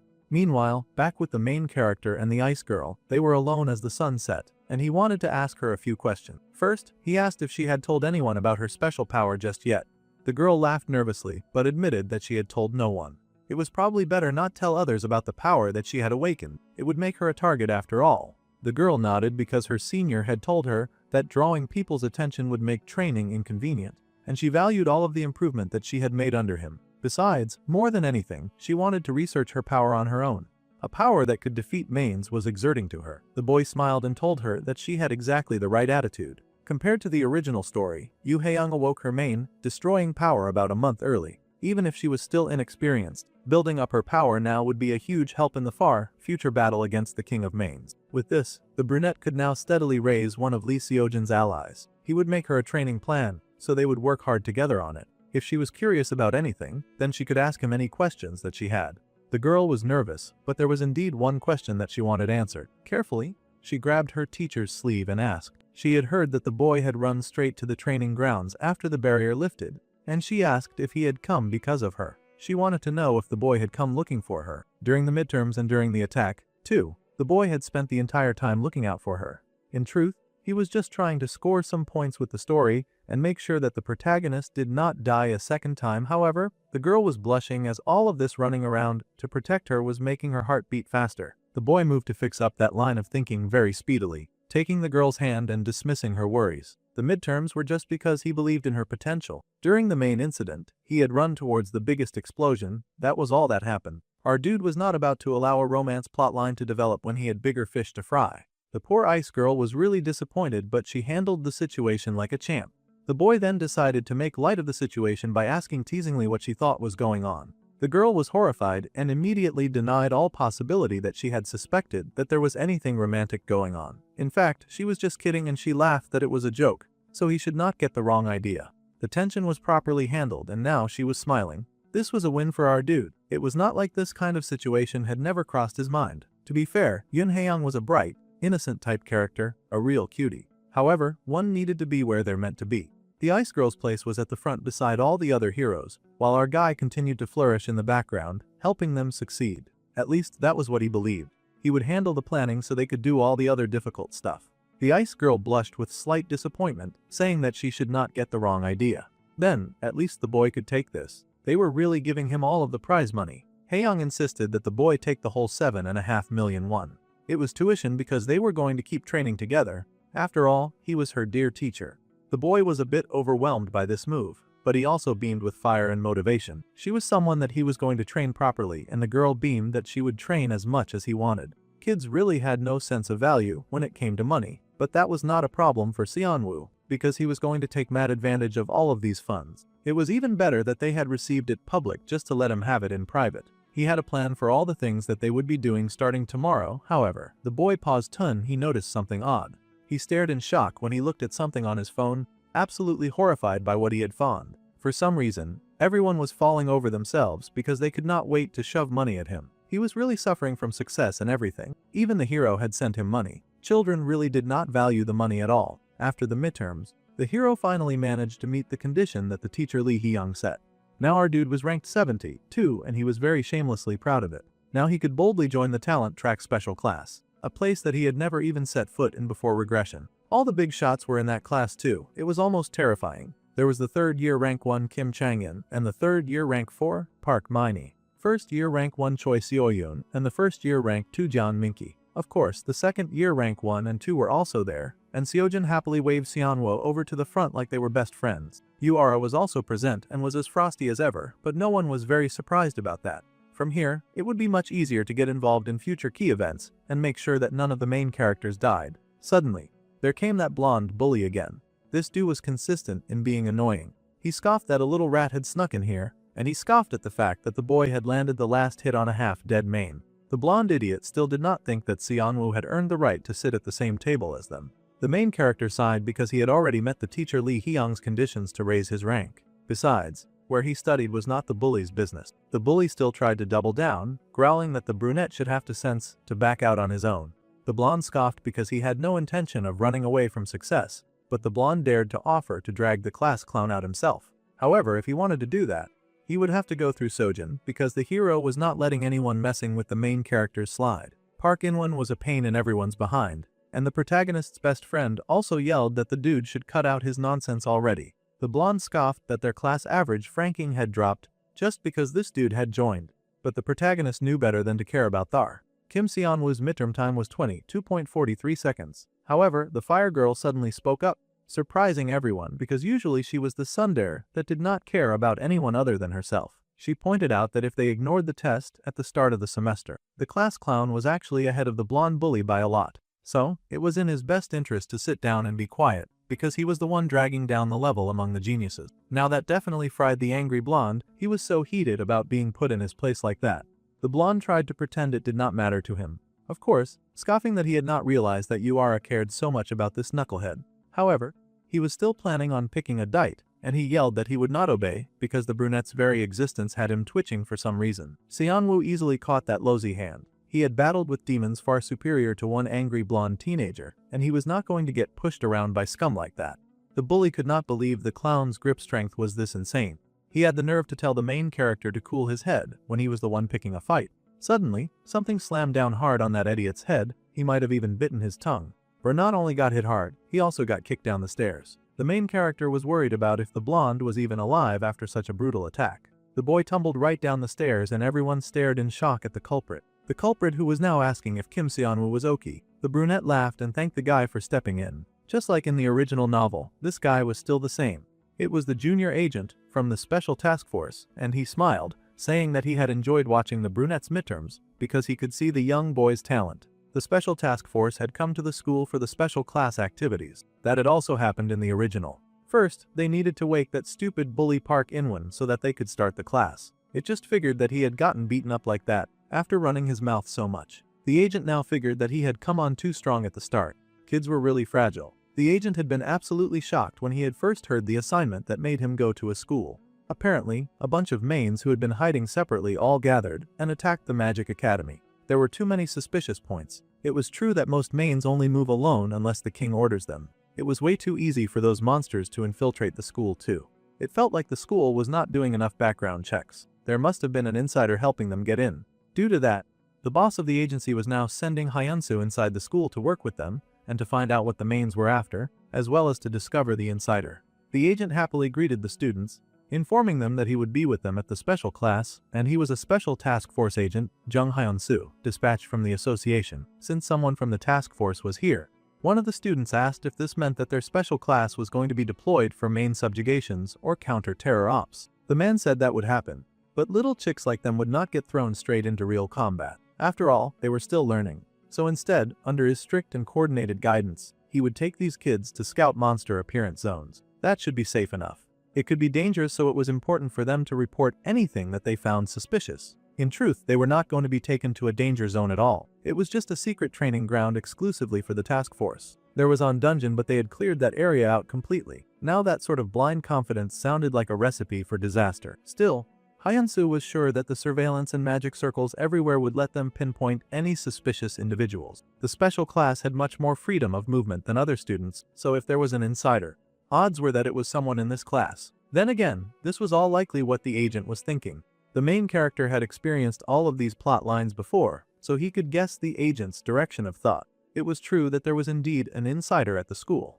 However, that guy was so sharp, so they would stay quiet for a while. What mattered right now was that our guy had to help Lee Seojin obtain an S-rank item from the hidden stage in the dungeon. Plus, he had to support Choi Seoyeon because she was about to start an important part of her character growth. She would be working with Seojin in this special activity class. With all of the introductions done, the teacher slammed his cane on the floor and said that teams would be in pairs of 2, and they would move out to their assigned operation areas. This time, the main character was sure that things would follow the original no matter what.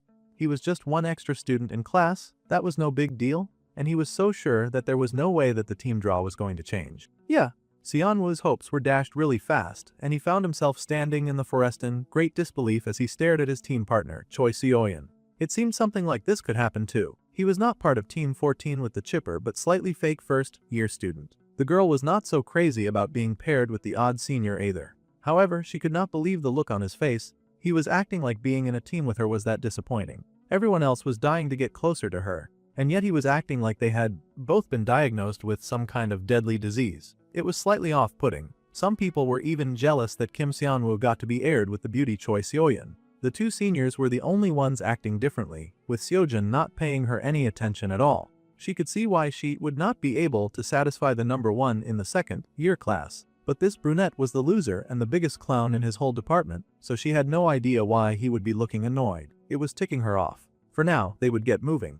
There was no changing the situation, so the main character would do what he could. The protagonist's best friend was so upset, whining about he wanted some quiet and alone time, a cute junior too. Seojin laughed, asking if that was really something to throw a fit over. Even Yuara felt it was pathetic. Meanwhile, the two tops of the second-year class were, of course, in the same team. Fate kept putting them together, and the best friend wailed that it was easy for his friend to dismiss the situation, because the cute junior was actually interested in him. This was Choi Seoyeon that they were talking about. She was the pillar of perfection in their school and the only daughter of one of the 5 great magic houses, with both skill and looks. She was a catch and everyone knew it. Still, Seojin laughed and pointed out that Yuara was also a magic noble. She did not want to get dragged into this stupid conversation. The other boy insisted that the sweet, magical and fairy, like Seoyeon, was completely different from the satanic Yuara. It seemed he was whining so much because he got paired with the most muscular dude around, and he could not stop crying about it.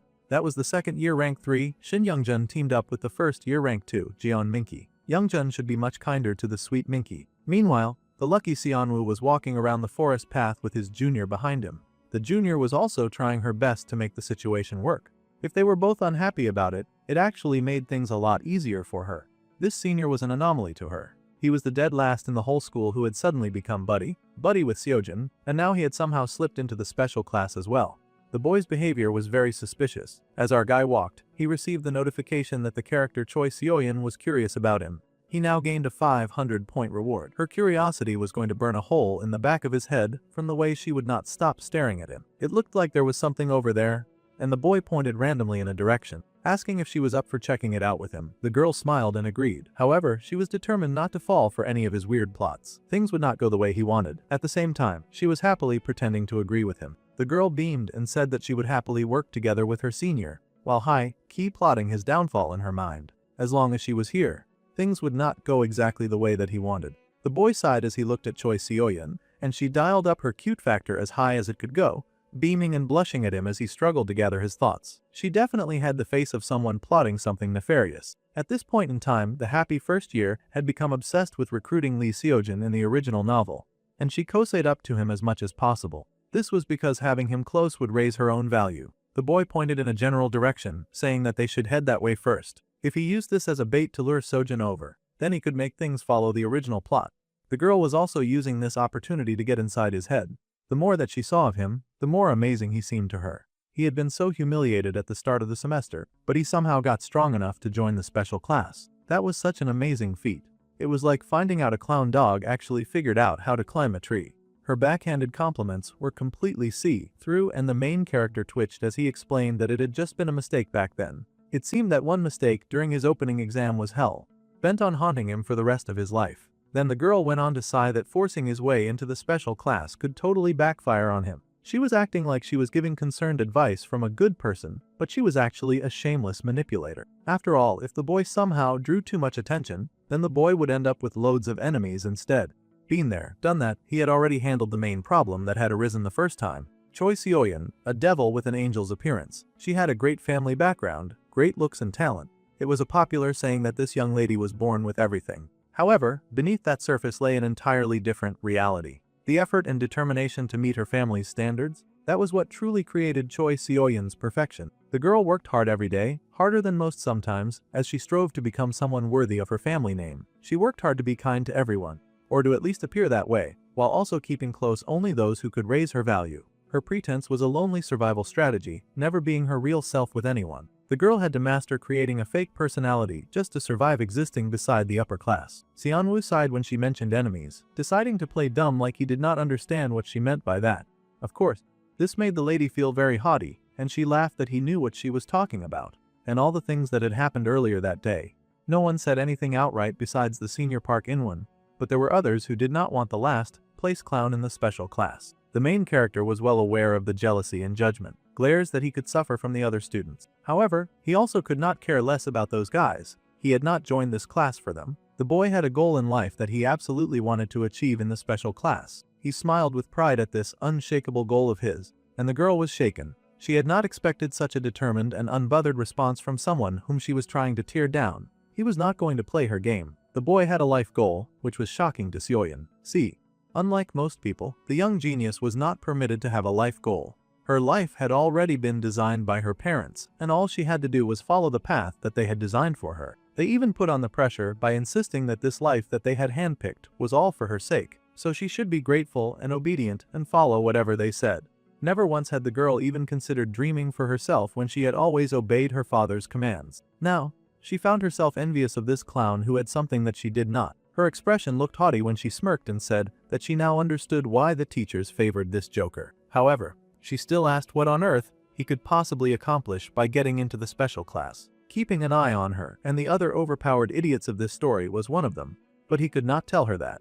Fortunately, before he had to come up with a creative excuse, the boy sensed something red and hot burning nearby. There was killing intent coming right for them, and Seonwoo seized his partner's hand immediately. He threw out his magic to deflect the next attack, pulling his partner away from the weapon that lodged in the ground where they had been standing. This seemed to be an ambush, but there should be no one to attack them. However, Park In-won suddenly showed up, and that explained everything. That guy was such a shameless bully that he had really come to corner the main character at a time like this. That idiot could have accidentally hurt Seoyeon. The blonde bully did not care as firepower danced around him, and he growled to our dude that this was his last chance. If the class clown valued his life, then he should keep his head down at school from now on.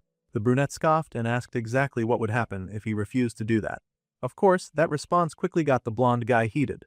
Bro was just spitting flames and rage unrestrained. He looked like he had no intention of calming down either. With a scream of rage, the blonde declared that the brunette should just die then, and he unleashed his next loud, large and explosive attack. That child was so full of rage that he did not consider for a second that he could accidentally hurt the first-year student standing beside the brunette.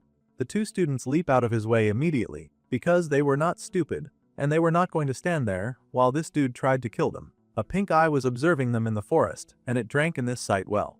Those eyes watched Yuara as she fought against monsters with her firepower. It also monitored the battle and teamwork between Youngjun and Minky. All of this observation was being done by a redhead who groaned as she monitored the students. She knew this was the captain's orders and all, but she still found it a little hard to believe that there really was a main spy among these kids. They were just students after all. She was the Terror Task Force support mage, Baek Yejin. Her partner asked how the observation was going, but honestly, not much had changed, just kids playing with training monsters. If there was a main spy, they would likely try to make contact when they let them roam outside, so they had to keep watching those kids no matter how pointless it seemed. Hyunsu told his partner to let him know right away if anyone acted suspiciously or left the training grounds. Suddenly, the redhead had a protest. She did not know if they were insiders or not, but one of her eyes had caught sight of something interesting. It was a group of kids fighting each other. Forget monsters, they looked like they were trying to tear each other apart. Fortunately, the agent was familiar with this particular group since he'd stopped the bully during class hours earlier. They were fighting like their lives depended on it too. Seonwoo noticed that In-won's discharge speed was impressive. Trash or not, the blonde did not become the second-year rank 5 for nothing. If he kept stalling, fighting back like this, he might ruin his own plan to link the plastic rich girl and the hero. Just then, the rich girl broke up the tension for him by protesting. It was one thing to get paired with a loser.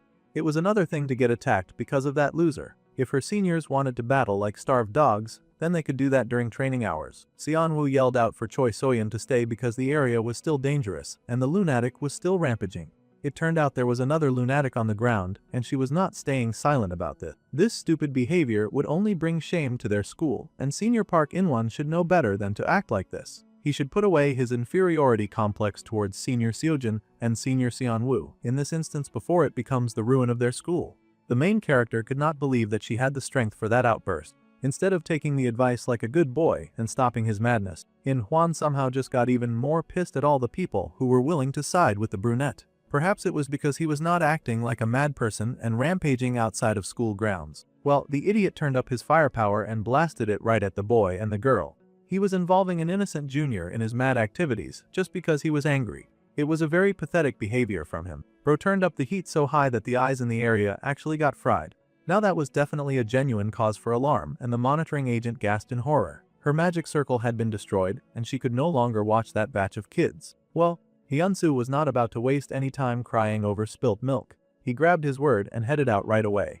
He had promised the school that this search would not hurt any of the students. This meant that he was responsible for them, so he had to make sure that they were okay. The redhead was horrified, yelling about how the agent was going to blow their operation over a kid's fight, but it was necessary to protect the children. He would go and break up the fight and then come back. For now, all the redhead had to do was keep monitoring the other ones and to contact him immediately if anything happened. With those parting words, the agent zoomed off. Of course, the man recognized the rampaging students, and he recognized Park In-won, who seemed to be a designated troublemaker. What a tiresome child that boy was. Plus, the third one was Choi Soyeon from one of the 5 great magic houses. They could not let anything happen to that girl. He needed to stop those idiots before something serious actually happened. Meanwhile, the girl had been able to erect a form of mage wall around herself to keep herself safe as the bully and the clown continued their very mad and dangerous face-off. The bully was beyond livid about the whole situation. He yelled that the brunette should have just kept playing as the class clown, like at the start of the semester. He was infuriated that a complete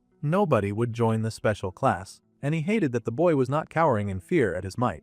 Bro was so heated that he did not care what damage he caused. Seoyeon was trying her hardest to keep that mad person at bay with a shield so that the 2 seniors would not fight anymore. But she was quickly losing strength since she was working on defense instead of offense. Soon, the barrier would fall apart and they would be in trouble. Seonwoo had told the girl to stay back because it was dangerous. Her eyes opened slowly, and then she gasped when she saw her senior standing before her. The boy was wearing that special bracelet that had been bought by the pharmacy head that he had befriended, and he activated the spell shield. Since the blonde had taken things to this level, Seonwoo decided that he would handle this guy. Before regression, he had just stayed back and watched Park In-won's misdeeds. That blonde bully had terrorized many other weaker male classmates. Seonwoo felt like an extra, so it was not his place to interfere with the actions of the other characters, even the bad characters. So, he had let the blonde do whatever he wanted, and he had remained in the background, thinking that it was better not to interfere with the plot. However, this blonde jerk had not changed and was so dedicated to oppressing others that he didn't even care if he hurt someone innocent in the process. The blonde was a throwaway character who showed up early and had no real importance to the plot. He was just that random bully that everyone forgot after they graduated high school. In that case, our dude would do the story a favor by taking care of his trash early. He summoned the power of the great nature's heart. Mana of all kinds boosted in our dude's hand and he flung it at that stupid blonde. The bully hesitated, understanding that the brunette was ready to attack him now. He called foul that the boy was using enhancement magic, but Seonwoo pointed out that, if the bully did not like it, he could just fight him and teach him a lesson. However, now that the bully had dragged someone else into this meaningless squabble, the brunette did not feel very charitable anymore. He grabbed that idiot's face and slammed him right into the ground. That was right. Our loser had been holding back so much power, and he had worked very hard to keep a low profile. Usually, he could ignore taunts from insignificant fools like the blonde, but he was not going to stand back and watch that eyesore hurt someone else because of his own stupid pride. Now the blonde was terrified, but Seonwoo was in a listening mood.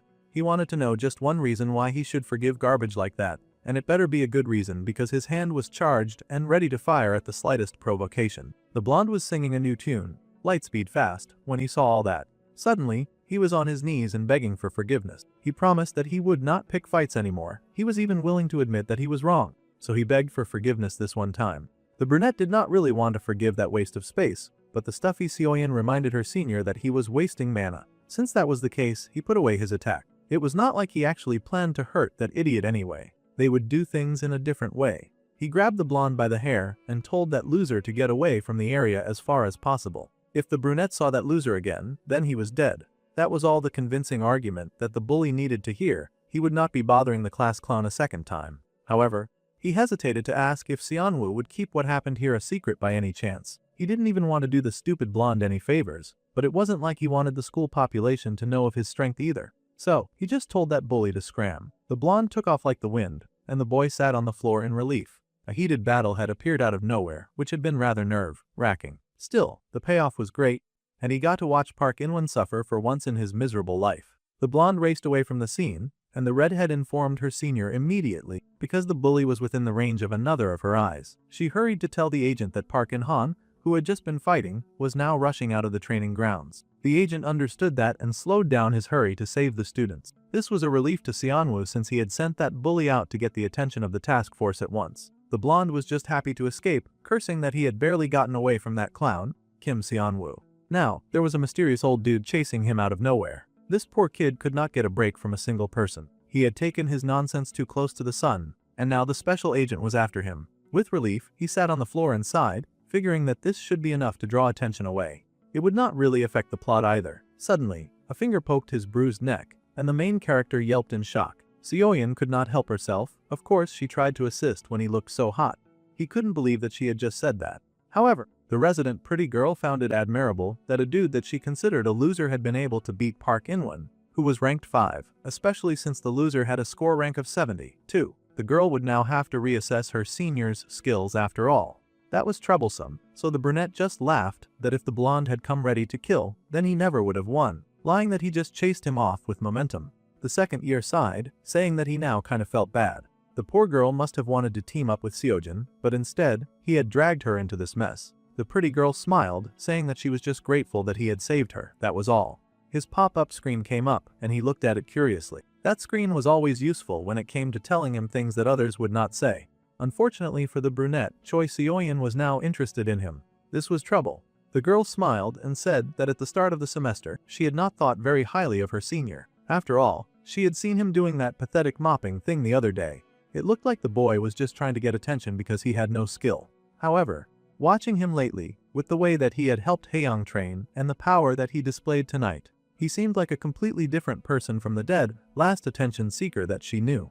The boy smirked and asked what he seemed like these days, and she thought about it. If she had to put it into words, an interesting person seemed appropriate, much like a clown. It seemed bro would never escape the clown allegations, at least for now. Well, they had rested enough, and most teams were already ahead of them, so they had to get going. The boy sighed and asked if she did not want to sit a bit longer. Seoyeon laughed that she needed to find something and show results. That way, her sweet senior would not be disrespected by people like Park In-won. The girl was just happily hopping forward when a monster popped up out of nowhere. That beast had no business sneaking in on them like that. Before she knew it, she was face to face with a giant snakey. The girl screamed in horror, and it hissed right back at her. A training monster had appeared. Our dude leapt to his feet, running to the girl's aid, and he prepped his magic in his hand. However, before he could launch his attack, a bright light came in and sliced at that giant foe. It was light attribute magic, and the girl beamed with joy. Even Manhwa beamed because his target had arrived just in time. Senior Leo Seojeon was here, on the scene to save their lives. They had been waiting for him. The boy beamed and asked if everyone was okay. He had been going around alone trying to help anyone who was struggling, but there did not seem to be any dangerous monsters around, which was a huge relief. The boy smiled and said that he guessed he was too tense because they had told him that it was a danger zone. Our protagonist had such a heart of gold. Well, for a genius like him, this probably was not difficult at all. If the boy just signed a sponsorship contract with the girl's family, his genius would shine even brighter. Wow, this girl was trying to recruit him right off the bat. Her shamelessness was almost admirable. The boy laughed that he would have to think about later. For now, he should focus on the training. The location, the members, everything was perfect. It had been a while since Seonwoo encountered such a good setup. As long as the major event where Lee Seojeon discovered the hidden stage stayed intact, by bringing Choi Seoyeon near the dungeon, then everything would go fine. From the start, the route that our dude had taken with Choi Seoyeon's side, passed all the monsters on this trip, and was calculated to overlap safely with Lee Seojeon's path. All he had needed to do was to guide the way. This was his most successful mission yet when it came to staying true to canon for now anyway. Suddenly, the boy pointed with a dramatic gasp, asking everyone to look over there. There it was, the dungeon entrance, the very suspicious place that they should very clearly not go to. The hero was surprised to see the light and wondered what it could be. It was coming from inside the cave, too. Seonwoo laughed that he was very curious to see what it was, and he was even going to go ahead and check it out together. Those idiots really went ahead and entered the dungeon. It was the Special Task Force Training Ground dungeon that was mostly inactive these days. The hero looked around with the prettiest girl, and they realized that they had walked into a hidden stage. It was a very rare occurrence, a dungeon within a dungeon. Those kinds of dungeons were much harder to get past than with regular dungeons, but if they cleared them, they would get much more valuable rewards. This was exactly what our dude was aiming for. The room that he had encountered in the Tower of Proof was also a kind of hidden stage, and that was the kind of thing that appeared in a dungeon that had been deactivated and modified. In the original story, Leo Seojeon and Choi Seoyeon joined forces to defeat the boss. This episode was not just when Lee Seojeon would gain an S-rank weapon and get even more attention. They would call him the Korean genius and hold a press conference with him after he cleared the hidden stage. The really important part was different, too, as this was the point where Choi Seoyeon would grow mentally and join Lee Seojeon as his ally. It was very important to the story that happened. Of course, since the other two could so easily clear this dungeon, he had made all the preparations necessary. The boy was really going the extra mile to step up to the stage, and he suggested that they try challenging the dungeon. Seojin immediately refused. Hidden stages had way too many variables, and they needed to report the situation to the task force first. This model student was already whipping out his phone to do just that. Sometimes the saint with a heart of gold was way too focused on doing things the right way. Seonwoo immediately started to struggle to snatch his phone away before he did something stupid and ruined the plot line. While those two clowns were messing around, the pretty girl stared at her reflection in the water. She stared for a moment, just bored, when she heard a voice calling to her, telling the human child to come.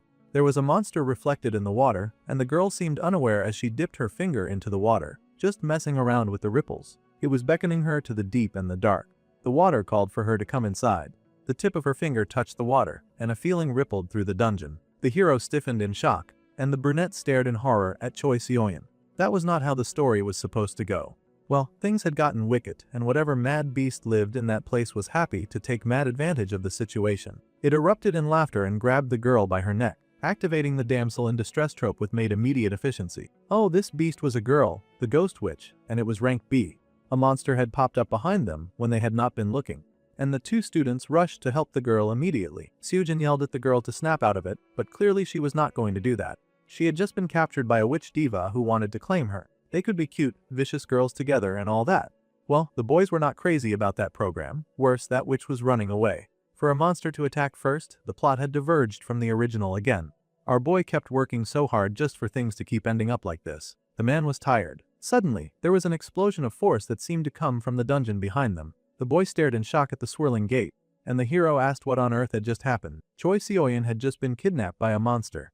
The main character was silent. He did not know how much more of these plot twists that he could take. However, it was clear that to make things stay on track, he had to move forward. The brunette walked to the dungeon, telling the protagonist to follow him and rescue her. Seojin was surprised that they would not be waiting for the task force. Doing things by the book and waiting around for the task force was exactly why our dude had to take care of the stupid main problem solo the first time. Choi Seoyeon would die if they waited any longer. The monster that took her had the ability to absorb mana. After it absorbed all that it had to offer, there would be nothing that they could do to save the girl. If they wanted to help her, then they had to act now.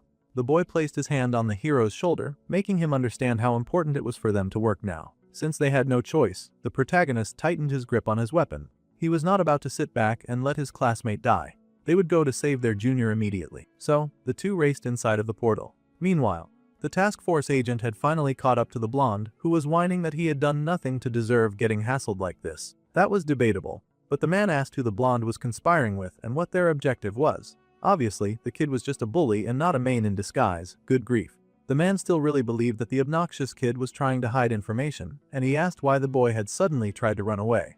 The poor kid remembered his humiliation, and he sobbed that it was the one thing that he could absolutely not tell the task force agent about. Now the man was really convinced that the poor boy was working with the mains. The man had been going easy on him since he was still a student, but now he had no choice. The man told the poor Magic Academy second year rank 5, Park Inwon, that he was getting arrested on suspicion of conspiring with mains. The boy was so confused they had the wrong guy. The man was just calling his partner Baek Yejin that he had apprehended the suspect, and he needed backup to restrain him, but his partner was freaking out. They had no other situation on hand, and this was the case of 3 students who had just entered the dungeon that they had modified for training. One of her eyes had seen it happen. At first, the senior was not bothered by that since they had deactivated the dungeon, and it was basically a cave now. However, just now, they had confirmed signs that a hidden stage had just appeared in that dungeon. Stuff was getting very real, very fast, and the man's eyes widened in horror. The 2 boys stepped into this unknown land, braving a whole new world of ice and snow.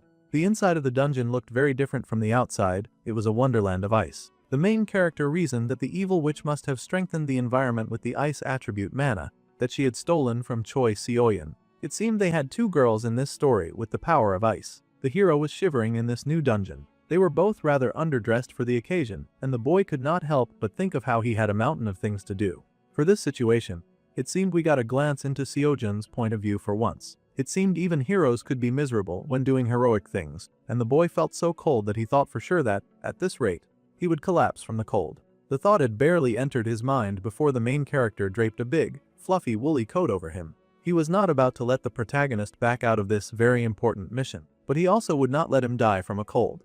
Honestly, the hero was shocked at Kim Seon-woo, but the main character just smiled. He needed the dark-haired boy to wear the coat since it had insulation, and it would make him feel much better. The inside of a hidden stage was freezing, so the boy had made sure to put on 2 giant coats into the subspace pocket that he had finally gotten. He had bought tons of cold weather gear, too. The warm fleece coat increased cold resistance by 20%, and the warm gloves increased cold resistance by 5%. The hero was amazed that the brunette could even afford a subspace pocket since it cost over 100 million. The brunette just vaguely said that he bought some stocks and was able to cash them out. He had one more coat, of course, for Choi So-yeon, but first they had to go get her. They saw a figure waving in the distance, and the protagonist sighed in relief, thanking God that she looked okay. He was kind of naive, because there was no way that the ice girl would just be walking freely in the dungeon after getting kidnapped. The voice yelled for them to hurry and save her. The aim was to get her out of there immediately, and the hero wanted to find the exit first. However, before the gnaw of a goody, Two Shoes made his way to the clearly fake Soyeon. Seon-woo had to blast that immediately. The hero was stunned. He could not believe that our dude had just attacked the pretty girl. That was all quickly cleared up when the witch began to cackle. So, it seemed our guy had some pretty sharp senses for a human. The ice witch was now possessing the body of the pretty girl, because that was the only way that she would get a face life. Now that she was looking banging and possessed a body with lots of power, she was going to make it everyone's problem. Suddenly, someone sensed a surge of killing intent aimed at them. It was Seon-woo, and that was the skill that alerted him to the schemes of the evil witch in the first place. The monster was controlling their friend. The monster was called the Ghost Witch, and if they wanted to save Seoyeon at all, they first needed to catch the witch. The witch laughed, saying the child's frigid. Icy manna was a delicious delicacy. She was being such a creep about a minor, it was very unsettling. Then she declared that once she had absorbed all of this child, she was going to eat the boys too. What an absolutely greedy, power-hungry pervert. However, she did not see much to mind the accusations and fired a bolt of power at the boys. Naturally, Lee Seojin took center stage with that cool sword of his. He raced ahead to take down the menace before them, and the main character watched in satisfaction. The Ghost Witch was an undead monster, so it was generally weak to Seojin's light attribute. There was just one solid problem, as the boy leapt up to face the beast. While the protagonist took center stage, our boy played backup, blasting away all the other attacks that the stupid witch dared to send in their direction. This was going to be a difficult fight because they were aiming to save Choi So-yeon, but her beautiful body was currently possessed by their enemy, whom they were trying to kill. They had to separate them first if they wanted to make any progress. The rich and pretty girl was also ranked first in the first-year department, and her main specialty was manifestation. She pulled out ice fragments out of nowhere and tossed many at her enemies. As she ran forward, her subspecialty was revealed. She had the power of enhancement. She dodged right past Seojin entirely and aimed for our boy, probably seeing him as weaker and thus easier to defeat. She was about to be sorely disappointed on that end. Unfortunately, in this fight they could only stay on the defensive because they did not want to harm her, but they also needed to take her down somehow. When the girl manifested a sword of ice, a sword of light hit her away immediately, making sure that she could not harm Seon-woo. The hero was fighting to protect his friend and take down the witch at the same time. As expected of the hero, he was tenacious and refused to bend to her will. The ice witch was also not about to take a no for an answer. She was fighting to win after all. She pulled out yet another icy magic and then tossed it at the boys again. This witch was just having fun abusing the pretty girl's body and doing whatever she wanted with her magic. More and more shots were tossed at the hero, but he was the protagonist for a reason, and he blocked them one by one. The more ground that Seojin gained, the more the pretty girl was forced to back off, but this could not continue for long. They needed to find a way to properly dispatch the witch. The witch was also realizing that they were only playing for defense, and she laughed at them for not being barbarians who could so easily hit a girl. Every single one of their attacks was pathetic. That was rich coming from someone who had hijacked someone else's body just to make a stand against them. The fighting continued with our dude playing the supporting role, while he ensured that the protagonist took center stage. Seon-woo refused to get pulled into any more difficult plot lines. Quick offense, defense transitions, the utility unique to ice attributes, were synergizing with the environment. More ice came raining down on the boy, and he gasped in horror. Despite the fact that they were fighting 2 against 1, the odds were terribly against their favor, since they could not hit her back. Quickly, he dodged that downpour, managing to escape the ace. When he looked back, he realized that their escape path had been demolished. So, this witch was planning to tire them out and then drain their mana too. What a calculated little diva. The witch laughed that now they had nowhere to go, and she fired more wicked, biting cold magic at them. It was just attack after attack, and the brunette had to flee to get out of range. This was becoming a difficult battle, and the hero had to retreat to Seon-woo's side, asking him what to do. The brunette seemed to always have a solution for everything, so the boy figured that the same should apply right now. He wanted to know if Seon-woo had a plan. It turned out that the main character did indeed have a plan. Step 1 was finding that stupid witch's main body so that they could finally wipe the smile off her face. If the body felt threatened, then she would leave Choi Seo-yeon, and they could get an advantage and get rid of her. The hero pointed out that this whole place was nothing but snow and ice, and searching such a terrain was going to be very difficult. He asked if the boy knew where the main body was. The main character did not know that far. The hero was surprised to hear this. The problem was that, in the original story, both Choi Seo-yeon and Lee Seo-jin had entered the dungeon together. The hero had then slain the big witch by slashing through this entire area. It was not easy, but the brunette was sure that finding the main body could be done. However, he was not the one who could find the body. First things first, the brunette drank one of his special mana elixirs and increased his mana recovery speed by 500% for 10 minutes. After the duration ends, this would cause mana exhaustion for 30 minutes. The main character explained that it was the protagonist's job to find the witch's body and slay her. Meanwhile, outside the dungeon, Agent Hyun-soo finally got some information out of the bully that he had cornered. The poor boy sobbed and explained that he had picked a fight and then run away because he had been embarrassed that he had lost. It was humiliating, but admitting that was better than accepting the fault as an aide to mains when he was just a mean bully.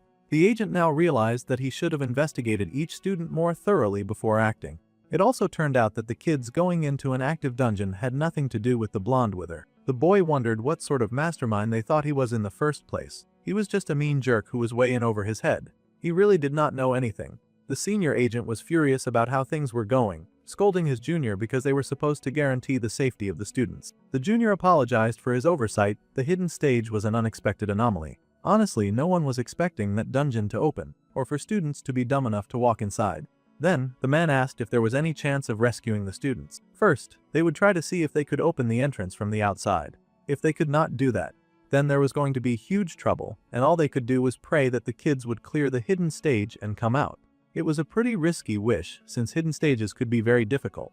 It seemed a huge crowd of students had gotten word about what happened, and now they were hanging around outside the dungeon cave, even though their teacher insisted that they should wait outside. Teenagers were just too curious for their own good. They were shocked to hear that some of their classmates were trapped in a hidden stage, because once a person was trapped, it was really hard for them to get out. Yura also watched silently, a little nervous but saying nothing. Each of their partners and friends were stuck in there. The dark-haired girl was worried because she still had questions for our main character concerning a trauma that he did not really have, but she suspected that he did. If anything happened to her unanswered questions, she would not let it go. It seemed this was her way of saying that she cared. She cared deeply for Kim Sang-woo, so she kind of needed that idiot to hurry and come back. Meanwhile, the brunette had shared his plan with the protagonist, and that dude was horrified. He could not believe that he was being told to find and slay the main body of the witch solo. Well, he was the protagonist, and it was time for him to experience some character growth. In this world, the hero could unleash his power freely. Meanwhile, the witch was acting cautiously because she realized that one of their mana flow changed. She scoffed and asked what he was scheming. More mana bubbled up behind them, and the boys were alarmed. This witch would not even give them the chance to plan ahead. She was determined to use her ice magic to bring them down. The more magic they wasted fighting that horrid witch, the more her chances of winning increased. Seonwoo turned to Sojin, telling him that he did not have to hide his strength, not in front of him. The boy could reveal his power as it truly was. It was fine, the main character would not get scared. But if he kept holding it in like this, they would surely die at this rate. Now that the protagonist thought about it, the only time that he had swung his sword with full intent was during the last main attack. He had also held back during the midterms as well. The boy had worried that if he got too far ahead, then Yura would get hurt. After all, she was working so hard to become his equal and stand at his side. It seemed that the brunette had noticed that subtle difference, and it left Lee Seo-jin in awe. Then, the hero said that they should both go all out, fighting at full capacity, no more holding back. The Ice Witch laughed in glee, telling those tiny human brats that she was not afraid of them. She should be, because she was fighting against Cheat Code 1 and Plot Armor 2. Since the main character was putting so much faith in him, the hero could not bring himself to keep pretending. With a charge, his light magic lit up his eyes, his sword and his being. The Ice Witch had been cackling something awful until she saw the hero step up and summon a huge amount of light attribute mana. Now she was second, guessing her whole existence. Seonwoo yelled for the protagonist to blow away the entire dungeon, and the witch realized that her main body was in danger. In her distress, that idiot finally abandoned Seoyeon's body, which made absolutely everything very easy for them. With a blast, that witch dove right for her body, leading them right to it. She should really be calming down if this was what she did when she panicked. It was a very bad habit to fall for your opponent's tricks. The evil Ice Witch dove into her body like it was the pool of life, and the brunette beamed now that Choi Seo-yeon was retrievable. which also meant that they no longer had a reason to hold back. The environment around them began to spasm and fracture, ice particles gathering and expanding as the lady showed off her increased power. Now that she was back in her real form, she screeched that she would not let the humans have their way in here. But Xianwu just smirked that there was now no reason to keep that witch alive. It was time to let it rip. The monster gasped because she had fallen for their trap, but that was just about all the sound she could make before the light magic came tearing into her soul. Seojin was nasty with it too. He stepped in and informed the beast that he was the one in charge now. Meanwhile, outside the barrier, there was a team of desperate teachers trying their best to break into the dungeon. They kept checking their progress, but the portal entry analysis was only 2% complete. They were moving slower than snails. At this rate, the kids would be dead before they managed to break in. Not even a mosquito could get through such a tiny crack. It was very unfortunate that this was somehow the best that they could do. No matter which support mage they brought in, they would not be able to open this gate any further. Suddenly, the scarred agent got a message on his phone, and he checked it out. He was really worried about the situation. At this point, even if he got reprimanded by the captain, he needed to take responsibility into his own hands. He made a call to someone, informing them that Lee Seojin was one of the students who'd gotten stuck in a hidden stage dungeon of B rank. The agent started to apologize, but the person dismissed his worries, saying that it was fine and that the boy would come out on his own. This shocked the agent very much. Everyone was shocked and wondered what that buffoon meant that students could survive a B stage dungeon and come out on their own. Just then, the area behind them exploded in light. It genuinely exploded.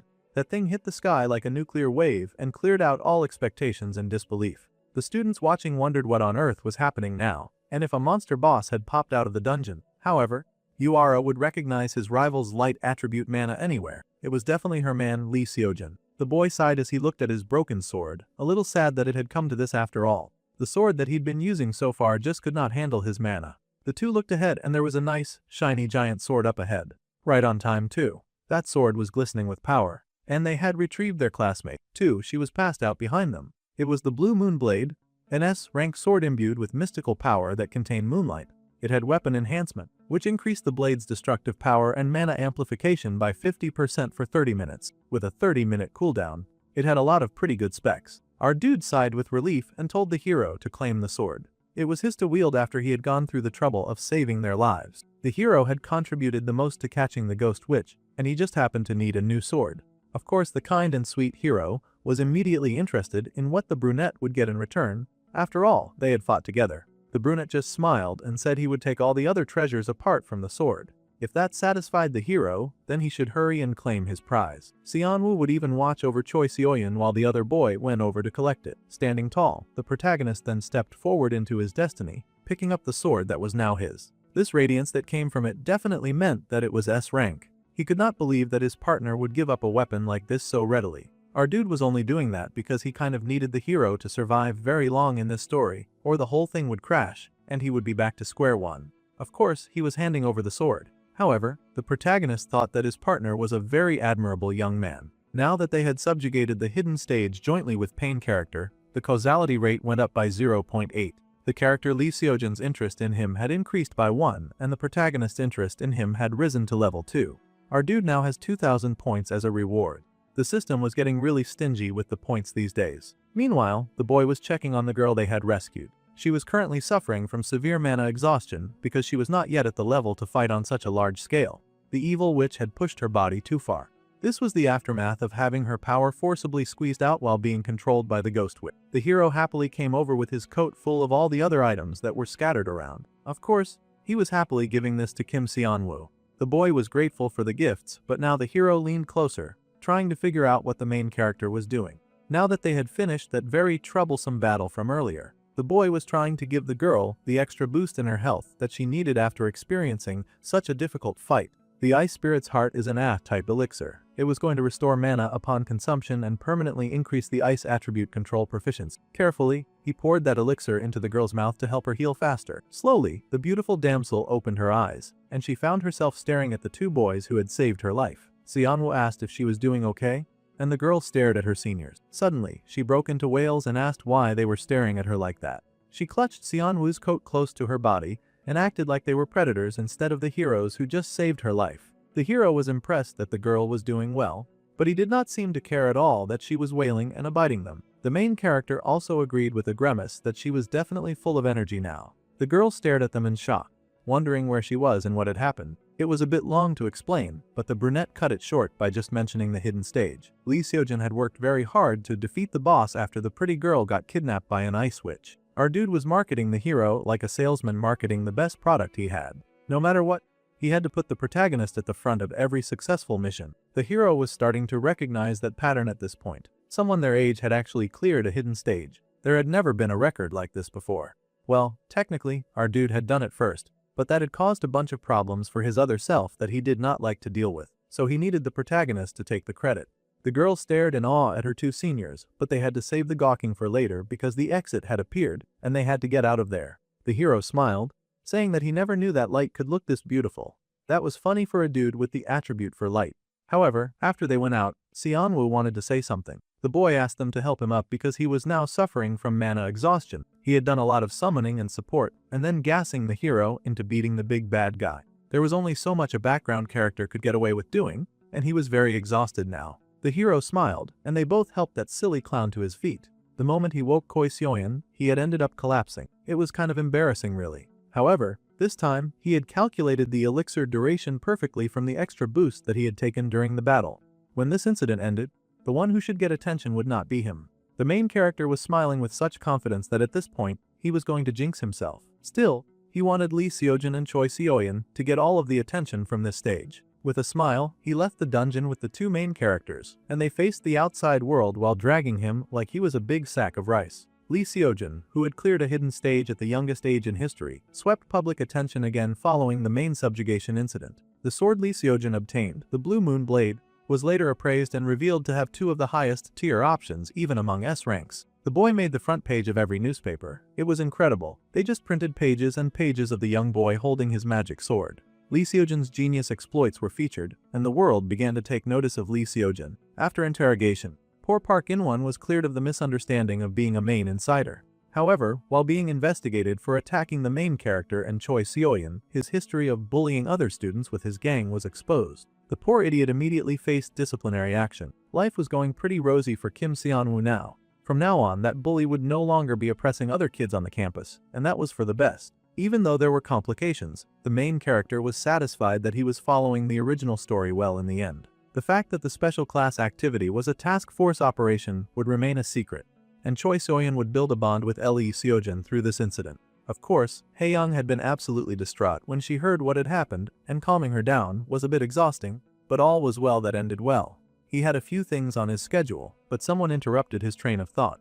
It was the junior pretty girl, and she smirked about how she had heard some very interesting things from the senior Sujin.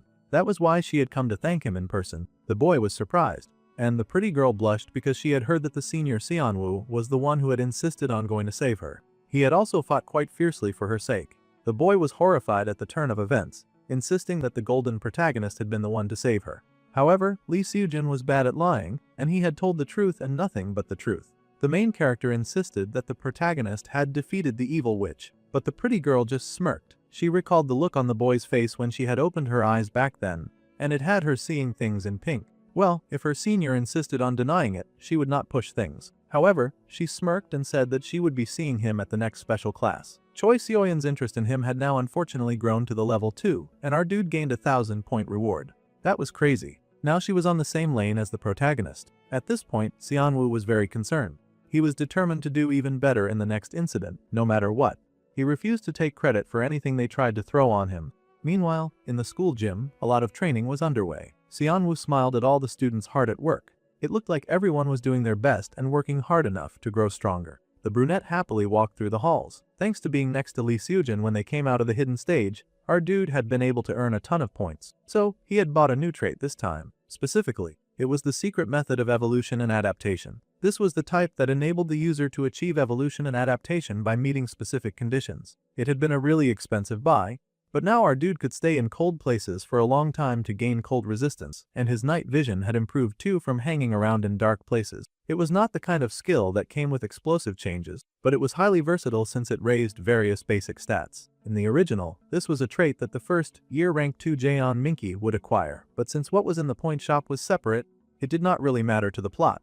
Our dude walked into the gym, and suddenly his fanboys started hooting and hollering with joy, waving him over. Of course it was Seojin and his best friend Youngjun. They asked what had brought the class clown over to the training room, and the boy laughed, saying that he was just trying to take care of his body, and he was not up to anything weird or unusual. Just typical training like a typical high school boy. The protagonist laughed that the main character sounded like an old man, but that hadn't changed since they'd met him, so this was fairly normal for Seonwoo. However, Youngjin pointed out something else that was going on in the gym. There were a bunch of other students whispering and gaping at them. It seemed they were tracking Sojin's usual morning bench press and how he was lifting that weight with pure muscle strength without any mana enhancement. They could not believe how strong the hero was. The best friend pointed out that his friend was also not like other kids at all, and the other two boys laughed. Speaking of people who were not like normal kids, they were thinking of one other fiery youth that they knew who screamed Lee Seojin's name with a burning passion. Yuara was always heated whenever it came to her rival. The girl was truly insane, and apparently,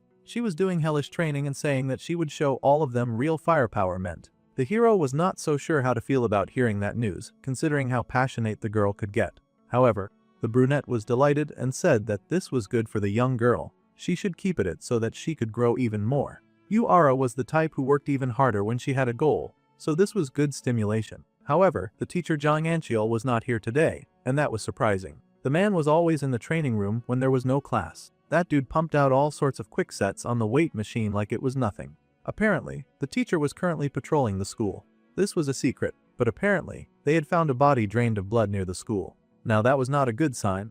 Seojun guessed that the victim had been killed by a main, but his best friend just chuckled that no one really cared. Even if those monsters attacked again, their genius would protect them. The best friend was happily counting on Lee Seojun to save them if anything went wrong.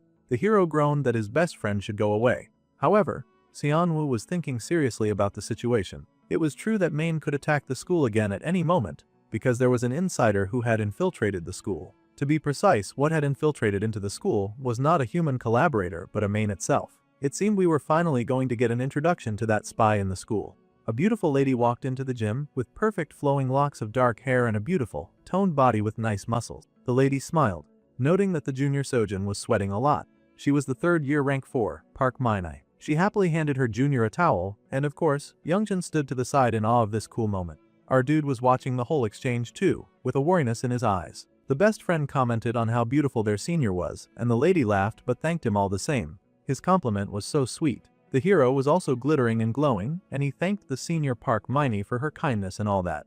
The lady smiled and said that she was always rooting for him. Very sweet of her indeed. The lady Park Minai held the junior Seojin very close to her heart after all. There was every drop of sinister energy in her smile and her words. That bodacious beauty was dangerous, and malicious intent dripped from her words. That night, she had happily drained that poor helpless victim who had cried for salvation but had found none. The wicked monster had moved like a vampire and sucked all of the strength from her victim until the poor thing could barely stumble away. She sat on her bench, rubbing her lips as she considered the taste of her latest meal. The third year 4 rank Park Minai was gorgeous, and she carried herself as someone who understood the power that her beauty held. However, she was also the main, Jang Hana's only daughter. This meant that she was totally the daughter of the first main that our dude had killed. After her meal, the girl had smiled, saying that she had not expected a visitor. A dark presence loomed in the darkness, and she asked that presence if he was planning to attack the school again. The Lord Chianhei had returned, and the man smiled, saying that he had just come to see how the girl was doing. As if the poor victim was not going through enough, the man decided to further disrespect the unfortunate soul by stepping on his head too. Since Jang Han had died and the poor girl was left alone, the Lord came frequently to assess and make sure that the girl was doing alright. He then squashed that poor human into a bloody mess, while sweetly saying that it was his duty to take care of the girl after all. The girl sighed that she was planning to play with the human a little more, but now the Lord had killed her toy. Obviously, she was not pleased about that. The man warned that if she made too much noise on campus, then they would soon catch her tail and find her out. Then, the evil monster asked how her school life was going these days. The girl took the money to think about school and all the fantastic things that had happened. With her status, she could not even approach Jung Hyun-soo, and the Lord Harayong told her not to take revenge on Kim Jinwoo, even though she wanted him dead. Instead, every day she had to see those darn brats who had reported her father and gotten him killed.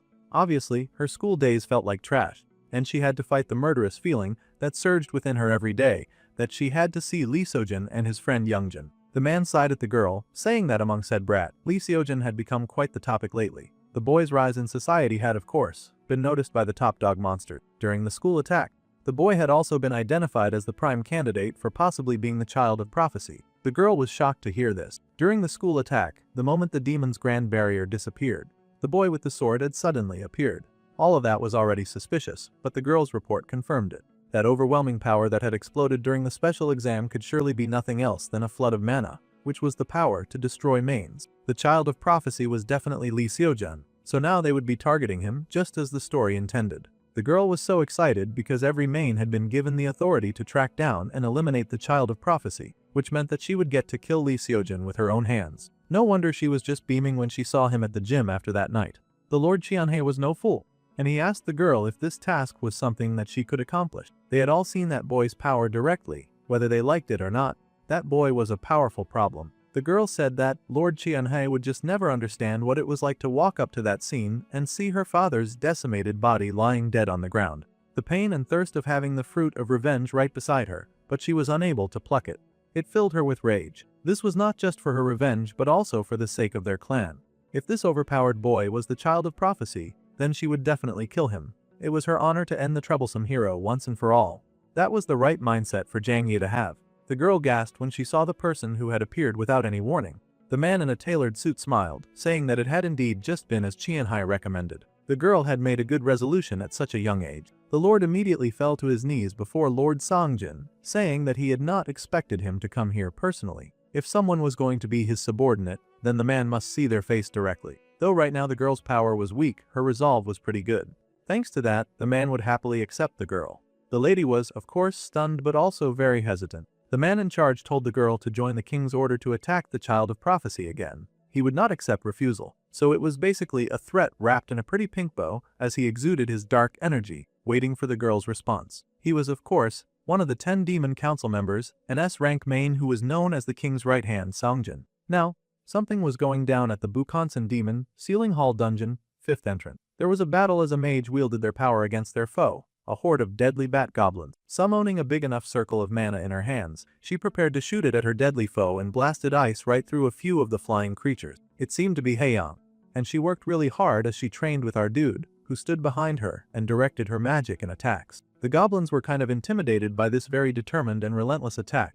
That young girl who had once thought of herself as mediocre was now so overpowered that she was scaring beasts right back into their cave. Now this was what a true level up looked like. They fled immediately. The ice girl was thrilled and happily turned to her teacher, asking if she had done well because she had worked very hard to impress him and all. The boy admitted that the girl had indeed improved a lot, but for now, they could focus on handling this form skillfully. She had been surprised when her teacher had suddenly said that they should go somewhere for the weekend. However, it turned out that they were going to the dungeon just for her training. The boy just laughed because he got lucky. It was indeed really lucky. He had discovered this dungeon purely by chance back when he was a C rank mage before the regression happened. He had remembered it in his new life and had thought that it would make the perfect training spot for his little ice student. It was a place that did not really appear in the original, and it was known only to him, so it should not affect the plot if he just borrowed it for a bit. This dungeon was crawling with demon-type monsters, and it was the optimal environment to develop Yun Haeyang's willpower. He was still monitoring her growth, and he asked what she had been thinking when she had manifested that power. The girl had been thinking about the time when she had fought beside Era. She had thought that she wanted to save the person beside her. The most important thing when handling the power to destroy mains was, of course, the willpower that was manifested through special purpose and a single-minded determination. The focal point of Yun Haeyang's willpower seemed to be our dude. Unfortunate. It was very unfortunate that he had just been trying to help out the ice girl, but now she was very invested in her trainer. Just now, she had tried really hard and thought about how much she wanted to join the special class just like her senior. Well, if they kept training together on weekends like this, he was sure that she might eventually qualify for the special class too. Just the two of them in a dungeon every weekend, it was like a date. It seemed the ice girl was still happily satisfying her desires with delusional fantasies like this. The girl happily said that she was fine with it. After midterms ranked 82. Now she would aim for rank 52 and then the special class. At this growth rate, Yun Haeyang would actually join around the first semester of the third year, just like in the original. Also, training in the dark cave enough times had upped our dude's evolution and adaptation powers. His eyes could not adapt to the darkness as well.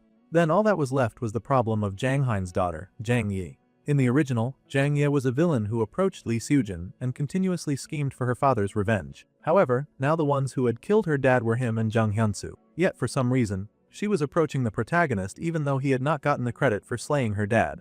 It made the main character wonder why that was. Sure, Seojin had delivered the final blow, but only people on the scene knew that. Something was strange about the new plot, and he had to figure it out before the protagonist got hurt. He needed to make the first move before that villainess could cause any damage. It did not take long for the main character to bump into the senior who sort of remembered his name.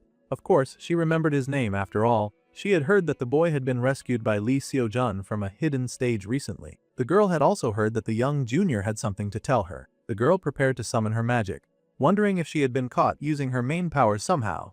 The brunette said that what he had to tell her was really important, as this was the only way to deal with the problem of Jang Ye. He reached into his clothes, and the girl gasped at what he pulled out.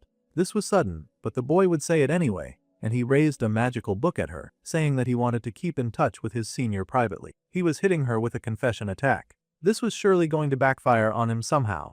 However, Seonwoo believed that he first needed to create a situation where the two of them would be alone. There was no better way to achieve that than with a confession. He suddenly got an intense notification of disgust. Dang, she did not have to be so mean about it, but she was genuinely infuriated. Our dude had achieved the medal of his first rejection, and he got 1,000 points for it. A win was a win. The girl truly looked disgusted, too. It had to be the first time that anyone had seen her make that face. The boy was hesitant at the instantaneous rejection. The girl really was hot stuff when she was not pretending to be human. How merciless and cruel she was. She had not even said anything, but just her eyes were threatening to strip him of his flesh. Then the girl spoke to her junior, Seonwoo, and let him know that he was not really her type. So, a personal relationship was just not going to work. For now, it would be much better for them if they just stayed as good seniors and juniors. The girl then walked away immediately, fuming at his audacity. She would never date a human. After all, they were beneath her and basically just prey for her kind. It was even insulting for him to suggest that. Even if he was a human, the boy sulked because he knew that he was kind of cute. It kind of sucked to get his first rejection from a girl who had looked at him like he was disgusting. Monster sure had odd taste. At any rate, Shin Youngjun sympathized with him, and he got 500 points as a reward. Our dude smirked because what he was really after was that guy. This was perfect as the hero's best friend seemed to be stalking close to the pretty senior too, and he looked so sorrowful at having witnessed our dude's rejection. The boy patted the main character's shoulder and told him to hang in there. The boy had not been trying to eavesdrop, but the training grounds were on the way. The senior Park Mai was at least worth confessing to, even if he got rejected. She was reluctant to receive any attention though. Well, that was because she was a main, but most people did not know that.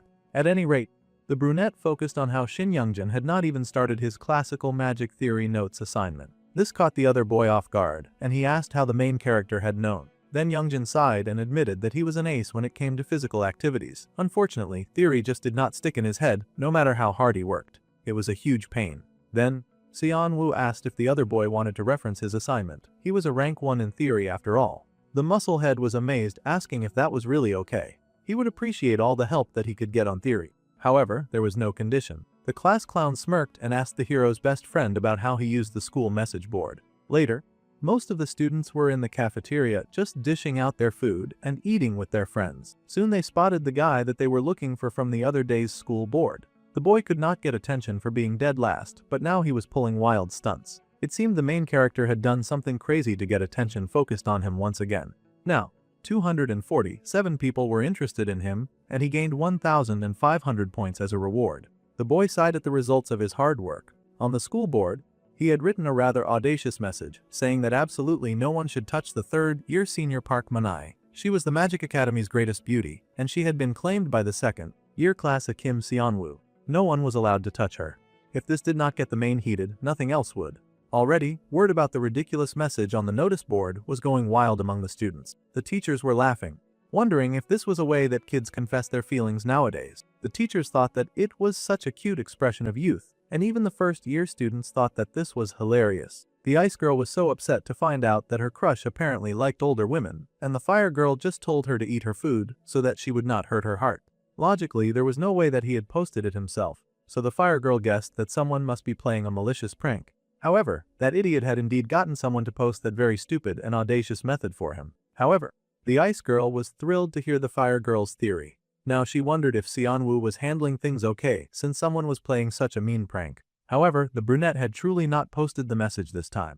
He had just gotten someone else to do it. Both boys involved in the ridiculous event were sweating bullets at getting found out. Youngjun whispered that he had done his best to help the kid like he asked, and he had posted it on the board. But the muscle head was worried that the whole plan had backfired since the brunette was now the laughing stock of the school. Of course, Seojin had heard about this, and he was laughing about it too. The brunette admitted that he was not the result he wanted, but thanks to the help of his friends, he had been able to convey his feelings quite clearly. So even this result was fine. In truth, the boy had known that if he got Shin Youngjun interested in gossip, then it would spread across the whole school instantly. He thanked the musclehead for helping, and the boy promised to support the brunette until the end. Well, the third-year student finally appeared in the cafeteria, and the main character spotted her instantly. Then again, no one with brain cells would actually confess true and honest feelings of love in such a way. He had just created this kind of situation for the desired effect that he knew it would have on the main girl. Now the whole school was talking about her admirer. The boy had escaped from dead last, but as Choi Seoyeon had said, a lot of people just saw the boy as an attention seeker. While the girl was associated with someone like him, she would find it difficult to hunt people freely or even harm Lee Seojin because now there would be many eyes on her. The boy had no image to lose, so there was no damage to him and he was fine with making this sacrifice. Happily, he winked at the main girl like a silly clown, and her friends screamed in horror at how disgusted the action was. That poor monster girl found herself shaking in anger at the pure audacity of his existence. Honestly, their disgust was really too much. Sure, he was a poser, but he was not ugly. The main's friends sighed that pretty and kind people only ever attracted absolutely weirdos. They encouraged their friend to ignore the stupid human. There was no need to deal with a loser like that. However, the main girl was seething. She had been left with the very important task of killing the hero, Lee Seojin. Now all her plans were in ruin because of the attention of Kim Seonwo. She could not make any moves because all eyes were on her. That stupid junior had quickly become the bane of her existence. The brunette would love to ambush and eliminate her, but for now, he could only patch things up like this. That was because there was something much more important that was going to happen to Lee Seojin. At the American Artifact Museum, it was closing time. Visitors were told not to forget their belongings as they exited. All the students had done very well, and they were told to check for anything unusual and begin night patrol. The students agreed and got busy. The soul container was a holy relic with the power to seal souls. 13 years ago, the world had been threatened by history's worst multinational terrorist organization called JN. It seemed those jerks were going to show up at this point in the story. Back in the past, the Magic Association chairman, Kim Jinchul, after a fierce battle, had repelled the evil villain group, and he had succeeded in killing their leader, who was called Jin Qianwu, and the spoils of that battle included the gifted soul container that was given to the American Artifacts Museum. The soul container was all clear, and they continued to shut down. It was a holy relic, and one of the most important exhibits in the American Artifacts Museum. However, someone wicked-looking had shown up in that museum and it looked like carnage was about to go down. The man tried to play it cool, telling the evil-looking lady that the exit was the other way. However, she smiled and said that to see a holy relic imbued with this much mystery up close was such a sight. The object was just too beautiful to be locked up in a place like this. However, the artifact was as dangerous as it was beautiful. This was why qualified people must safeguard it. The lady laughed that 13 years ago, that person was qualified to possess all the mysteries until he lost to Kim Jinchul. The association had stepped in to prevent abuse by those washed-up terrorists, but the man refused to take any slander about their hero. The power of mystery should be used only for the public good. Well, that was a debatable opinion because the lady vastly disagreed. Greater power should be used for a greater purpose, and their magic association was only desperate to monopolize such great power. That was when the man finally realized that he was not talking to any random lady who showed up in a sexy gown to debate him just for fun. His eyes widened, and he yelled for security to get the potential criminal out of there. Yeah, bro was pretty slow because there was no way that she had come this far without taking out at least half of the security. In fact, the last half of security got tossed inside the room and dumped at the man's feet. A big, muscular man came in, dragging the beaten and bloody bodies of the so-called museum security. It had been quite boring playing with them as they were all too weak, and he complained that he wanted to fight someone stronger. The man was in shock because all of the security were A-rank mages. The security system had not even activated until things got this bad. Bro was still processing that when a bored emo girl in a red jacket hopped in and sliced the contents of the special soul item. They had agreed to just threaten the guy and steal the item, but now the plan had changed, and it was very inconvenient. The man shook because he had barely noticed when that other lady had shown up. The poor man fell to the floor in horror, asking who on earth these terrifying people were. The association may have taken their god from them, but they could not break their will. The villains loomed over him with disgust. Calling them washed-up terrorists was something that they just could not stand for. They would make the man pay the price for insulting their almighty king.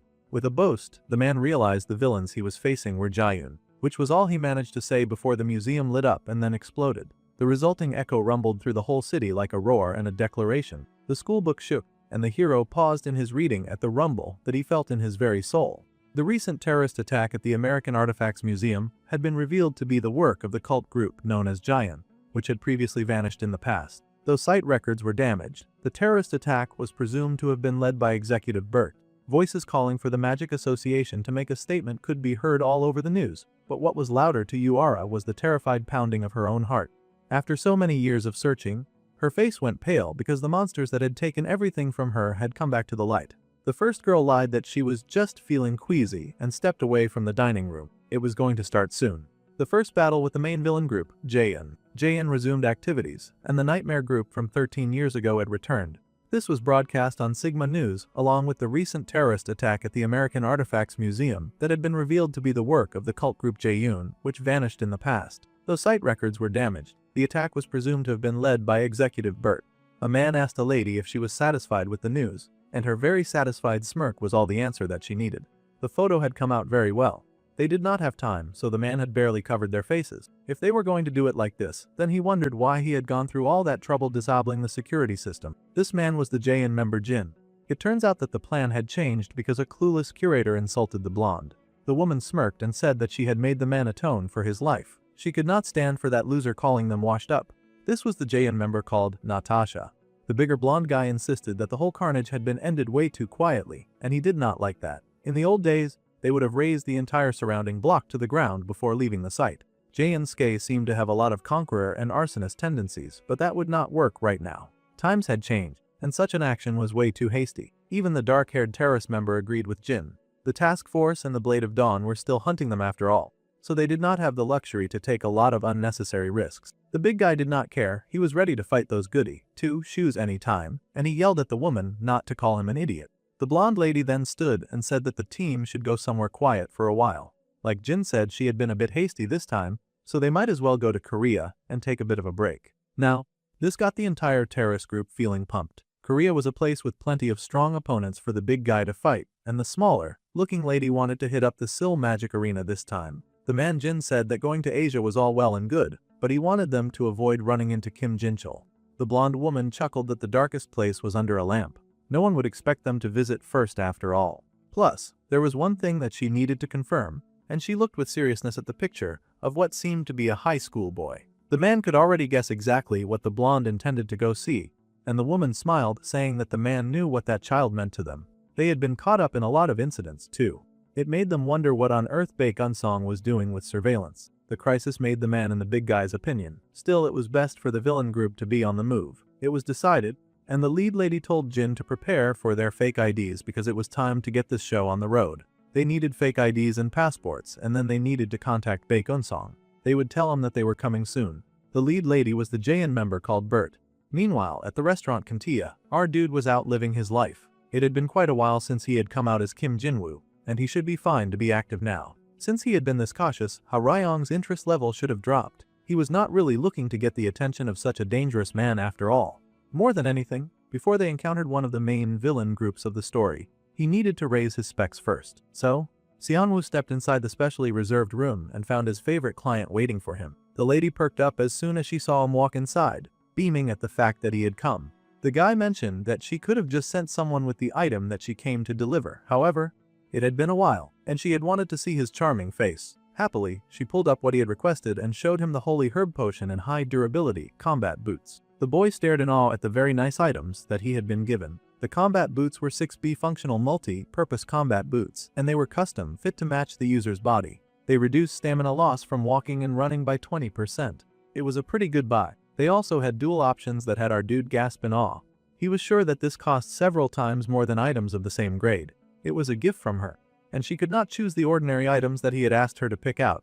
Their food soon came in, and as expected, it was luxury dining. A gift should never disappoint the recipient. That was her principle. Kantia was the restaurant where Lee Seojun almost fainted after one bite of the food in the original. Our dude had heard that regular people had to wait for months just for a reservation. He wondered if that food was really that good in reality, and went ahead to taste it just to see what all the fuss was about.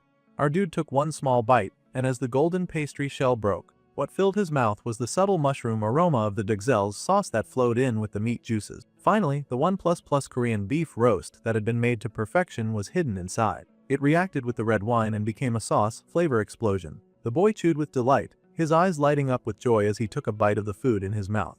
He could not believe what he was eating. It tasted so darn good. It was crispy on the outside and then juicy on the inside. The food was just too delicious, and he cried tears of joy just eating the food. The lady with him laughed at his reaction, made this whole thing so much worth treating him to good food. Happily, Xianwu cleaned his lips and sighed. After receiving such wonderful hospitality, he could not just sit there shamelessly. The lady laughed that money was not necessary, and they were not the type to care about that. The man then smiled and said that he could produce something even better than money. He had noticed earlier that the lady looked troubled. This was likely because of the terrorist threat going around the world. The deposit of 2 billion won into a stated account had been demanded with the threat of bombing the Hansong pharmaceutical building in 3 days if they missed the deadline. The lady was shocked that the boy knew such top secret information that had not even been leaked to the press. The main character just smirked that he had his ways, and she should know that better than anyone. Back to the matter at hand, after the JN news broke, a lot of copycat crimes increased worldwide. The poor lady was already busy with the power struggle against her brother. Fortunately, the one threatening Han Sion had nothing to do with Jaehyun. The brunette happened to know that the real Joker who was messing around with the pharmacy hair was not Jaehyun, but an alchemist active in the underground by the name of Jo Seong-hun. That dude was just a small-time criminal who would eventually get caught trying to extort the rising Hansong pharmaceutical. The boy told the lady to check the financial situation of her security staff. She would eventually find someone involved with a low-quality alchemist. In the original, that phony was introduced just briefly to trigger an event, so this level of interference should be allowed.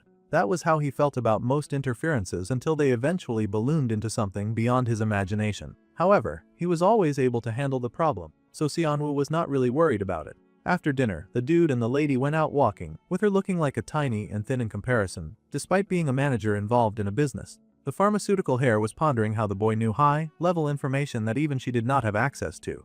However, the source was a complete secret. Finally, she voiced her concerns to Mr. Kim Jinwoo, saying that she did not know who he worked for, but if he would consider coming to work for her, she would reward him greatly. Little did she know that she was totally talking to a miner who used a cheat code to solve his problem. Still, the pharmacy hair forged on, saying that with someone like him, she did not think that she would lose to her brother in their competition. She would even offer at least an 8-figure salary and treatment beyond what he could expect. The man laughed and said that this work was not the kind that he did for compensation. However, his desire to help Han Sion was genuine. The lady sighed and then said that it would not be fun if he accepted her offer right away anyway. Refusing to give up, she suggested that they could have dinner again sometime. She would make an even better offer then. With a smile, the boy admitted that he looked forward to it. Han Sion's offer had been really attractive. However, if our dude accepted it, he would unfortunately end up distracted from Lee Seojin, and he could not let that happen when that golden-hearted hero was the axis around which this world spun. He needed to watch that man every day.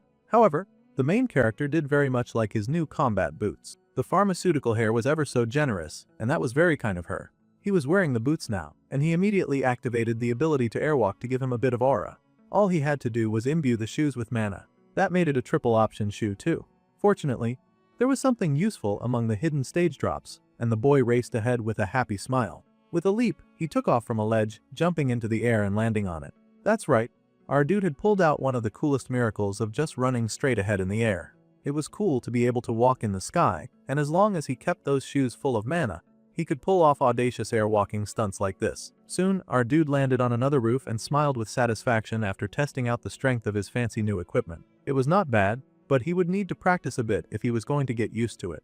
Back in the magic law class, our dude had to focus on his studies. There was a lecture that most students were taking seriously, and despite his late-night activities, our dude was somehow still able to pay even more attention than poor musclehead Youngjin. The students were then told that they had a 2-person theory research assignment due next week. Some of the students were thrilled, but a good load of them were horrified to hear about that, and Youngjun only woke up because of the noise. The boy complained that the teacher should at least extend the deadline, but the hero was totally judging him because he had seen that dude sleeping in class. Of course, the teacher had no interest in extending the deadline and the students would just have to deal with it.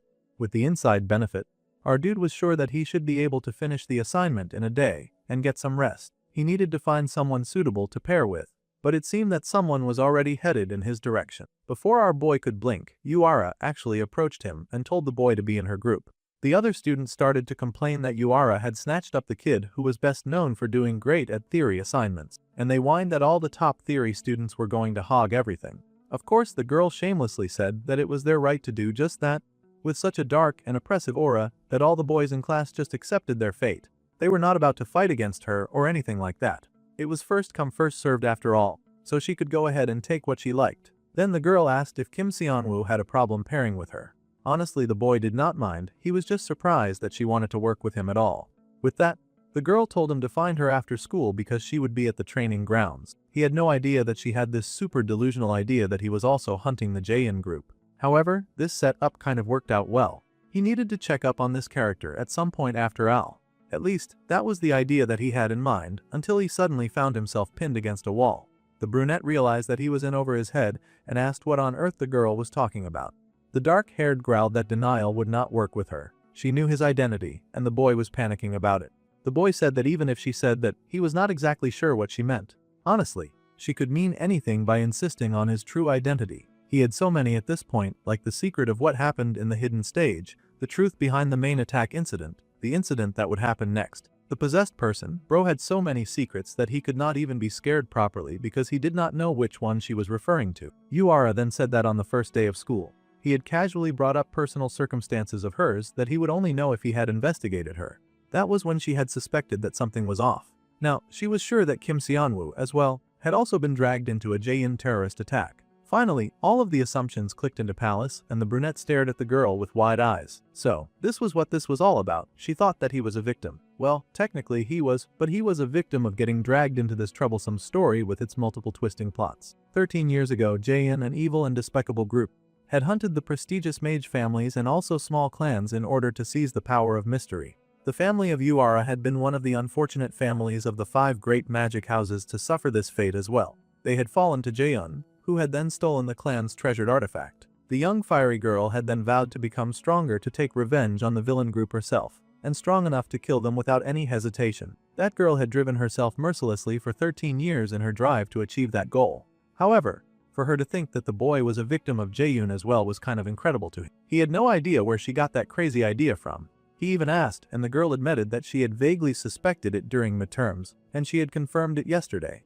When everyone was shocked watching the news, the boy acted differently. He had remained calm when he heard those villains had resurfaced, like he had been waiting for them to return. Well, that much was true, but he had been waiting for different reasons. Still, Yuara was related to that painful feeling. At first, a person would feel shocked, but at the same time, there would be the sickening feeling of relief after endless years of silence. At least, she shook at the possibility of a chance to take her revenge on those despicable villains. However, the boy immediately told her to slow down. She was running headfirst into the dream of finally conquering the terrorist group, but they were made up entirely of S-rank mages. At this current level, they could not possibly oppose such terrifying monster. Of course, this was not what the girl wanted to hear. She seethed and yelled at him, telling him not to lump them together. There were tens of thousands of Jaeun's victims in the world. The boy must have lost something precious to them, too. No one understood the pain that she had felt that day when everything that she had loved had burned down because of those terrorists. She had been living with that agony for the past 33 years. The dark-haired girl was full of violence just thinking about that group. They had taken everything from her. She paused when she saw the wound on our dude's wrist and the bandages he hid underneath his sleeve. The girl paused, and now the brunette panicked, thinking he had definitely messed up this time. He tried to explain that it was not the type of scar that she was thinking of. Suddenly, the character Yuara felt immense pity for him. It was almost like she suspected that he had tried to off himself just to run away from those terrifying villains. The boy suddenly got a $10,000 reward for the pity, so it was not all that bad. Still, the girl mumbled that she could tell the difference between a wound made by his own hand and a wound made by something else. Slowly, she turned away, apologizing for digging up painful memories for Seonwoo. She had not realized how traumatized the boy was. It was not much of an apology, but she promised to do the assignment on their behalf. Then, she said that she would see him tomorrow and said nothing more. With that, the dark-haired girl walked away, and the brunette was left standing there in shock. Suddenly, the boy told her to forget the assignment. He was not going to let her just walk off like that. Instead, he was going to help. He would not let such an important character slip from his grasp when he needed to protect all of Lee Seojun's allies. He would help her gain revenge no matter what. She had to remember the first day of school. Honestly, the boy thought that the girl was better than both first-grade students of both years. He had not been lying when he had said that. Seonwoo truly respected Yuara that much. If it were him, he was sure that he could help her get even stronger than she was now. After all, she had seen how much he had helped Yoon Haeyoung. She could become strong enough to get revenge for both of them. The fairy girl shook, and the boy had no idea what that was about. But suddenly she tossed something at him. It was something to help him treat his scar. so that it would not leave a mark. If she did not knead this with her own hands, then it would mean nothing. The prideful jerk was willing to risk her life just to prove a point against S-rank criminals. This was not going to be an easy mission. Deep down inside, the girl knew that emotional wounds often left marks on the body. Even though he had talent, the way he had acted on the first day of school was probably not unrelated to the scars that he carried. It was because he was like that that the girl could not bring herself to drag the boy into her revenge. How sweet she wanted to be kind. When she had been younger, she had told her sister of her plan. Shaking with rage, she declared that when she graduated, she was going to go after that mad group. She would join the task force or her sister's Blade of Dawn unit, and she didn't understand why her older sister was so against it. The girl had taken Yuara's hand, saying that her only desire was for her only remaining family to live happily. The big sister had promised to put an end to Jane with her own hands. Back then, Yuara's big sister had also had a similar scar on her wrist. The fiery girl knew an expression like that all too well. That was why she was fighting to ensure that no more victims like them would ever appear. She would personally finish off those evil monsters in Jaeun. Meanwhile, the brunette was doing some necessary research. For someone like Yuara, who avoided opening up to others to share something so personal, that was definitely real progress, even if it had been over a slight misunderstanding. The character Yuara felt she had a sort of kinship with him, and he gained 150,000 points as a reward. However, the boy wondered what on earth he was supposed to do about this misunderstanding. In the hidden stage, our guy had used the special dagger item to gain an adaptive trait. It was a dagger coated with paralytic poison, and stabbing an enemy could paralyze them. This effect varied depending on the target's poison resistance. Using that dagger, the boy had slowly stabbed himself over and over to gain resistance, and he was not sure how to explain that to Yuara, since most people in this world did not have a cheat system that could just gift them special abilities and all that. Still, a win was a win, and his poison resistance had gone up by 50%, with a 70% recovery speed. The boy sighed because times like this were exactly when people trained. Every night, he refined his mana and thought through how to support the upcoming developments. Jaeun was an enemy they would have to fight someday, and helping out Yuara to get her revenge was also helping out Lee Seojun. So that was a genuine win-win situation. Now the brunette had to set the stage for that. The blessing of great nature had risen to rank 3, and our dude had gained additional mana with a mana recovery speed of 65% and now a cooldown of 23 hours.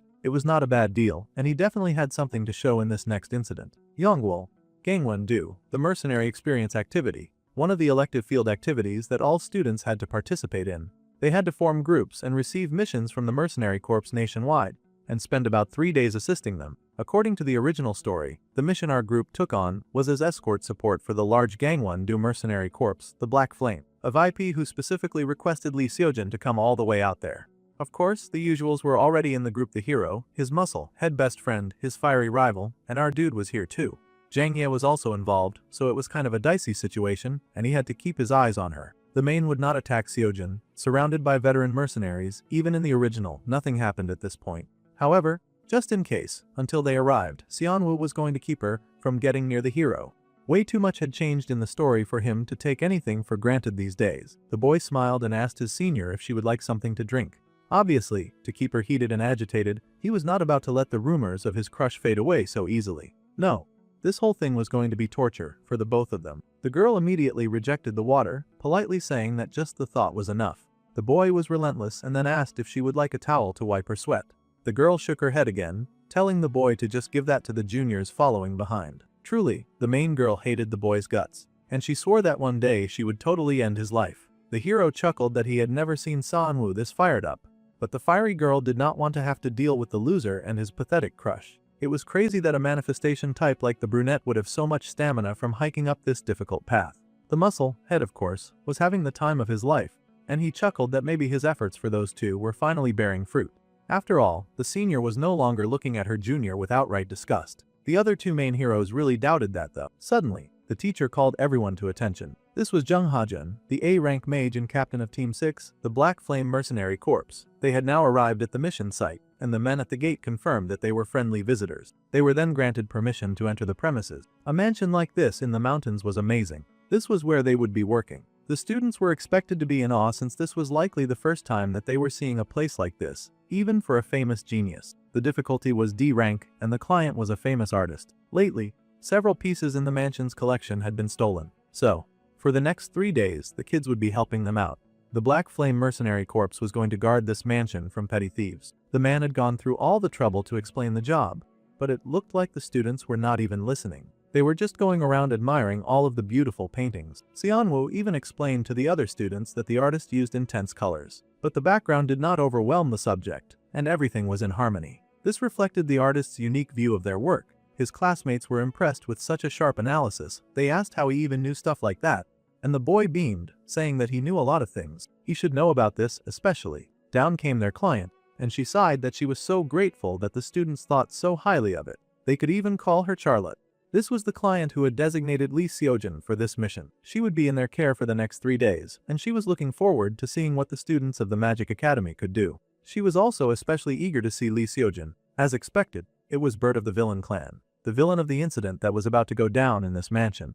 The blonde lady happily graced the students with her presence, telling them that they could call her Charlotte. She was going to be in their care for the next 3 days. She was so excited to be taken care of by the students of the Magic Academy and, of course, Lee Seojin. That person was no ordinary rich client, of course. She was a famous artist who designated the hero for this escort duty. But she also happened to be the main villain of this incident. The beautiful client was the artist Charlotte, but in reality, she was the JN member named Bert. Meanwhile, the other team members of the villain group immediately checked in with an informant of theirs. They seemed to be hiding out in a nearby safe house, and they needed to make sure that the person had not done anything wrong. The poor man insisted that he was totally dedicated to his job. He was the JN member called Bae Kun-song. As the surveillant, he confessed that he had never taken his eyes off Lee Seojin, and he had always watched the boy from nearby as best as he could. He had also checked on his grades, relationships, and health status and received regular reports without fail. This dude was either an A-grade stalker or some kind of parental figure. However, the dark-haired woman was not satisfied with the results, wondering why the precious hero had then gotten caught up in so many annoying incidents. The boy had nearly died multiple times. The big guy, Ska, just laughed at their worry, saying that they just had to watch them fight to see how they had grown. Instead of arguing, they should just eat. Natasha yelled that they could eat nothing when Ska was busy eating everything. It was almost like the villain group Jaein was acting as some sort of parental surveillance for the protagonist of this story.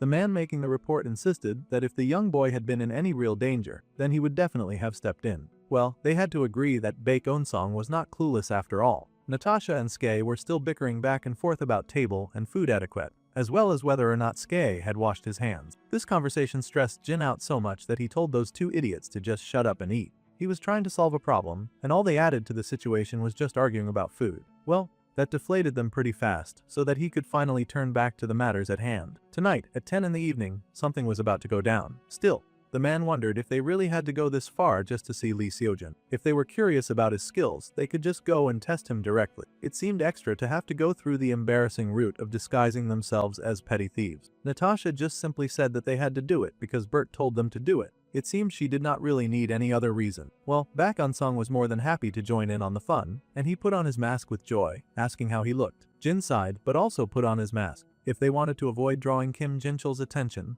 they needed to hide their identities first, of course. Bert's orders were to hold back and not kill anyone else. They needed to move quietly for now. Despite knowing these orders, as the villain group prepared to kick their nightly activities into gear, a few of them were worried as they were not very confident about holding back properly at all. After all, they were each very formidable foes. Now that they were dressed together, they all looked even more intimidating than before. Meanwhile, the students were being treated to some high levels of hospitality as their host encouraged them not to feel pressured and that they should all eat rather comfortably. They might have a rough night ahead after all, so she wanted to make sure that they were all well fed and ready to battle. Even providing them with a meal was more than they expected, and the students happily thanked her for the good meal. It seemed coming on a mercenary activity was a great way to get some healing time. Our dude tried out the food, critiquing it because it was not as good as the food that was served in Cantia after all. Now that he had tasted some miracle food, he was a bit salty about any other food. This was enemy territory, but it was also rather safe in a way. The goal of Jaeyoon, who would eventually infiltrate the mansion disguised as thieves in a few hours, was not abduction but to test the special being known as Lee Seojin. For some reason, the villain group was very interested in the protagonist. If someone like Jang Hee revealed her true colors during such an exercise, of course she would be executed immediately, so he did not have to worry about her. The senior was very clearly still very bothered by his attention on her, though she really wished that he would give it a rest. Their host was meanwhile making some happy and flashy small talk with the main hero,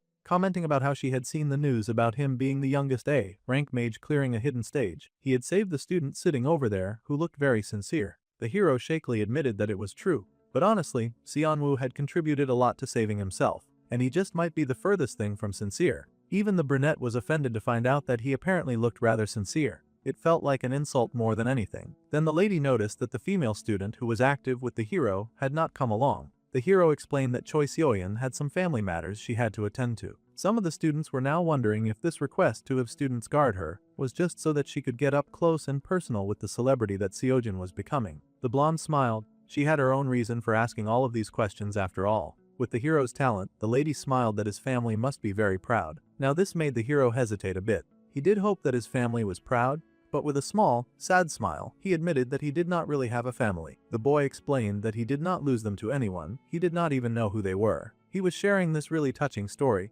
but the main girl was just over there hating because she blamed the hero for the death of her father. So as far as she was concerned, he had no right to murn his family when he had taken hers away. However, the boy said that if his family was somewhere out there, well, he would hope that they were proud of him. The lady gasped inside that she had asked a rather inappropriate question out of excitement. However, she did understand that feeling. The main girl was just shaking with anger at this conversation. It was definitely a sight to see. Seon-woo watched as her anger continued to build because he had to keep his eyes on her to make sure that she did not mess up the mission. The hero wondered what their host meant when she said that she could relate, but she sighed oh so pitifully, saying that it was quite lonely and sad indeed. However, she placed a gentle hand on the hero's hand, smiling softly as she told him that family was not something that a person was born with, but it was something that could be created. At this point, it looked like the evil organization was trying to recruit the hero. She told the boy that they would both do their best together, and the boy smiled and thanked her. Seojeon had such a sweet and pure heart, he would never suspect that the lady he was talking to was a total villain who did all sorts of horrible things to other people. After the food, they all thanked their host for feeding them, and it was soon time to return to their rooms. Some of the others agreed that what Charlotte had said was so touching, and others commented on the good food. According to the mercenary activity briefing that they had received earlier, they were going to patrol inside on schedule. Everyone understood this much, but the main girl immediately tried to make a move. That murderous little witch was done wasting time, especially after hearing that tear-jerking story that seemed to set her on fire. In fact, she was trying to steal a little moment with the ever-so passionate hero. Of course, before she could get very far, someone told Lee Seojeon that they had just thought of a way to reinforce the patrol route. Seon-woo told the hero to come with him right away, stealing his attention and saving his life, much to the dismay and hatred of the main girl. That stupid brunette would never stop getting in her way. She shook with rage, wishing there was something she could do to get rid of the main character once and for all. Since Lee Seojeon left, Youngjin noticed that their senior's expression had turned deadly. Now he was going to start jumping to all the wrong sort of assumptions, and he gasped, thinking that he was witnessing some kind of love triangle. Excitedly, he turned to ask Yuara if she had seen all of the chemistry building up too. It was definitely a love triangle, and she asked the girl what she planned to do about this. However, the girl was thinking of the words that the hero had said at dinner that day, about his family, and how he hoped that they were all proud of him. She scoffed. Of course, never one to dwell on such soft emotions, and the muscle head wailed when he was just ignored. The fairy girl marched away to start her patrol, focused on things that she found important in life, like hard work and revenge and all that. Meanwhile, Seon-woo finally found a little place where he could be alone with Seojeon. First, he explained that if they started from the corners of the mansion, then they could plan a more efficient route. The brunette's goal here was to guide Lee Seojeon in a direction where people would not get caught up in the resulting fight once Jaein attacked. The boy wanted to create as little causalities as possible. He then asked the hero if there was anything that they did not understand. The hero said that there was, in fact, something that he was curious about. He wanted to know something about Kim Seon-woo. So, the main character had not expected the focus to shift to him so suddenly, and the hero explained that his friend was kind of odd. See, for someone who supposedly lacked mana, the boy could fire off magic like he had an infinite store back in the hidden stage battle. Plus, our dude had a fighting style that spammed magic from the front while aiming for the opponent's weak point. There was only one person he knew who fought like that, and the hero was now getting very suspicious about a lot of things, from the boy's appearance to his combat style.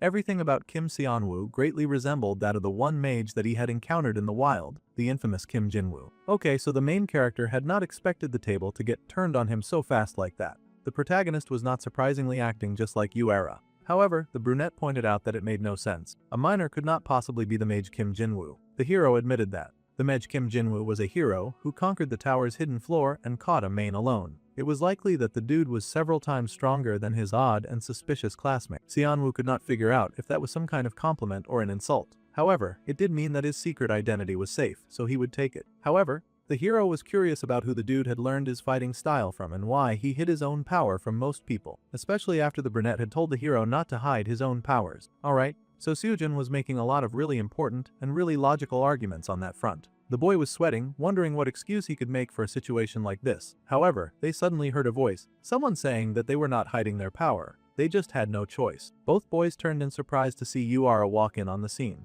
That was exactly the girl that Xianwu would prefer to avoid in a moment like this, but she was pretty hard to get rid of. The girl said that she was just taking a walk because she had stuff to think about. She was allowed to do that much after all. Sure, her walk was allowed, but the hero wanted her to explain what she meant by Kim Xianwu having no choice. The girl sighed and said that there were cases where psychological factors make the magic discharge unstable. The gap between the amount and discharge could become large. She was speaking as someone who truly believed that the boy suffered from a traumatic encounter with the group Jaein. It just so happened that her weird little theory did match Xianwu's initial display during that very first test, where he had become dead last in the class. In other words, the current brunette that could see before them was not developing his skills, but he was slowly rehabilitating back to his original level. Oh, the girl was scarily smart, so smart that it was almost terrifying. She was wrong on some accounts, but her last statement had been entirely correct. Now the character Lee Seojin was impressed by our dude, and he gained 500 points as a reward. Still, the brunette found the whole idea ridiculous. Sure, he'd had more power in his previous life,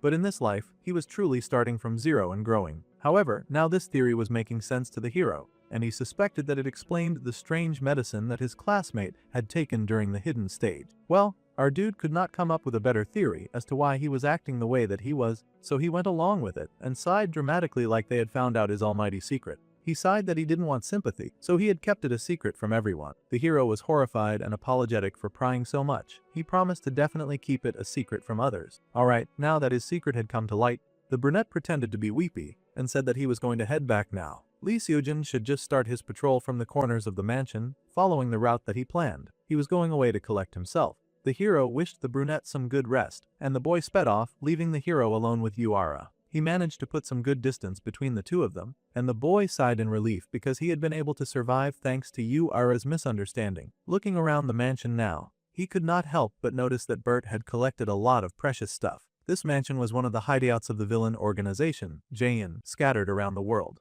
While some were painted by Bert herself under the disguise of Charlotte, most were plundered to raise Jaein's operating funds. However, the mansion's real treasures were not these artworks, but the items that Jaein had separately stored in a secret room. Using his special ability, the main character was able to detect concealment, illusion, confinement, disruption, seal and alarm. There were so many wards on their stuff, they really wanted no one touching it. Using the search function, our dude figured out the inferior mana concealment elixir. Everyone was so focused on their own tasks to notice that a real thief had entered the mansion. And our dude was so shameless that he planned to steal from a villain organization. He just needed to work until the third party that would intrude soon caused some trouble. Soon, the effect of the concealment elixir began to take effect, and it would conceal the boy's mana for about 10 minutes. With a wicked smile, our dude activated the unique trait of the outsider's privilege, grinning that he'd soon see how the villagers liked getting completely robbed by that sincere-looking guy. Now, the two main heroes of the second-year class were alone. The fiery girl then said that if Kim Xianwu ever used his full strength, she wondered what rank the boy would be. Thinking about it,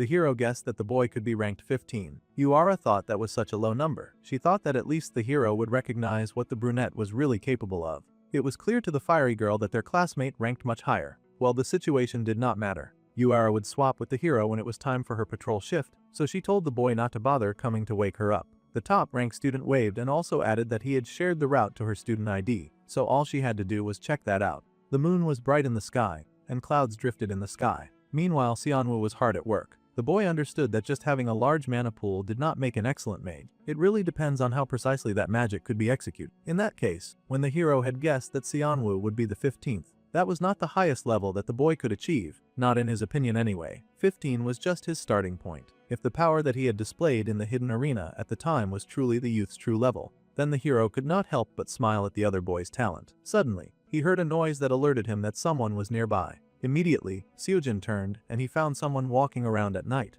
That was the main senior who was supposed to be patrolling far away from him. Our dude left his kids to themselves, and they were doing anything but sticking to the plan. Now the hero boy had spotted their senior Manai. Meanwhile, our dude was hard at work stealing gains from thieves. He needed to hurry and finish up that work before the third party barged in and caused a ton of trouble. Carefully, the boy decoded the magic formula of the security system in his path. Thanks to his outsider's privilege, he was able to decipher any magic spell structure. However, if the enemy was a Jaein on Bert's level, then she would probably sense the mana being released right now. This was not going to be an easy break in mission. and he had to be very careful with how he did things. Thankfully, our dude had chugged down the mana concealment elixir, and that was really gonna come in handy as he did this work. He was going to bypass this whole system using a method that only he could use. He had 10 minutes of perfect hiding, so it was time to show the villains how much it sucked to get robbed. Immediately, he activated his unique trait of the outsider's privilege. If he fully disabled the barrier, the alarm would go off, and that would be way too troublesome. This was clearly the work of Jin from JN. If he just tweaked the spell so that only one person could pass, then perhaps that would work. It seemed that was a bingo, and soon a door opened up for our dude to step inside. He found himself inside a secret passage that led to Jaehyun's secret room. He found that the same security magic was cast on the display area as well. Well, he still had 10 minutes to finish his work.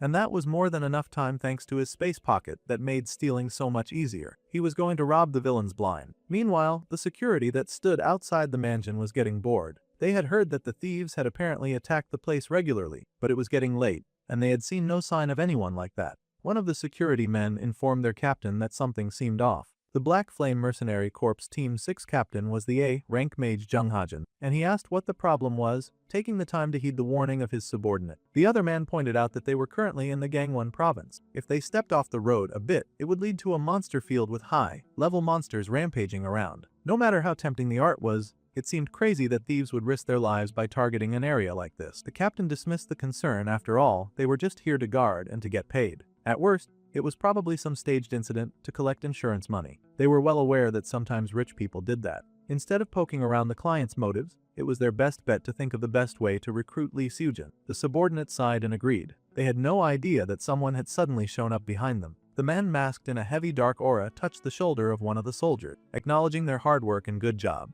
Within seconds, both the captain and his poor subordinate were dead. It was quite unfortunate that neither of them would be getting paid. It seemed like a main had infiltrated the area, and he walked past the dead bodies, eyes shining dark. The man paused when he encountered the person that he was looking for. Thanks to his subordinate, he was able to follow along nicely. He was truly grateful to Jang Ye, who had led him here. The girl asked her senior for the chance to cut off Lee Seojin's breath. It was the only thing that she asked for. The man just smiled, and first, they had to confirm if that boy was the child of prophecy or not. There was no use killing a random human if they did not even know that they got the right one. The man was just saying that the girl should guide the hero into their trap when Seojin showed up, boldly leaping into said trap with all of his might. He yelled for his senior Miney to watch out as he pulled out his sword, determined to protect her from the Mayan that had suddenly shown up. With a bright light, the hero launched himself at the monster, trying to cut him down. The force of his power was so intense that the girl got knocked off her feet and closed her eyes. Within seconds, he had grabbed the girl and dragged her away from such a dangerous creature. The boy was powerful, but he was not stupid, and he recognized a monster way out of his league. They needed to run inside immediately, and his priority was saving the life of his senior. The foolish boy had no idea that he was so tightly clinging to the hand of his enemy. He had wondered why the senior Manai was outside. But now he realized that an external intruder had killed the Black Flame mercenaries and broken in. This was terrible news, and even worse, the thief turned out to be a main. His breath caught and his bones ached. Without even fighting, from the overwhelming pressure alone, the hero was certain that the monster was old and powerful as heck. He was no normal main, he was an S-rank monster. That terrifying beast had the kind of aura that could dominate a battlefield, and just the feel of it encapsulated them. There was nowhere to run. Seojin just knew with a certainty that if they stopped to fight, they would be dead for sure. The old monster was rather impressed by the hero's ability to judge the enemy's strength. However, the power that had hit them just now was not the power to destroy Maine. It seemed that they had targeted the wrong child after all. Such a pity. One of the monster's soldiers appeared behind him, and the old monster asked if everything had been dealt with. Even more Maine soldiers showed up, and they grinned wickedly, saying the mercenaries standing guard around the mansion had all been dangerously wiped out, with not a single one left. The plot was already churning and changing, and things were getting very dangerous. At this point, the boss then commanded that the monsters kill every student within the building except Lee Seojin. This was the order from the king. Once they heard it,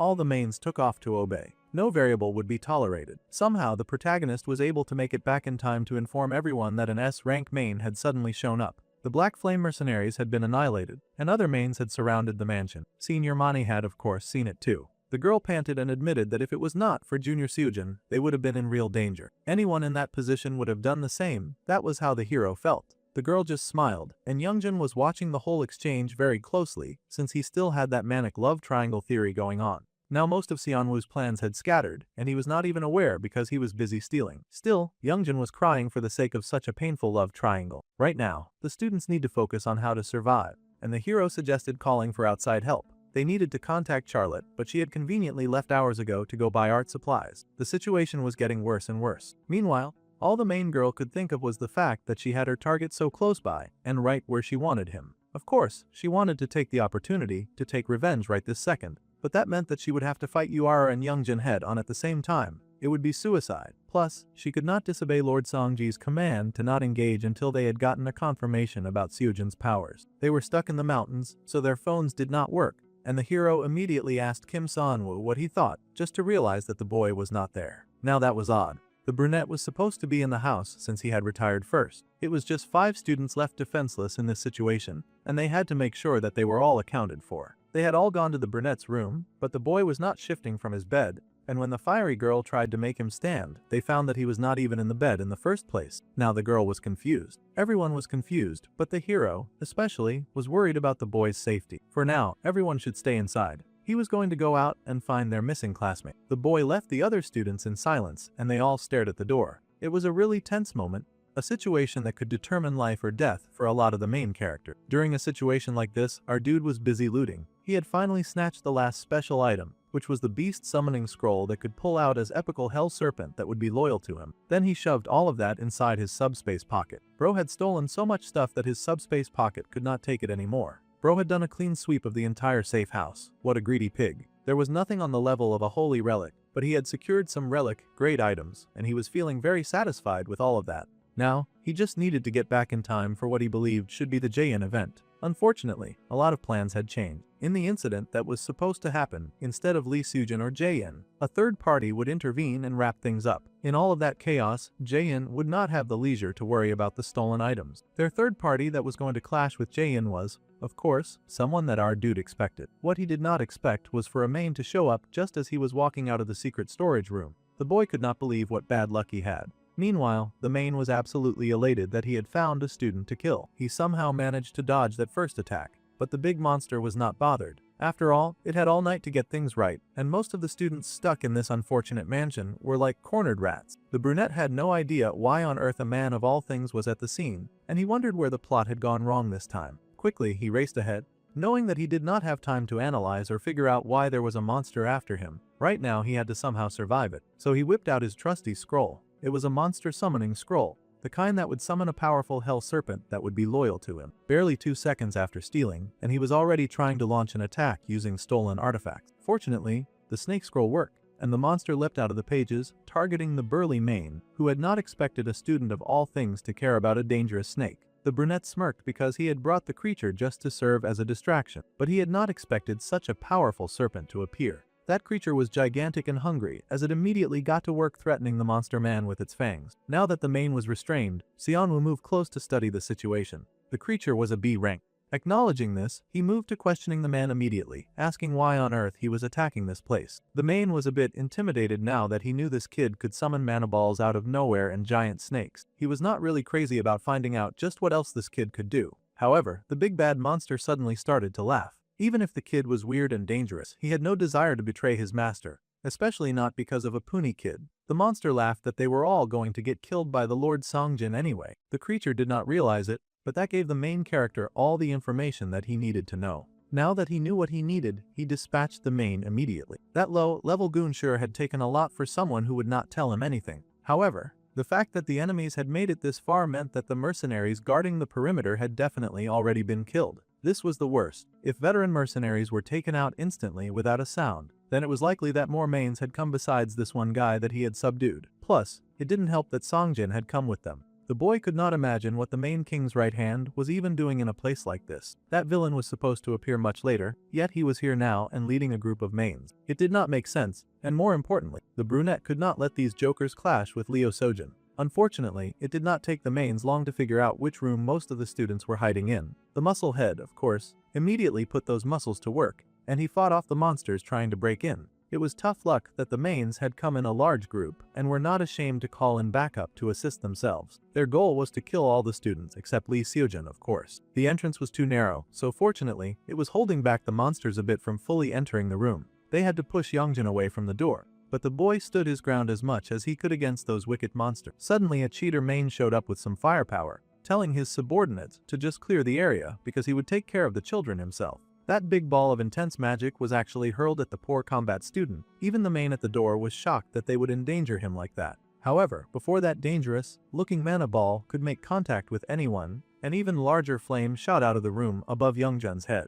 It seemed those losers had forgotten about Yuara, but she tossed a fiery greeting at them to announce her presence. The fire quickly combined with the purple mana ball, and the resulting explosion shook the house. It sent those monsters flying, but it was a temporary win because those jerks had way too much backup. They needed to re-strategize and figure something out immediately. Youngjun yelled that the fire girl should at least give a warning before she shot, but the girl just scoffed that with the boy's skills, he should have been able to dodge that quite easily. Meanwhile, Manai was very conflicted. She was stuck inside the room with a bunch of students that she totally should be killing while they were busy joyfully taking down her kinsman. Yuara was feeling very satisfied with her attack level right now. Unlike back in the past, her diligent training was finally paying off, though the mains around the door seemed to be standing up. No matter how many of those monsters they knocked down, they just kept getting up. The girl cursed her lack of firepower. Once again, those monsters charged, and the fire girl yelled for the muscle boy to focus on what was in front of him. They could assist as best as they could, but even they had limits on that one. The boy still yelled and promised to protect the senior Minai.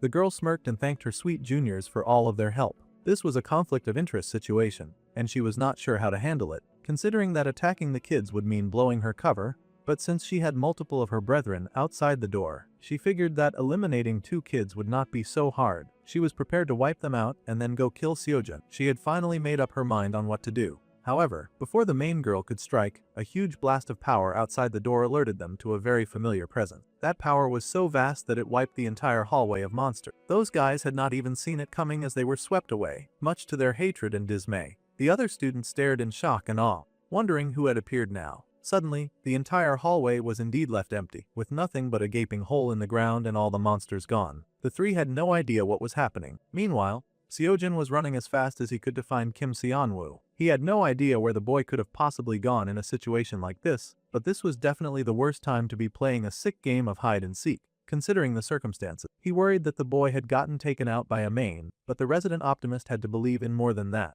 He had to believe that the boy was alive and safe somehow, because that was just a better option and alternative. It just so happened that, while the hero was desperately searching, the leader of the main attack found him. He still wanted to assess the boy's power after all, and he teased him for struggling to find a way to save his comrades. It was the S-rank demon from the front gate, and the boy braced himself for the attack. The S-rank main smirked, because he had known that he would find the boy in a place like this. Pointing his sword, he asked the golden boy to draw his sword. He would give the protagonist a chance to face him before he died. As amazing an opportunity as it sounded like, the man was still an opponent that the protagonist could not defeat. However, running away would just mean that the man would give chase. Knowing this, Seojun rushed forward, drawing his sword. The boy activated weapon enhancement, and he braced himself for impact as the monster also raised his weapon. He had to make sure that this S-rank monster would not reach the others. That was the hero's most important priority. This was the reason he battled with the other monster with such tenacity, their swords clashing against each other like a dance between 2 blades, each trying to dominate the other.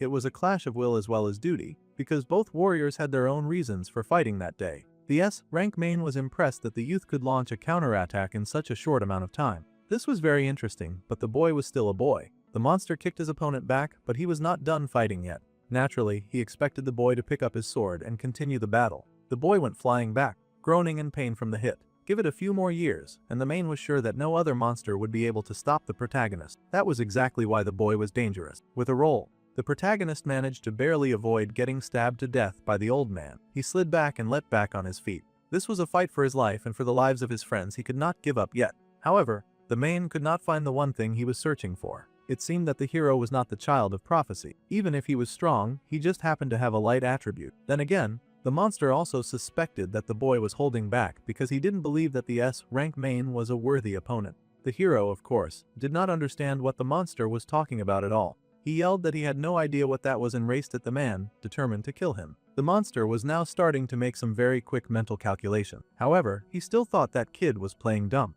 and he naturally took offense to that, swinging his sword with a violence that was met with another branch of violence. There was an explosion when their swords connected, and it took all of the protagonist's strength to stay standing against such a terrible monster. The main was still aggravated, saying that he had come to this remote land with orders to kill the child of prophecy. If his kind said that the boy was the child of prophecy, then all he had to do was shut up and prove it. Seojun had no idea what this guy was talking about. To make things worse, his sword could only take so much abuse. This battle was a strain on his abilities because he had not yet reached the level to face off against a villain like this. The main pushed for a confession, wondering why the boy would dare try to toy with him with such weak lies. However, Seojin was truthful the entire time. Whether it was the power of ruin or the child of prophecy, he did not know anything about it. However, with a slash of his hands, he managed to deflect the blow directed at him. Even if he knew, he would not tell that beast, that was a fact. The S-rank main cocked his head and then decided that the hero was useless, and if that was the case, then it was time to kill him. The boy was barely staying upright as he leaned on his sword, and the monster brought his sword down, intending to slay the boy once and for all.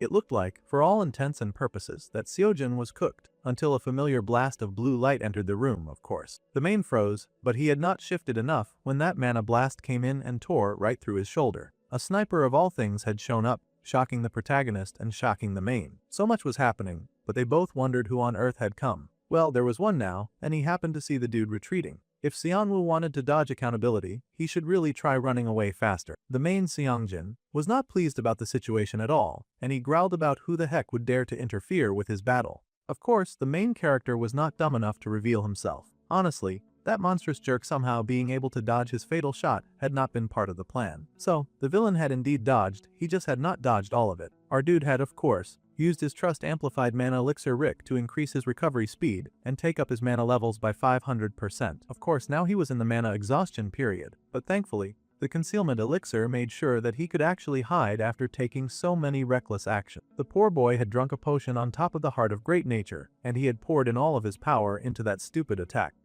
Rank mains were seriously no joke, those guys just refused to die. Still, to think that they had somehow mistaken Seojin Lee for the Child of Prophecy. He knew that the first main attack would bring a lot of attention to the hero, but this was the wrong type of attention. The most unfortunate part was that now, Seongjin was pissed. He didn't even care about killing Seojin anymore. He wanted to find the rude rat that had hurled a death blast in his face. If that rude rat was not going to show himself, then he was going to go out of his way just to find him, and he would slice through the whole building just to do it. Dang, the monster was willing to cause a lot of damage to someone else's property. Jae-in was not going to like this. The man prepped up his power as the protagonist pushed shakily to his feet. The hero happened to know that the man was targeting the brunette that he had come all this way to save, and he needed to stop the monster from killing his friend. He was such a good person that he was still trying to fight someone way out of his league. Even the main character knew that he was done. The clownery was fun, but the plot had ballooned to levels that even he couldn't predict, and there was nothing that he could do to contain the madness either. Now, there was only one thing that could save them. A sudden, very violent blast of power informed the brunette that this saving grace had finally arrived. It was golden and brilliant, a bright light of such immense power that even the S-rank main was dwarfed by its intensity. The man growled as he struggled against such intense power. The explosion from it rocked so hard that even the brunette noticed. The attack was so brutal that it stole the clothes right off the villain's body. The man accused the fighter of attacking from behind like a coward, but she was clearly standing right at the front door. He asked the person to reveal their identity and purpose, but the lady had the exact same words for the jerk who was destroying her house. Finally, it seemed their host had returned, and she was not in a silly, goofy mood. Meanwhile, the other mains in the compound were getting taken out immediately by other members of the team, who could not believe that some other group had stormed their base. It was so rude of them. The poor mains got beaten up so bad. And yet Jin just fixed his glasses like they were such an annoying minor inconvenience. The power of villain groups where all the members are powerful, which can never be overrated. Now the lead lady was confronting Seongjin, asking why on earth this monster had broken into her house to target Lee Seojin. The brunette sighed in relief, now that they could pit one enemy against the other. Now, they could kill each other to their heart's content, and the students would not have to do any of the heavy lifting. And my goodness did they try. There was no holding back when it came to two overpowered monsters, and high-level magic was soon flying around the scene like a nightmare. The lady was not even bothered. It would be no surprise if Seojin wondered why she had even hired them in the first place. Since the stupid main was not going to talk easily, she had no intentions of holding back either. A blast of magic power had her flying back, and the S-rank main growled that those who dared to interfere with the king's orders would die for sure. Alright, so both of the main villains had blasted themselves out of the house to continue fighting outside, which meant for now that anyone inside was safe. The hero could not believe the amount of firepower that Miss Charlotte was packing. With that much heat, thieves should have been the least of her problem. That aside, it seemed the other students had finally found him. Youngjin raced out to ask him if he was okay. The whole arena was a total mess, and Yura wondered what on earth was going on. The hero admitted that he had almost died fighting an S-rank demon, but somehow Miss Charlotte had shown up and saved him. This did not make sense to his muscle head friend. After all, Miss Charlotte was supposed to be a civilian. He wanted them to go help her, but Xianwu had other ideas. They needed to get the heck out of this scenario immediately before they got caught up in this nasty fight. All the others were relieved that he was safe, the fire girl snarling and asking where the heck he was when all of this was going down. The boy admitted that he had been hiding in the corner, but that did not matter. They needed to leave right away. Of course,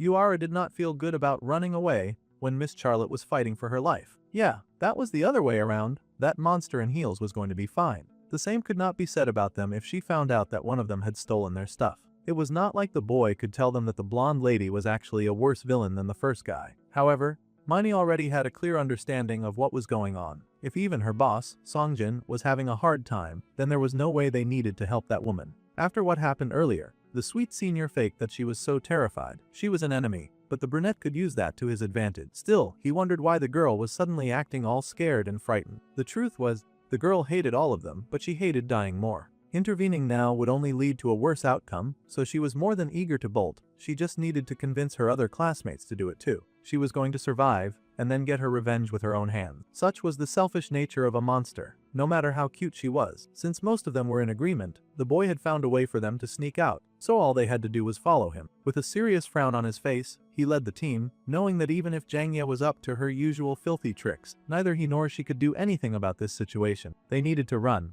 and it was time to make their exit. Meanwhile, carnage, death and destruction were being wreaked on the front lawn. Those two villains were tearing at each other like a pair of wild dogs fighting over bushmeat, and their battle came with special effects. Both villains thrummed with different elements of high-power magic, and neither of them looked interested in backing down. The man launched his black flames, and she launched her golden lightning, each of them trying to beat the brakes out of each other. Bert easily recognized the dark transformation attack and responded with her own high-level attack. Those were not even enough to distract her, and she met Songjin head on and face to face. As the man leapt forward, swinging his mighty sword, one of her henchmen showed up and blocked the attack. It seemed they had quickly wrapped up killing the insignificant monsters, and they were now bored enough to join hands in beating the old guy. Of course, old Big Bad Mane was not crazy about interferes when there was someone he was trying to kill. However, he clearly had no idea who he was dealing with. They accused him of interfering first. This was their battleground and their trap, and now this idiot had shown up out of nowhere and tried to call dibs on their hero. Obviously, they were not having it. The slice from the first guy took out the Mane's leg,